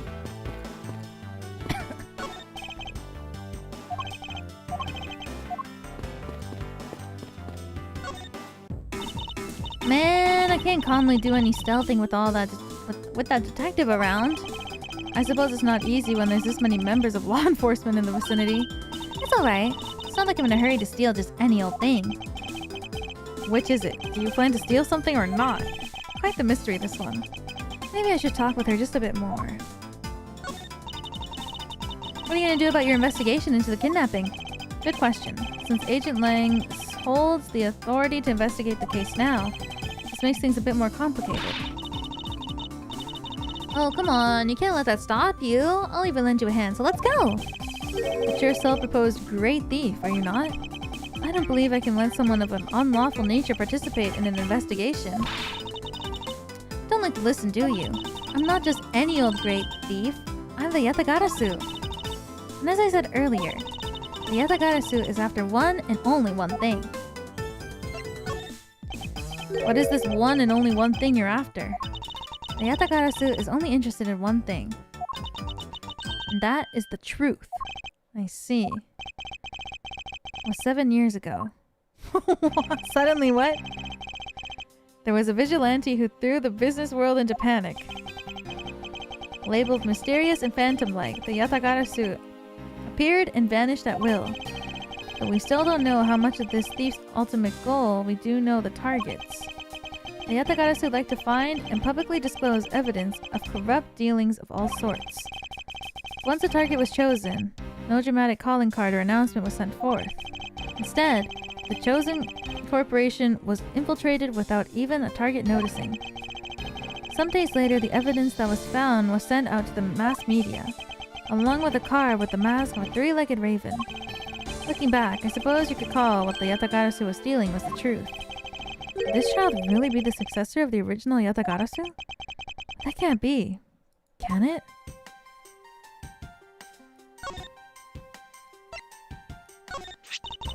Come on, the Badger family is waiting for us to find and take a picture of them. And remember, you have to yell Badger get each time or it doesn't count. Do you even have a rule for when you can take their pictures? Tell me about it. I was planning to steal all of my shots.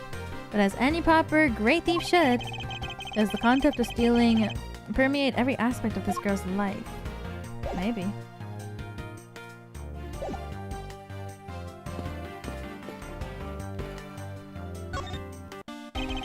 Great job, detective.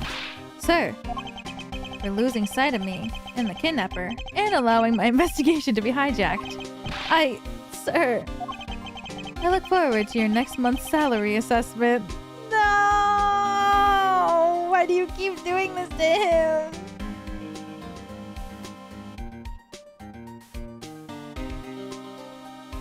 Look at him. He's so sad. Dun, dun, dun, dun, dun, dun, dun. Edgeworth, please. He's barely surviving. His idea of a crazy night is adding a little bit of extra salt into his instant noodles. Like, please.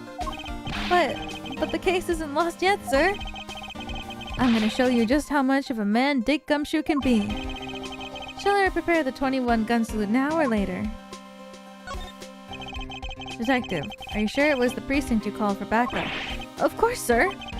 I think I would know the number to my own precinct like the back of my hand. Then why did an Interpol agent show up instead, with an army of his own agents? That I have no idea. About 5 minutes after I made the call, that wolfman showed up out of nowhere, sir. Nick, welcome back for another month. Thank you, thank you. There's a poverty line, and then there's the lower, lesser known gumshoe line.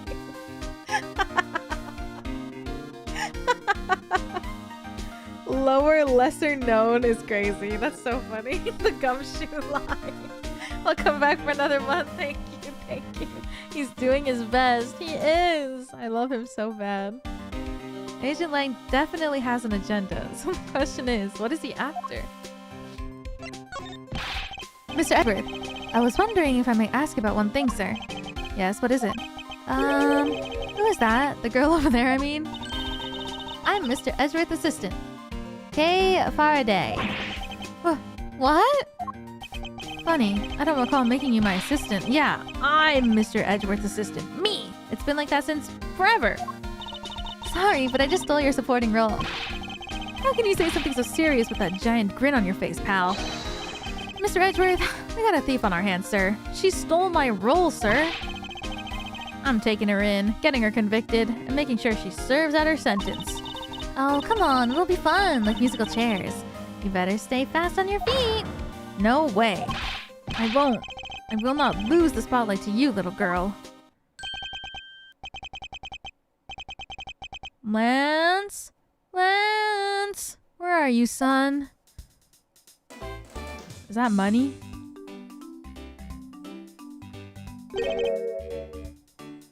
Mr. Amano. Oh, Miles, my boy. I'm sorry to involve you in such an affair just after you returned. For you, Mr. Amano, I'd gladly offer my assistance. After all, I have you to thank for how well things turned out during my time abroad. If it wasn't for you, I might not have been introduced to that law office and had the chance to study the inner workings of another country's judicial system. No, no, no. Think nothing of it. As you know, Manfred and I go way back. I consider a beloved disciple of his to be like one of my own blood. Wait. I guess... I'm good. Huh. Wait. Von Karma... is gone, right?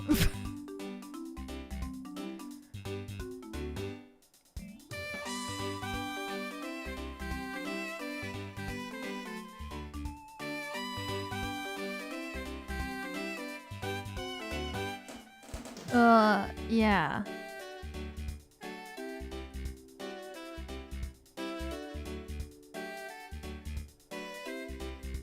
I just don't understand why, after the result of the case, why Edgeworth still... I think some people still respect him.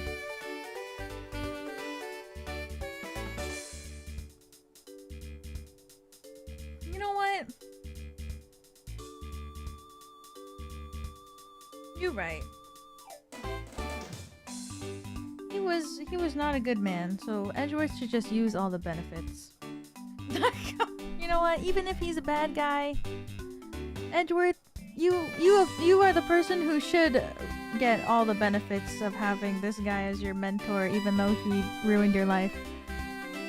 I can use my company's vast network to send you anywhere, anytime. Who's the old man? He's the father of the currently kidnapped Lance Amano. Ernest Amano. Now then, have you found Lance yet, Miles? He was also Edgeworth's guardian for over 10 years. Yeah, I guess it's difficult. There's so many layers.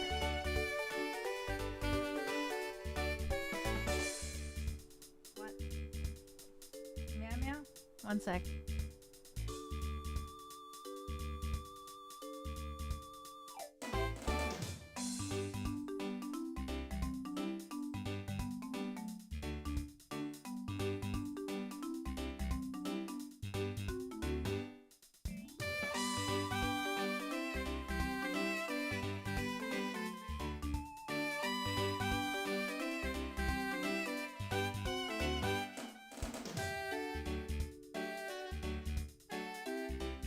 Sorry, he started like running around like crazy, so I wanted to check on him.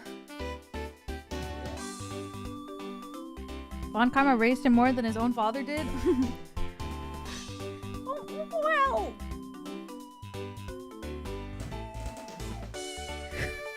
I mean...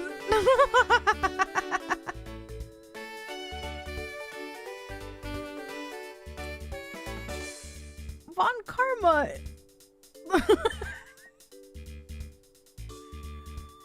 He's kind of the reason. Why? His father couldn't take care of him to begin with, so... Please, I miss my poor boy dearly. I'm terribly sorry, but your son's whereabouts remain unknown, Mr. Amano. What? Hold on there. Then, what happened to all that money? I believe the $1 million has been stolen, and that the culprits are now on the run. What? Poor old man. Don't you have anything you could give him to cheer him up, Mr. Edgeworth? Forgive me, Mr. Amano. I was wondering if you could please tell me about the details of the kidnapping one more time. Oh, it was yesterday. A call came from the house. From the receiver came the sound of my son. Help me, Daddy. Ugh. I know this is tough, but please stay with me here, Mr. Amano. You don't understand. He hasn't called me Daddy in ages. It was incredibly moving. Wish I'd recorded him saying that. I definitely should have recorded that conversation. But not for the foolish sentimentalities of an old man. Refresh my memory. What kind of person is Lance again? How will telling you about Lance help you get him back? Surprisingly, a lot can be deduced from a person's relationship and behavior. Very well then. Lance is my one and only son, and he turned 21 this year. He's very much like me when I was his age. Kind and very attractive. I'm sure women simply can't keep their hands off of him. Is there anything else about him you noticed as of late? Now that you mention it, I haven't been able to get in contact with our butler, Oliver. Your butler? Yes. His name is Oliver Deacon. He's been with our family for years now. He gets along so well with Lance, so I thought maybe he would know where my son is. Mr. Amano, can you please tell me a little bit more about your butler? As a butler, he's outstanding. He even serves as Lance's personal private tutor. He took a brief leave recently, but even after it was over, I haven't been able to reach him. So you still haven't spoken with him since his leave. What about his family and friends? They said they haven't seen him. I've tried everything I could think of, Miles. Do you think this could have been something to do with Lance's kidnapping? It's possible, but I can't say anything for sure quite yet. So even the person closest to the victim has gone missing. Oliver Deacon. Sounds like one name I better keep in mind. Detective Gumshoe. Yes, sir. Let's begin our investigation. Even if that Interpol agent holds the authority to head this investigation, we can't allow ourselves to stand by idly, twiddling our thumbs. I'm with you 100%, Mr. Edgeworth, sir. I, Dick Gumshoe, pledge to stick by your side through thick and thin. Mr. Amano, it was my fault that the culprits escaped, which is why, with your blessing, I vowed to return Lance to you myself. Oh, I've never seen you so passionate before, Miles. Good luck to you, my boy. Alright, well, what are you waiting for? Let's do some investigating. You think I'm losing to you, pal? Forget it.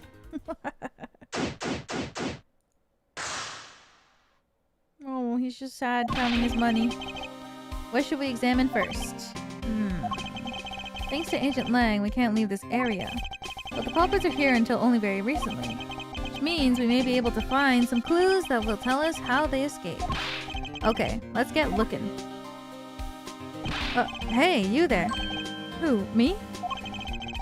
What are you doing goofing off in a place like this? I wasn't goofing off. I was about to help Mr. Edgeworth kick off his investigation. You imbecile. All precinct detectives are now under Agent Lang's direct command. No way. I am not working for Wolf Boy. Mr. Edgeworth, can't you do something? I'm not exactly in a position to argue, seeing as how you are a member of the police. Good, now let's go. No! Boy, have I got just the job for someone of your talents. Well, that was exciting. Okay. What? Can't you tell I'm all ready to get down to some detective work? You should go home. Your parents must be worried about you. Oh, come on. I finally get to be your assistant and you try to ditch me? I don't recall offering you the position. Why do you have to be so difficult? Besides, it's already too late, you know. Like I said, I've already stolen the position of assistant a while back. Huh. You're the only one asserting that. Well, by the time anyone notices, it's already gone. That's the Yatagarasu way. You shouldn't speak so lightly of things you know nothing about. Fine, whatever, you win. Go ahead and do your little investigation. But the talented assistant, Kate, is going to tag along no matter what you say. Even if she turns out to be useless, she's not gonna listen to me.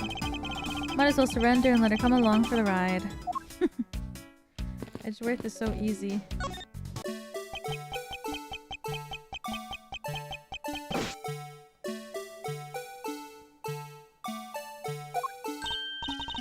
Hey, it's the Blue Badger!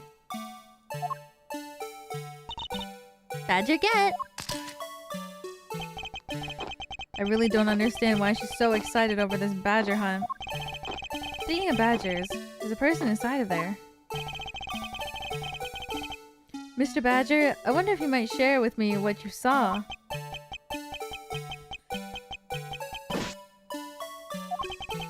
He's doing that contorted, wiggling dance again. Aha! No fucking way! What? Oh my god, he's back! Ah! You've uncovered my undercover identity, sir!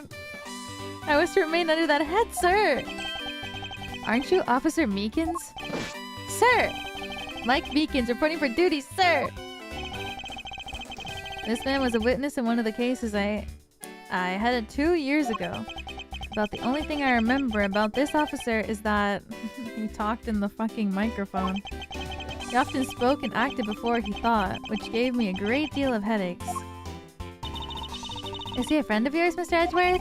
I've met him in the courtroom once before. Why was he so upset when we unmasked him? Does he have something to hide? Officer Meekins, why are you standing there wasting time? Sir! Because I'm not a police officer right now, sir. I'm the Blue Badger. And I'm creating memories and dreams for the kids. That's never a waste of time, sir. I have a dream to become as big as Detective Gumshoe, sir. I was patrolling the scorchingly boring beat until a little while ago, when the dispatch radio on my shoulder crackled that the kidnapper had escaped, sir. I thought maybe this was my shot at making detective, sir. I rushed on over to join in. When I got there, there was a sea of people already, and I couldn't spread my trademark friendliness and joy to anyone. We've seen that some people never change. So why exactly are you in that ridiculous outfit? Sir, that's because, sir, I'm here to keep the visitors in good spirits, sir. But it's also to hide the fact that I'm an officer on the trail of a kidnapper, sir. I see.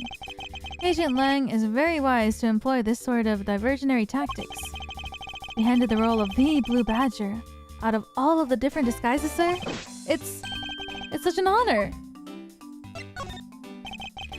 How long have you been standing here, officer?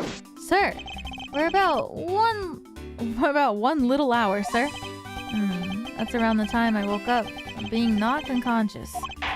And I've been here ever since, sir. If that's true, then it's possible Officer Meekins saw the kidnappers escaping. But however, sir, I must tell you that I didn't see a thing, sir. I haven't asked you anything yet, officer. No, but I know you will, sir.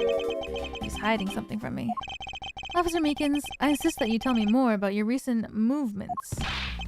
Sir, I've been playing the Blue Badger this whole time, sir, and getting into it, too. I patrolled the park, all while wearing this costume. And about 1 hour ago, I came over here, sir. I haven't seen any suspicious-looking people this whole time, sir. But I did see a badger, sir. A lone blue badger. What you said just now is contradictory to the facts. How so, Mr. Edgeworth? This is what Officer Meekins' testimony contradicts.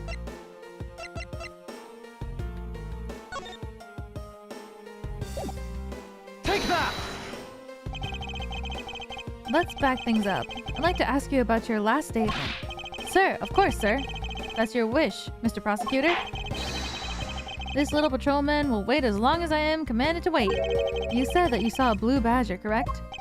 And yet, if you take a look at this, what you saw was not supposed to happen. The park is supposed to have only one of each badger in it at any given time. Which means that as long as you are the blue badger, Officer Meekins, you should not have seen another blue badger wandering the premises. What? Sir? Then that would mean that there are two blue badgers walking around, but why?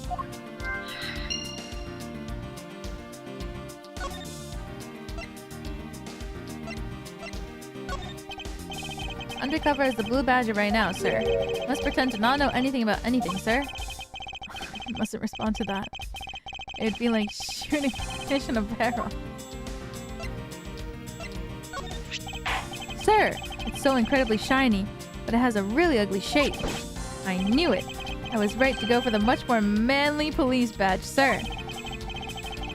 But I lose it a lot, and I just know I'm gonna lose it for real one of these days, sir. Mr. Edgeworth, I think this cop is one donut short of a baker's dozen. I know, believe me, I know. What does that even mean?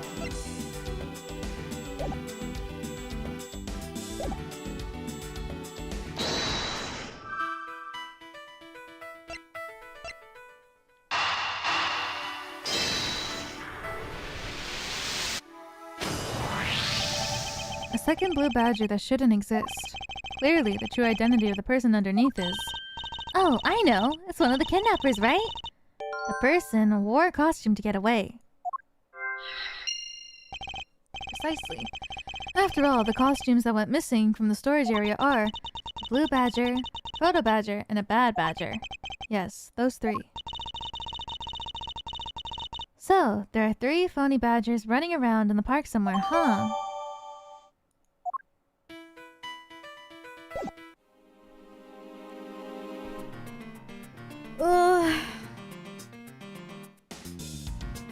I'm gonna be real. I want to play more, but my voice is starting to get really tired. I can feel it. I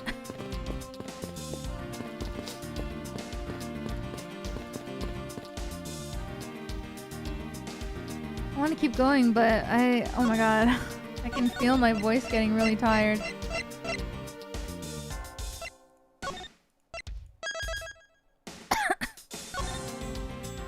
I hear the crackle, I know, right?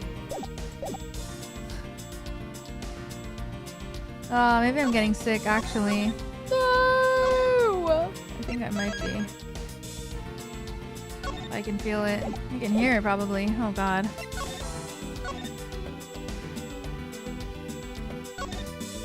Fuck my stupid baka life!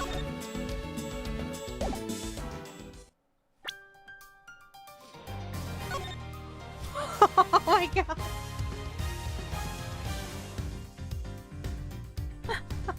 Oh my god! Dude! That's crazy.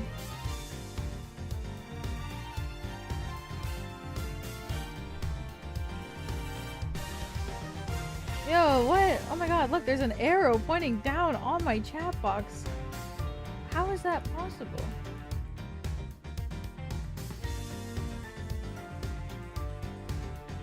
Monkey?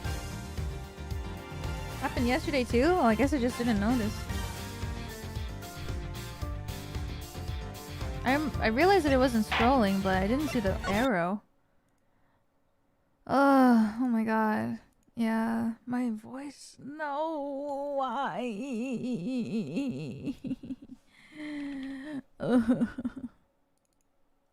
Oh, too. Thank you. Sorry it's shorter stream, but I can really feel...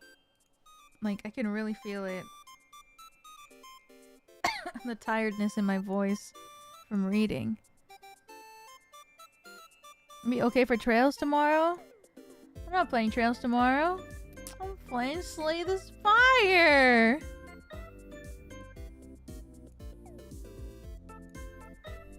Probably. I mean, I'm gonna have to talk a lot either way. If it gets that bad, then I'll think about it. Like, if it keeps getting worse, then I might cut one stream just to see, but... I mean, I don't feel sick.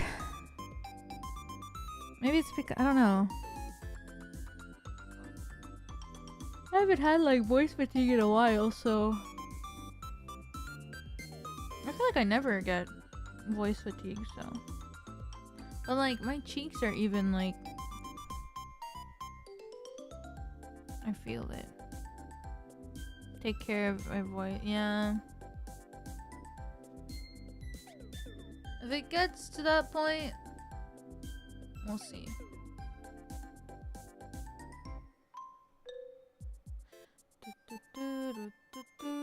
Allergies? I don't have any. Well, I don't know. Unless it's like spring. Maybe I have like unknown allergies.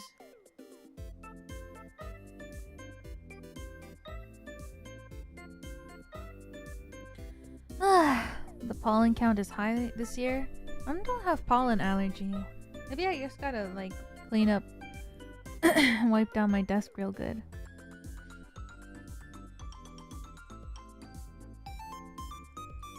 Also, Meow Meow is shedding more, I think so. Maybe I have to vacuum more frequently. I guess because it's getting more... Has there been frequent weather changes? Oh yeah.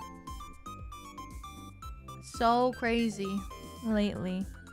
It'll be like 20 degrees and then like -1 and then it'll be like 10 and then it'll be like 0 every day.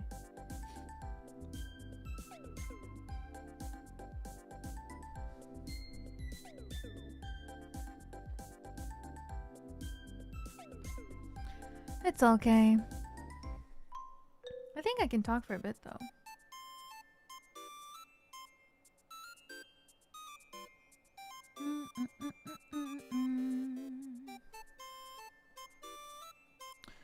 Oh, like my cheeks hurt, I guess from talking so much.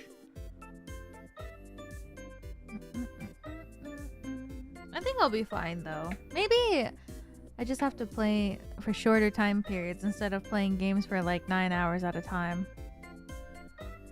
But I want to play games for 9 hours at a time.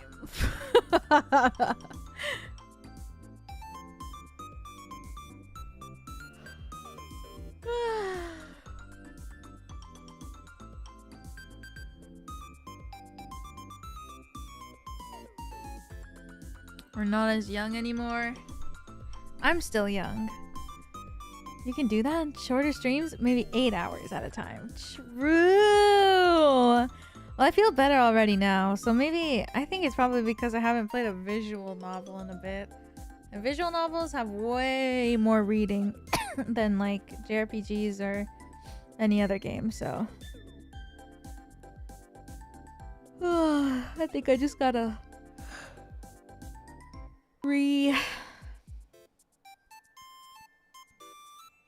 re-lock in. I wish I could play more, but yeah, I can feel my voice getting all raspy. No!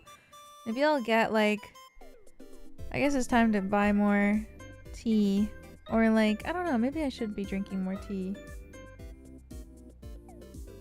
I'll look into it. I need to get more apple juice too. I think apple juice is good for your throat. Peipacoa.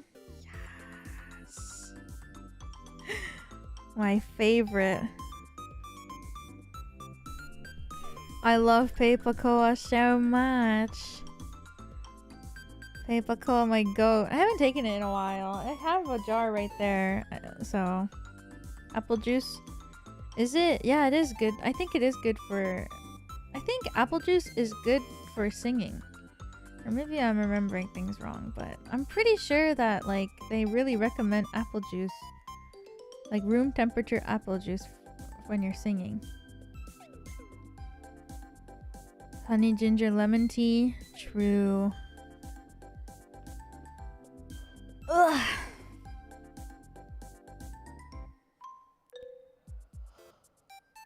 Ugh.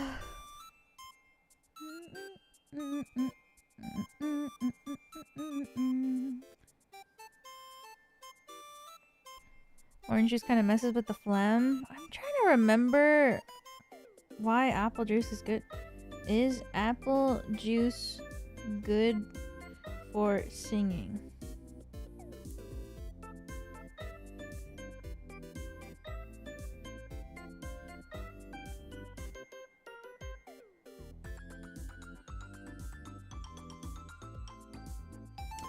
Apples can help lubricate vocal folds. Wow.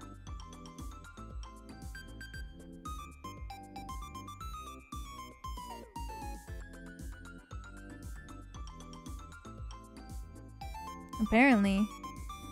You getting sick? No? Oh my god, I hope not. Maybe I gotta buy apples. Apple a day keeps the doctor away, guys. Okay.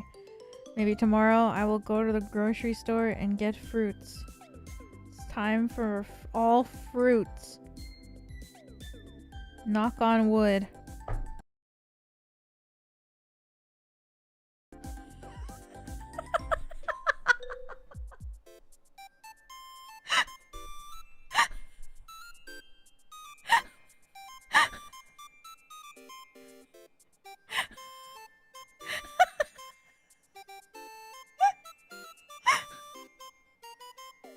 What the fuck? That was so... What the fuck?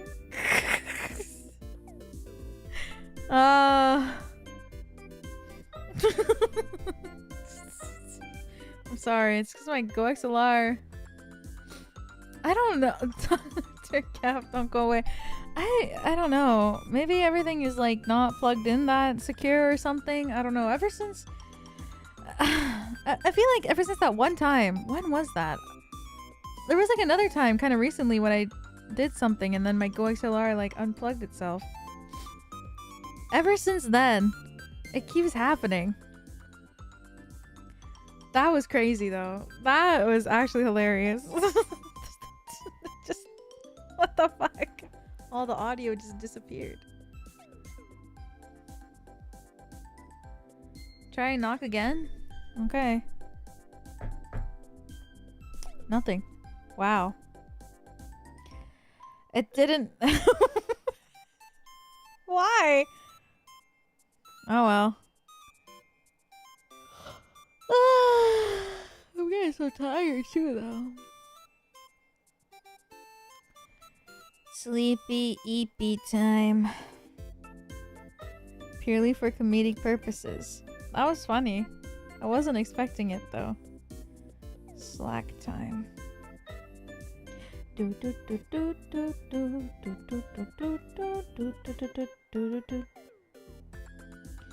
Oh, so many things to do on Slack.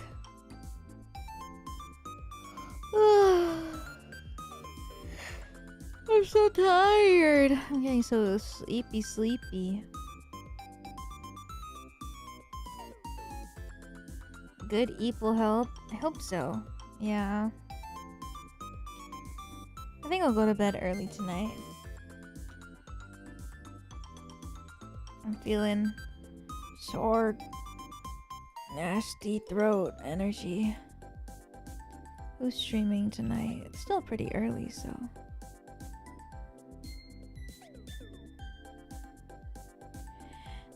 Everybody is streaming. Jesus. Bum bum ba-dum bum ba-dum bum ba-da-bum ba-da-bum ba-da-ba-da-ba-ba-ba-da-bum. Finana streaming.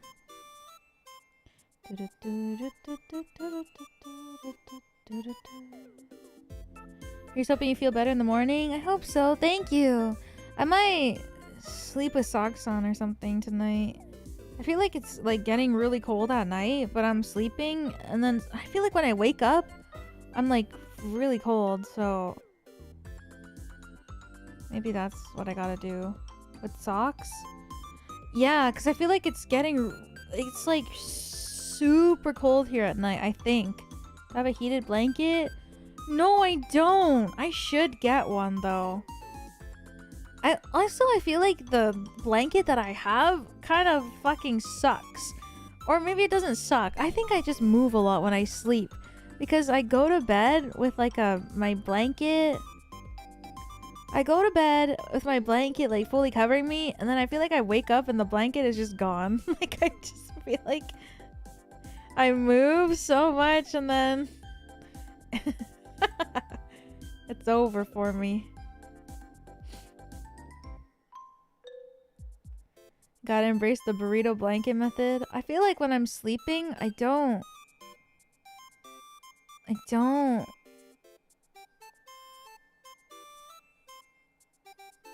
feel like it's like while I'm asleep. Like I don't want to be like, you know, like constrained. So I like move out of it in the middle of the night. I don't know. I have a weighted blanket. I really should try one. Put money down for a nice down comforter. Ooh, and a nice duvet. Ooh. Ah, that sounds so beautiful. I got a starfish when I sleep.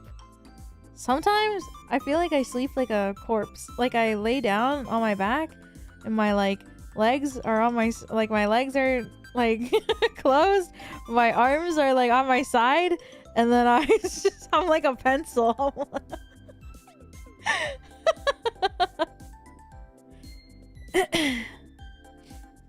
Like a vampire? Yeah. A fork? Is that what it's called? The fork position?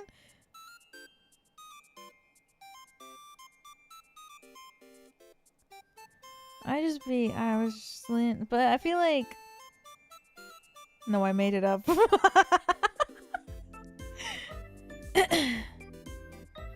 Weighted blanket tremendously improved my sleep quality? Really? Oh, maybe I should get one. I've been kind of thinking I want to toss my current comforter. I don't have a duvet. I was thinking recently that I don't really want it anymore and I wanted to get a new one, so maybe I should.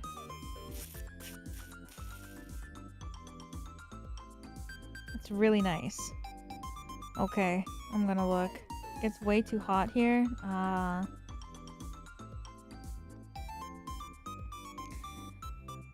Maybe I'll get one. Okay. Time to look it up.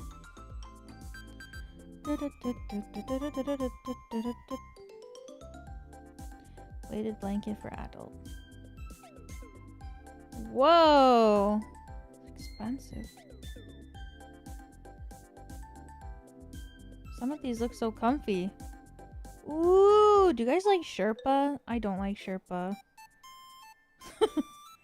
It's too... I don't really like the feeling of Sherpa on my skin.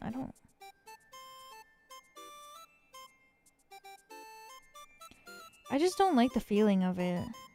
It's too artificial. That is a really good way to put it.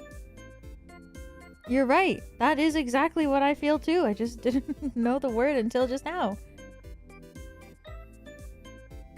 That's exactly it. It's just so artificial feeling that I don't like it on my skin.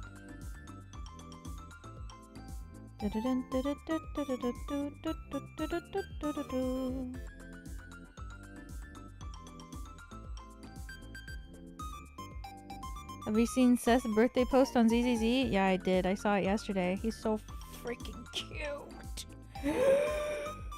Sorry. God, he's so freaking cute. I can't.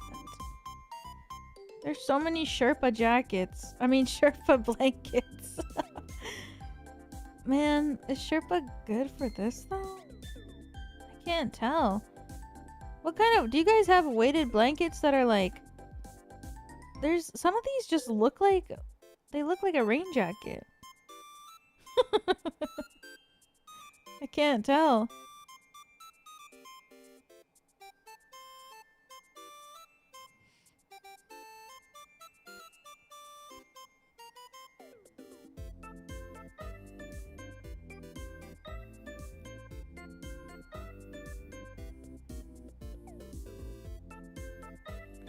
I guess I should just look later. I guess it's... Well, maybe it's time for me to embrace the Sherpa. So many of them are Sherpa.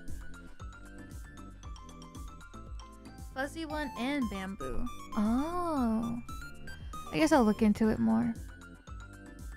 Silky-ish cover. Bamboo or something. It wasn't that bulky. Bamboo. Okay. Oh, I'll look into it later. Bamboo can be very nice. Bamboo. Is that the ones that look like jackets? It just looks like a raincoat to me. Nope. Well, this one's 100% cotton, so that can't be bad.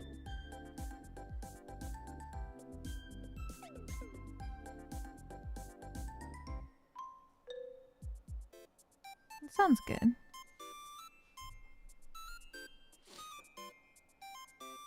100% cotton means it won't be scratchy, so that's good. Silk cover, it's very nice. Dang, okay. I'll look into it later. Oh my god, I can like hear the sound. Okay, I didn't mean to become like the ring there for a second, Jesus.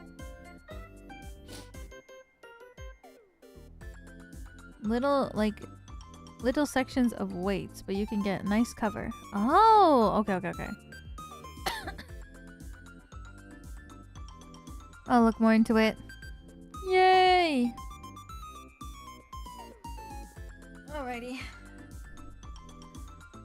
I think I'll go wrap up early. My voice is dying. Well, it's not, but it feels like it is.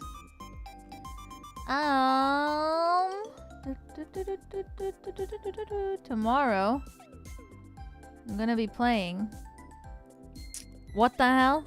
Slay the Spire. That's what it's called. Ascension 8. Sounded too much like the Hoshikawa clip. That was terrifying. Oh my goodness. That was actually really scary. I hope she's okay.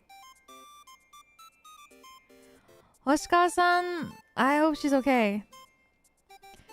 Can I say something like kind of weird?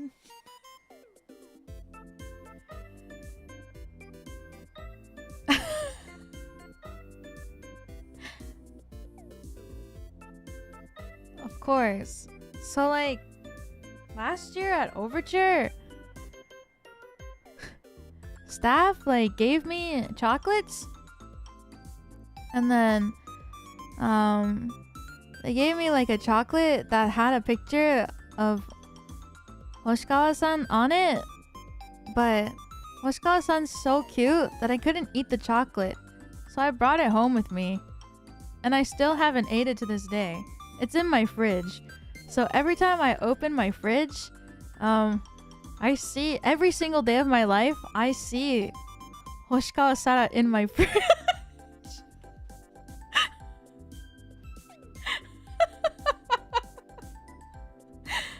Like on the side of my fridge, you know, like on the side of your fridge, there's like the like baskets. I don't know what to call it. You know, like the door of the fridge has like the clear. It has like the basket where you put like your sauces and whatnot.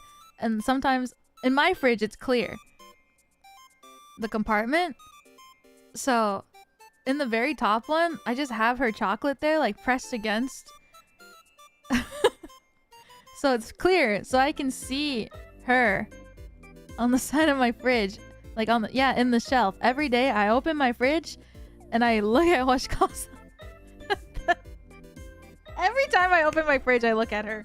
I've never said this. I've never said this out loud before because it kind of just became like a part of my day. Like it just is a part of my routine that every time I open my fridge, I see Hoshikawa senpai and she's just there and I see her and I'm like, wow. So cute.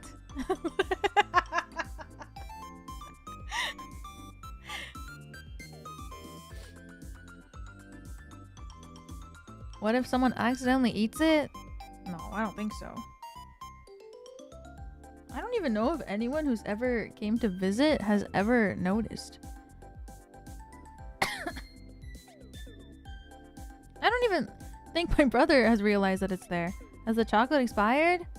Maybe. I'm not sure, but I'm not gonna eat it. She's just too cute. Like, the staff just gave me like a bunch of chocolate last year during Overture, and then yeah, one of them had a picture of Hoshikawa-san on it, and I was like, I can't eat this. So I brought it home. And then I put it in my fridge, and she's just been in there. It's been over a year now. It's been like way over a year.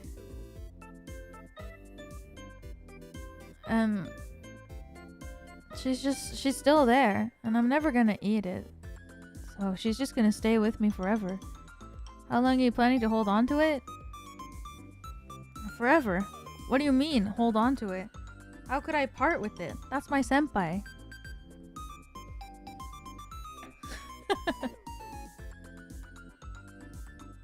She's staying there forever.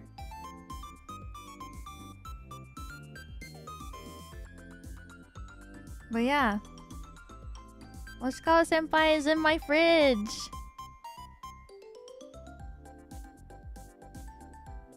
I see her every day.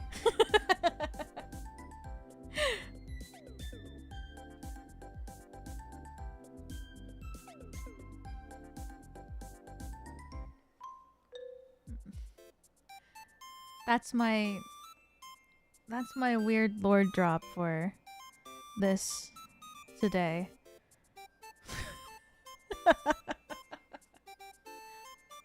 God, I hope she doesn't find out. I feel like somehow, now that I've spoken it once, she's somehow gonna find out now.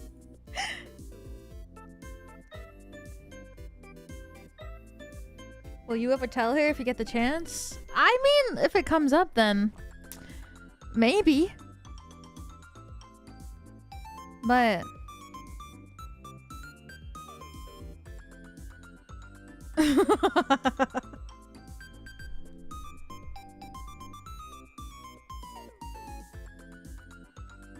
if it comes up, it's kind of crazy. Well, how do you even say that to someone? Like, next time I see her, I'd be like,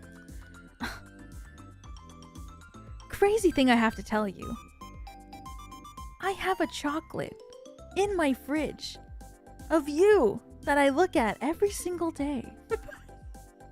Because when I open my fridge, you're the first thing that comes in my line of sight.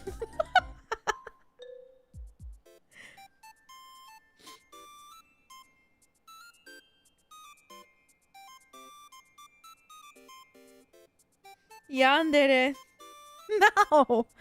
Don't say like that. Exactly. Like how, you know. Like, I don't know. I just put it there one day and I was just never gonna eat it, so now I just look at her. Like I open the fridge and then I'm like, oh, there she is. So cute. And then I close the fridge.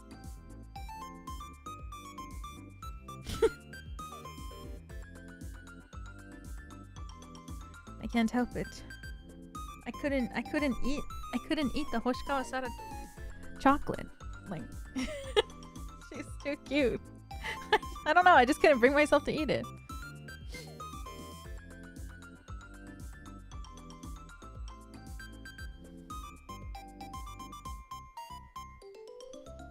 It's been like over a year now. I can't believe it's been over a year.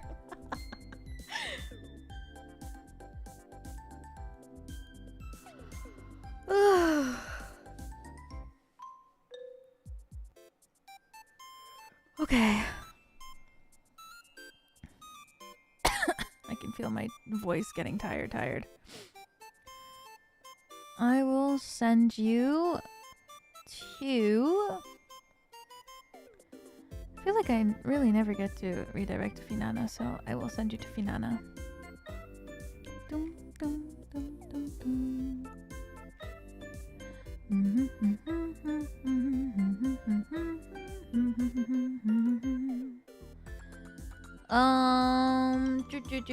Tomorrow we're gonna be playing more Slay the Spire. Exciting. So yeah, tomorrow Slay the Spire with Emily and Finana. And then Friday, Saturday, we're gonna be playing more Trails. And then Sunday, we're gonna be having our Soul Eater Watch Along Part 4. And then next week, we'll see. I'm not sure what my schedule looks like next week yet. I mean, it's only the middle of this week, but I am gonna be going to visit my parents for a little bit next week. For like a couple days, maybe like 1 or 2 days. We still haven't decided the date yet, but I'm just gonna be going out to visit my parents sometime next week. So schedule next week might be a little ambiguous just depending on their schedule and when I can go see them, but just letting you know in advance that I might take 1 or 2 days off next week because yeah, I'm gonna go visit my parents and go hang out with my parents. Yeah, have fun. Thank you. I will. That's about it. So I'll figure it out. Might be a little up in the air, but then the week after that will be probably a normal schedule. So yay! I'll figure out when I figure it out, and I will let you know when I figure it out. Tell my dad he's awesome. Okay, I will. You're right. I should tell him he's awesome. He knows. True. Probably. If I told him like, oh yeah, my chat says you're awesome, he's probably gonna be like, yeah, I know. Like, that's just the kind of guy he is. Be like, yeah, I know that. I'll be like, okay. Awesome. He probably watches from time to time. Oh, I know he does. I just don't know when. I don't know. I'm like 99% I don't know, because I know I feel like he played Ace Attorney before. So I feel like he's played Ace Attorney, so sometimes I get scared when I stream Ace Attorney because I'm like, oh my god, I think he might watch. I feel like he's played it before, so I like sometimes when I play Ace Attorney, I'm like, Dad, don't look. So I don't know, but He does like puzzle games, so I think he's played the first one before or something, but we'll see. Afraid he's judging you? Nah. If he was watching and he was judging me, he would have already sent me a text.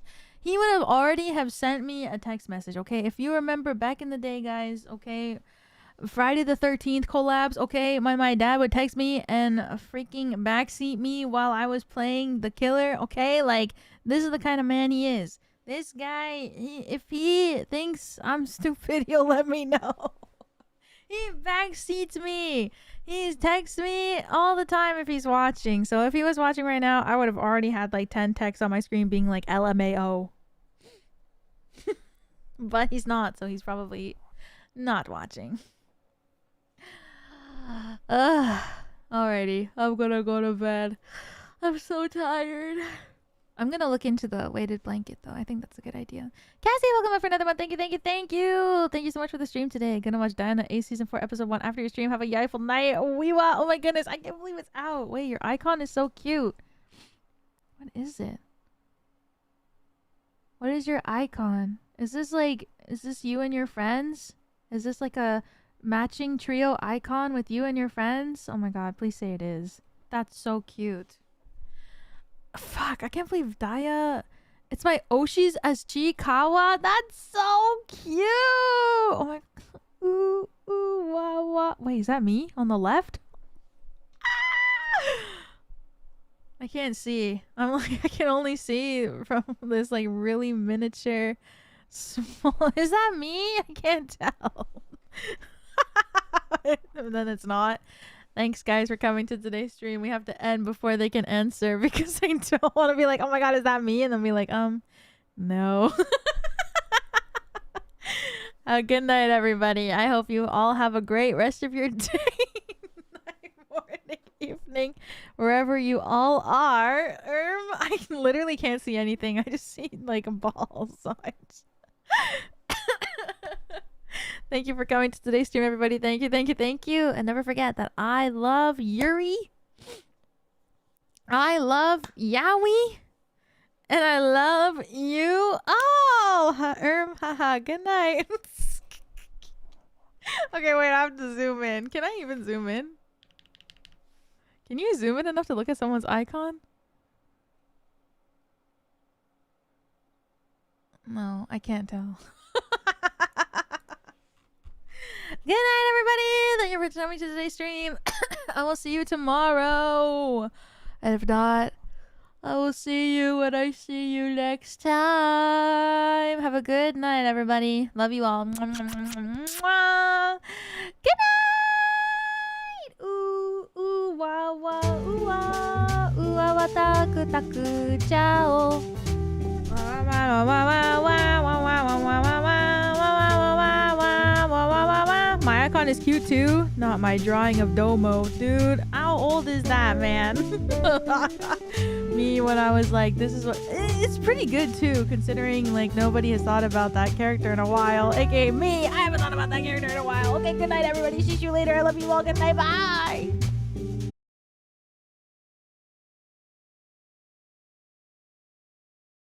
What the fuck? What do you mean? Who is Domo? Hello? I thought we were all old. I feel like Domo is not even that old, man. Like, what do you mean? Who's that?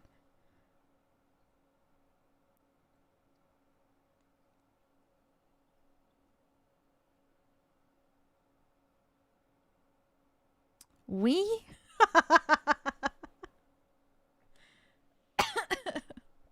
Please. I can't. Oh my god, I'm dying. He's rage baiting. Domo, who's that? What?